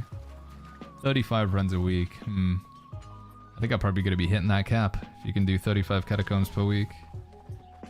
No brief screenshots of gear in the inventory in the video? No, this, it was my only complaint about the video. I loved it, but this last section here, progression design, it was just the four dudes just talking about stuff.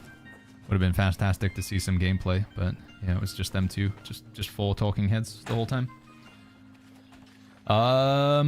Killing Your Friend says, only just joined, sir, if you've already said this, but is this content free or paid? This will be free. Nighthaven expansion is a free update, which is fantastic.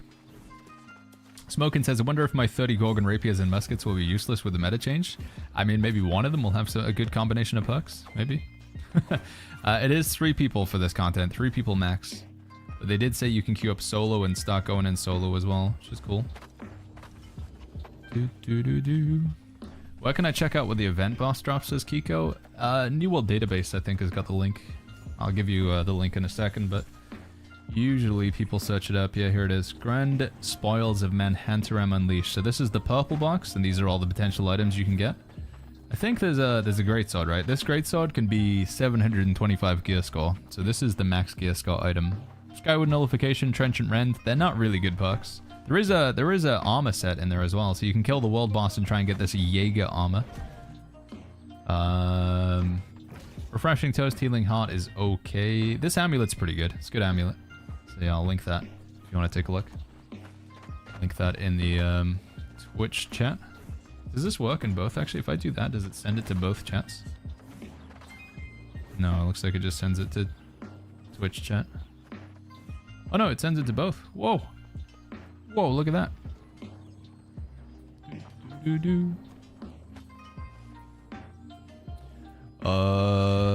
Is the free for non-mount DLC? So if you don't have access to mounts in New World Eternum, if you can't use mounts right now, then you probably won't be... That means you can't get to level 65. And if you want to get to level 70, which is the new cap, you first need to get to level 65. So yeah, basically, if you want to play Nighthaven, you need to be level 65 to continue the journey. And you can't get to level 65 without having the Rise of the Angrath expansion. So you will still need to buy the first and only paid expansion in New World, which is the Rise of Angrath. But again, just to try and not confuse existing players and console players, if you have a copy of New World, if you've bought New World in the past 10 months, that you don't need to worry about it. Kiwi Wolf says it's not free. No, I mean it is. There is no... You don't have to pay for this update. Like, you just have to have New World. New World Eternum is basically all of the content that's in the game. So if you have like the full package of New World, which is New World and the Rise of the Angrath, or just New World Eternum, as it's currently called right now, then you don't have to pay. Yeah. You can't just buy the base game anymore? No, if you buy a copy of New World Eternum, it includes everything. They don't sell the game piecemeal anymore. So, yeah. It's so confusing. I wish they would just roll it all into one and just, like, omit the... There's, like, a good chunk of people who played the game on Steam back in 2021 and 2022, and they didn't bother to buy the Rise of the Angrath expansion.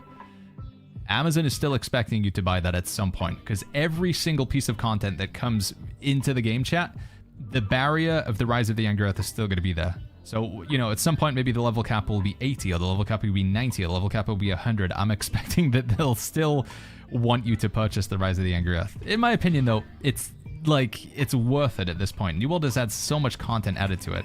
Back then, the Rise of the Angry Earth was maybe like a bit of a weird value proposition, right? Because you got mounts, you got a flail, and you got the Elysian Wilds, which was like formerly First Light, now Elysian Wilds. But now you get the mounts, you get the flail, you get access to the Hive of Gorgons raid. You're gonna get access to Night Haven, like as a like an add-on, effectively, like it's a wall into it. Having to buy the DLC is the only thing that stopped me from this expansion, says Average Zam.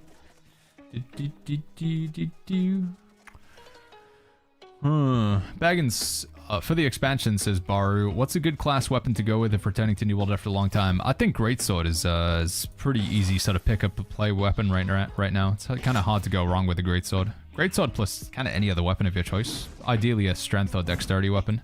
Greatsword has the benefit that when you go and you use any blue ability, so you've got red abilities on the left-hand side. That's not Greatsword. Red abilities on the left-hand side, blue abilities on the right-hand side. When you use a blue ability, you go into Defiance stance. Like so. When you're in Defiance stance, you do a heavy attack, and you have this like blue shield in front of you. That blue shield protects you from all incoming damage from the front. It's like basically like you're doing this. You're blocking. And being able to block and attack at the same time is just, it's kind of broken. It's really strong. And I just think it makes soloing stuff in the game super easy. So if you just want to have really easy time, Greatsword, blue abilities, hold down heavy attack, GG. Which Greatsword is this? It's a skin that I got from doing Empyrean Forge. It's called the Condemned Sacrarium. Is that how you say it? I have to do M3 Empyrean Forge for it.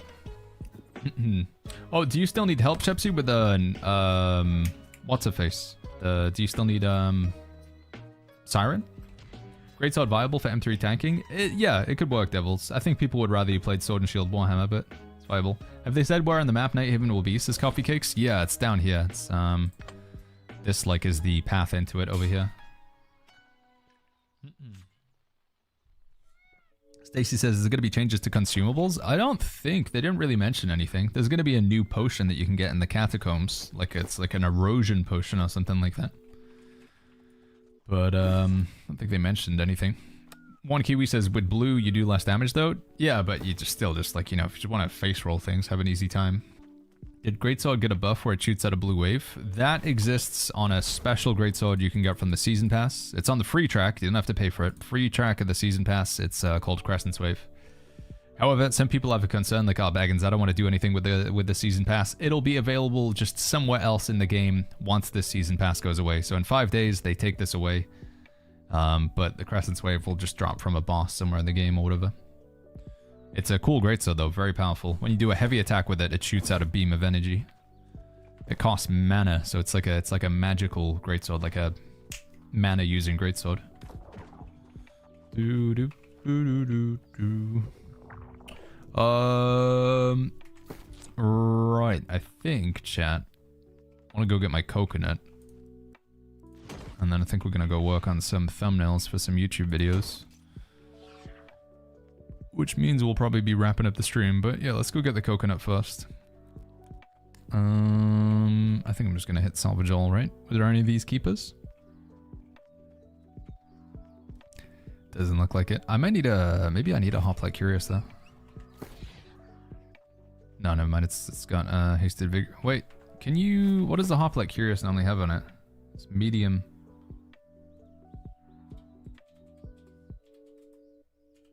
What is the random perk on this one? It is Hasted Vigor. Okay, it might be worth keeping. Does Crescent's Wave work with the Vampiric Chess Piece? Yeah, I think it does, but it is going to absolutely obliterate your mana drop dead. Can you dive underwater at the moment, says Asgrim? No, that's only with the next update. You can go underwater. You can swim on the surface of the water, but... Is it going to be a seasonal next patch, says Kata? Is it going to be a seasonal next patch? What do you mean, Kata? Sorry, I don't understand. Didn't like how the new weapon was locked behind a $30 add-on. Yeah, I think there's like... People, so I've seen this argument being thrown around that the Rise of the Angry Earth is pay to win, because you can't get to the new max level if you don't have Rise of the Angry Earth. And therefore people would have an advantage over you in PvP. And I mean, technically it's true, but it's also like just, in my opinion, very commonplace for MMOs that you would have an expansion that would increase the level cap, and if you don't buy the expansion, you can't get to the new level cap. So I don't know if New World just suffers from the position that it's in, where New World has a lot of players who have never played an MMO before, and therefore the concepts that, you know, the tropes that you would typically see within this genre of game are brand new to people, and therefore they you know, like, oh, I'm not sure if I like that. Like in the same way that people still right now say New World is very grindy, like, oh, you have to put so much time in to like get anywhere. I'm like, it is part of the genre, in my opinion. It's part of like an MMO's identity, is there is an inherent amount of grind. You don't just instantly load in with max gear score and like start shooting people in arena. It's not like an Overwatch or something. But yeah, again, does that just come from a place of like people having not played this genre of game before?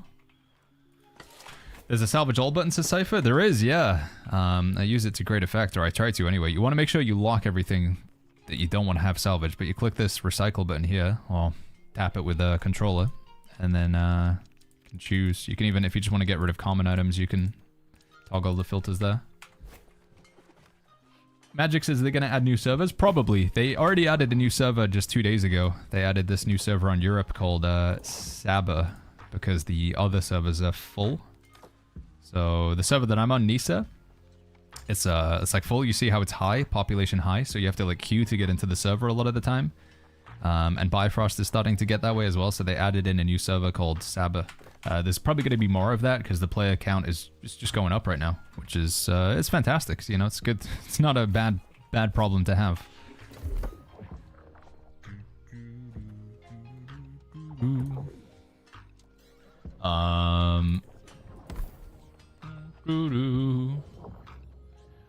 Is it going to be the seasonal services, Kata? Oh no, they decided to do away with those. Yeah, people said they didn't like the PvP on the hardcore server, so Amazon's like, alright, well, we're not doing those again. So those are gone. I mean, the PvP server was like fun for a couple days, but I think, you know, there's just a lot more they need to do with the current version of the game before they start like doing these sort of side quests, right? They need to finish the main aspect of the game, I would say. All right, let's go. Yeah, let's go into the PvP zone with this build and try and go get my coconut. Yo, Saint, what's going on? Could you transfer to the new server? You can transfer to new servers, so it's not going to be like full fresh start, you know, where like only low-level players.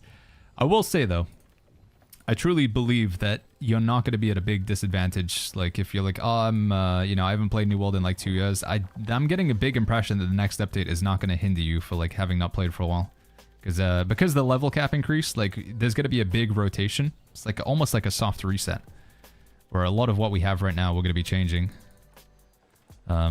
New gear chase, new items, new raid, new zone, new level cap, new gear score cap, and nobody's obviously at that level cap or gear score cap right now, so. My belief is that if you have a level 65 character and you've finished the main storyline, which doesn't really take too much time, we're talking like 3-4 days, that's it. You're ready to go.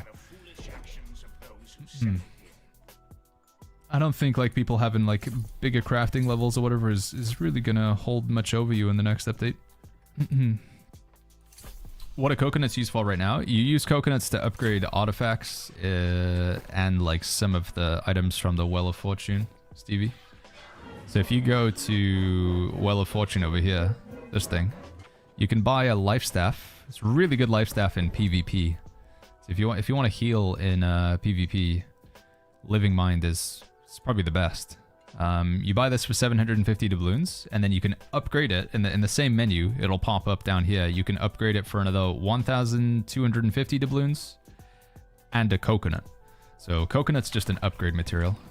Maltos says, does everyone get mounts now? It's included with the base purchase of the game. So if you buy New World, if you bought New World anytime from October 2024 onwards, it's just included. However, New World is a bit more expensive. So like originally when New World came out in 2021, it was like what, $30, $40? And then the Rise of the Angry Earth was like $20 or $30. I can't remember the exact prices.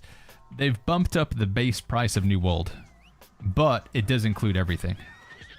So New World costs more to buy now than it did in 2021, but it includes the Rise of the Angry Earth expansion. Whereas when you bought New World in 2021 or 2022, it didn't include the Rise of the Angry Earth, but it was cheaper. So does that make sense? I don't know. I don't know if that answered the question. But if you are buying New World now as a new player, it has everything. There's no way that you can not get the Rise of the Angry Earth. The only people who will have this like mountless version of the game are people who bought New World like, you know, a while ago at this point. Back in the day. Diego says, do you still have to do stuff in game? Do you still have stuff to do in game until the expansion? Nah, I'm kind of just goofing around these days. There's not really too much for me to do. I got like some dailies, you know, just do a couple dungeons for some gold.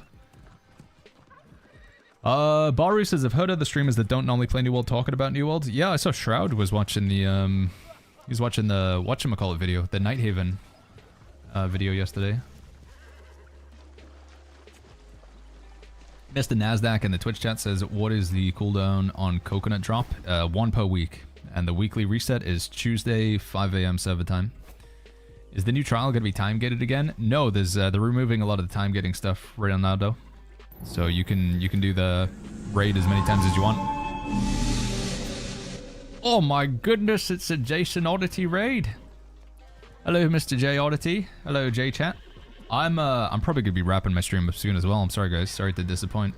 I gotta go get some stuff on the YouTube front. But I'm gonna go get my coconut. I'm following this guy into the Cursed Mists. I don't know why, but I'm doing it.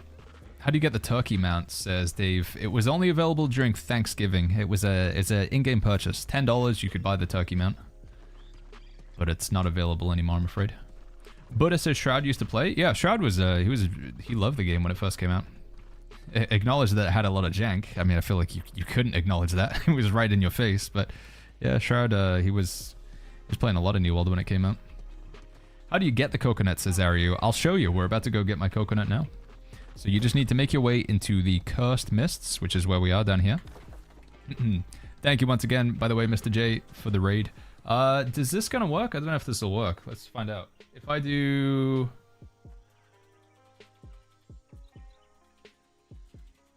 I'm doing the dual stream. I'm streaming on Twitch and YouTube at the same time. Did that work? I don't know if that worked. Did I just type J Oddity in the chat? I did. Okay. I don't think I can use the shout out thing from here. Can I use it here? Oh wait, I could use it here. Quickly, everybody, type J Oddity in the chat. Okay, there we go. Thank you, whoever did that. I've got the multi-chat thing or whatever. Slash shoutout? Yeah, I typed it in the multi-chat, but it doesn't. The multi-chat doesn't seem to work for like commands or whatever. It has to be in like a default Twitch chat.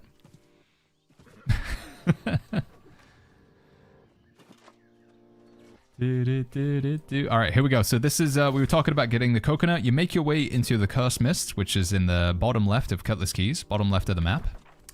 When you're in here, you want to be looking for these big chests. These are called Cursed Hoard. You can also find, you'll see these like golden beams of light pointing up into the sky. You can also get coconuts from those. So we interact with one of these, we loot it. If we're lucky, we'll get the coconut straight away. If we're unlucky, it will take me up to 5 of these chests to get the coconut. So let's see, did we get it first time? We don't get it first time, so we need to go do another one. And like I say, we might need to do up to a potential of 5. We're guaranteed to get it on the 5th chest because of the pity system. There's another one down there, so we'll go get that one. Whoa, that was weird. Anything you must do or save heading up to Season 10? I think the most important thing is going to be having a level 65 character and finishing the current main storyline, whoa, so you can pick up on the new storyline going into Nighthaven. You need to conclude the events of Elysian Wilds and Morgaine and the Tear of Gaia, so then you can pick up with the new storyline going into Nighthaven. So finish the main storyline if you haven't. And then the other stuff I think is just like general, you know, having a little bit of gold probably doesn't hurt.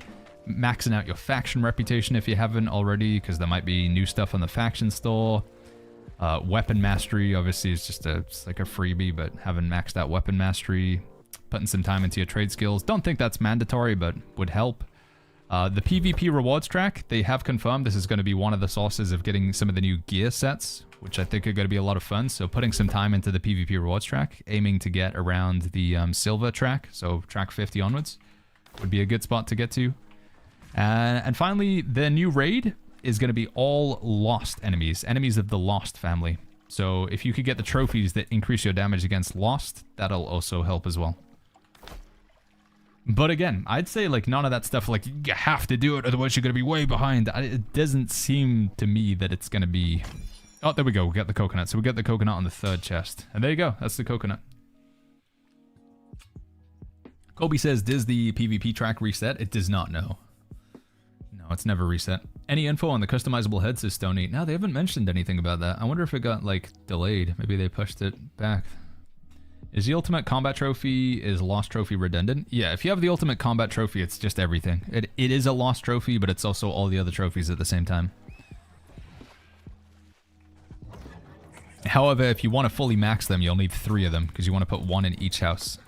An Ultimate Combat Trophy in all 3 of your houses, it's like having a Lost Trophy in all 3 of your houses, but it's also like having a Corrupted Trophy in all 3 of your houses, and so on and so forth.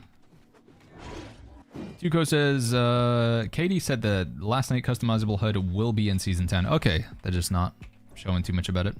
Any gear score increase on new materials? Yeah, gear score increased to 800. Level cap increased to 70, gear score increased to 800. Looks like there's going to be some new materials in the Underworld as well. The Underworld is a brand new subterranean, like, underground zone that you can find in Nighthaven. Which is really cool. Looking forward to exploring that. Buddha Kong says, game worth playing if you don't have any of the updates. Yeah, you can hop back in. You can still, like, I'd say making a new character, Buddha Kong, getting up to level 60 and just seeing, like, if you enjoy the game or not. I think it's worthwhile. They haven't made any mention of fresh.servers, Brecky, so maybe not. Again, I think this, of all the updates that we've had so far, this is the one where the fresh.server makes the least amount of sense, so.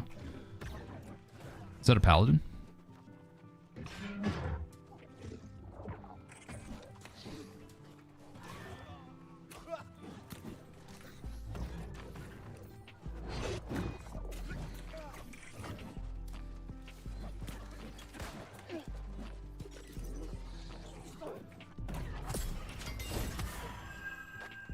Blunderbuss.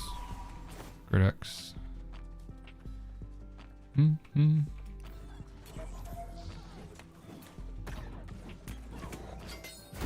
Baggins, will there be a raid race, like, of kind of what they do with Destiny? Or like a race to world first or whatever? Probably nothing official from Amazon, but...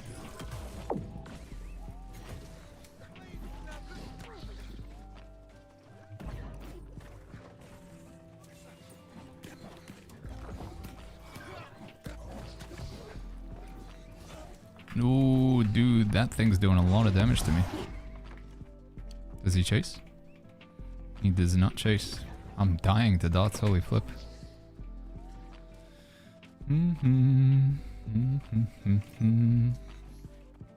They already said fresh start and no more from here on out is what day 1. Yeah. It does really seem that, like, the usual reason people want fresh start is because they're worried they're going to be too far behind, but I think that's just not going to be the case with the next update. And there is going to be a point where we just can't keep, like, restarting over and over and over and over and over and over, like, just restarting every single update in New World. At some point, we're just going to, like, you know... I think I'm dead to dots here, but we'll see what we can do. Good lord, look how much damage they're doing. That's crazy. Is there anything I can do?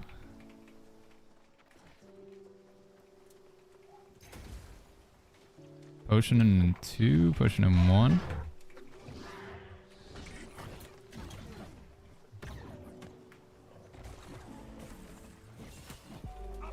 Dude, I can't kill this thing fast enough to flamethrower. Is it Burninator? I don't know what we're fighting right now.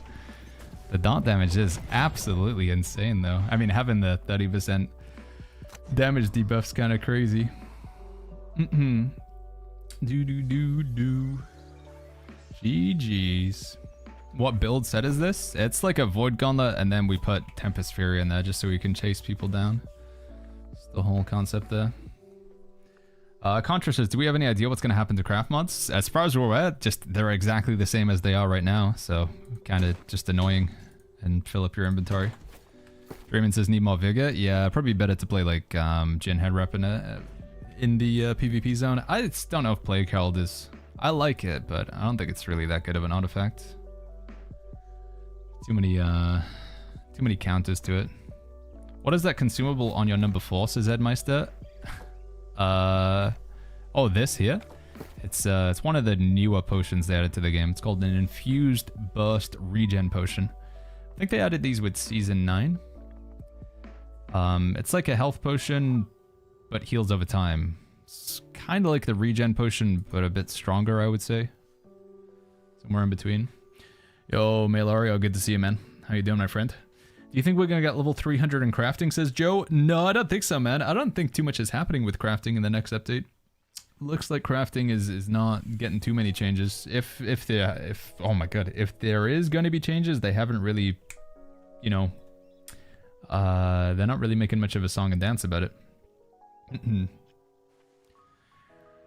Butterconk says, reason I'm asking about it being worth the playing without, as I bought the game when it first came out, but I'm not a big PvPer, so I don't know if it'd be worth trying again or not. I'd say generally, since New World has came out, there's been much more of a focus on PvE content than PvP content. There has been some PvP content, for sure, especially within 2025, but generally the game has expanded a lot more in a PvE direction than it has in a PvP. So, like, if I think about the beginning of New World, when you first played it, Butterconk, you had wars, open world PvP, and outpost rush. You have all of that content still, but now you have, we have the Curse Miss, we have Capture the Flag, we have 3v3 Arena. That's kind of it. There hasn't really been, and I guess the PvP rewards track would also fall into the category. But from the PvE standpoint, the amount of content that they've added there is staggering. Like, we started off with, I think we have double the amount of dungeons we used to have. Maybe not quite double. Actually, is it double? Yeah, because we just had these up here, and now we've got these down here as well. So we only had 6 dungeons, now we have 12. We didn't have any raids, now we have 2. Sandworm is the thing. We have 2 of these sort of mini raids. There's Soul Trials. Don't know if those are going to be relevant in the next update, but there's Soul Trials. There's 1,000,001 chest runs you can do now. Crafting expansions, like continuing what you can do with crafting and stuff. New gatherables, new quest lines, all the storylines voice acted. They added in the stuff with the Silver Crows, which is like a one-time thing you can do. Yeah, so a lot of PvE content. Huge amount of PvE content. Is aim assist still a thing? Yeah, but it doesn't really matter that much. It's I think aim assist is like strong with blunderbuss, and that's kind of it. Meister. What is this armor that you're wearing, says Rick? It's a store-bought skin. It's called the Jadeite Dragon. It only pops up usually like for sale in around January of each year. And then we've dyed it with the gold and white dye. I really like the cape on this though. One of the nicest capes they've added to the game. Java says, Baggins, do you use an MMO mouse? I do. Not a sponsor, but we're using a Razer Naga V2. Baru says, is there any pay to win in New World? Minimal. I'd say compared to every other MMO out there, it's the most fair in terms of monetization. You can buy the season pass. So there's a new season pass every like 3 months. You can buy these for $20. By buying it, you get access to the bottom track, which gives you a few materials. You do get little piles of gold. So in a roundabout way, you can buy gold for money, but it's a one-time thing. I think like if you had like a Geiger counter, but it was just specifically beeping for pay to win, and you were to take that Geiger counter and like hover it over a bunch of games, it would like very faintly beep over New World. Like compared to hovering it over like Diablo Immortal, Black Desert Online, or the vast majority of other multiplayer games in that, then it wouldn't really pick up that much. It would have the same radiation as a banana. Yeah. So to say there's no pay to win at all, to say that the pay to win meter wouldn't beep at all when you hovered over New World, I think is not true. But it is. I think New World's monetization is one of the most fair things. It is the most fairly monetized game in the MMO, like maybe compared to Guild Wars 2. Guild Wars 2 is the only other one I would say.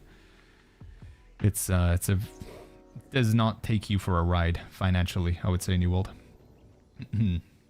Right, guys, I want to go get some food, and I want to go get some stuff up on YouTube. So we're going to go work on some thumbnails for YouTube videos. Hopefully we'll have that video that's going to be condensing. If you guys missed it, yesterday was a really big day for New World. We got a trailer for the new expansion. Nighthaven is going to be coming out in 6 days. It's going to be on Monday next week, chat.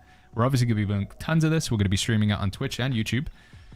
Lots of videos coming out for build guides and information.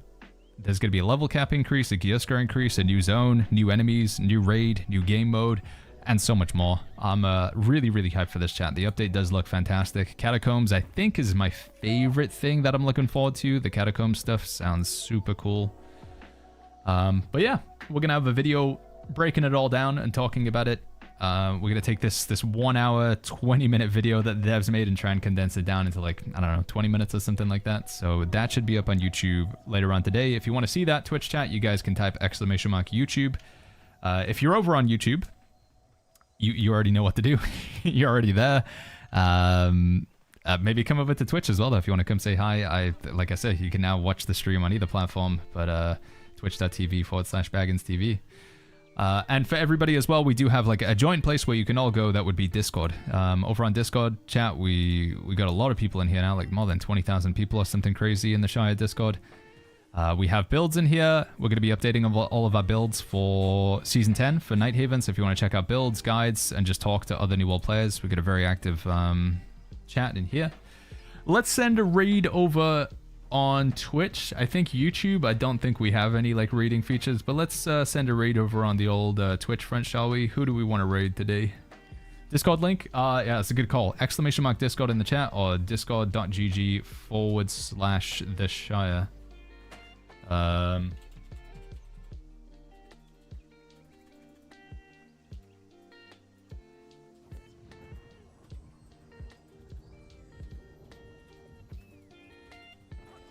My god, why was that so difficult? I was it literally took me like a half an hour to type that out.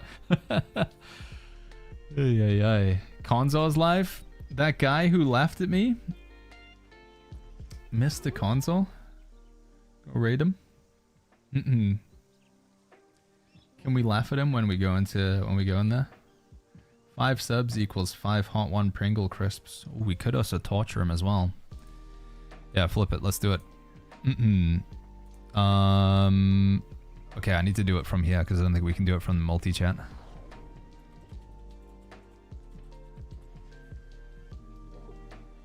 Alright. Chat, we should be back tomorrow. If we're not, it's because I'm going to try and just catch up on some sleep and get myself, you know, mentally, physically, spiritually in a good spot for Nighthaven next week. We're going to be streaming for a very long time. Lots of long streams. Also, for what it's worth, chat, I've heard there's going to be Twitch drops for the Nighthaven update as well. So if you want to get skins in-game, you'll be able to do that just by watching the stream. So, yeah, if that sounds fun, make sure you're here. Monday, the 13th of October. The fun begins. Alright, I'm going, chat. Catch you guys all in the next one. Thank you so much for hanging out with me. Thanks for all the support today. Everybody who turned up to the YouTube stream, great to have you here. It was the first one of what is now going to be the norm. See you guys soon. Bye, chat. Go say hi to Konzo.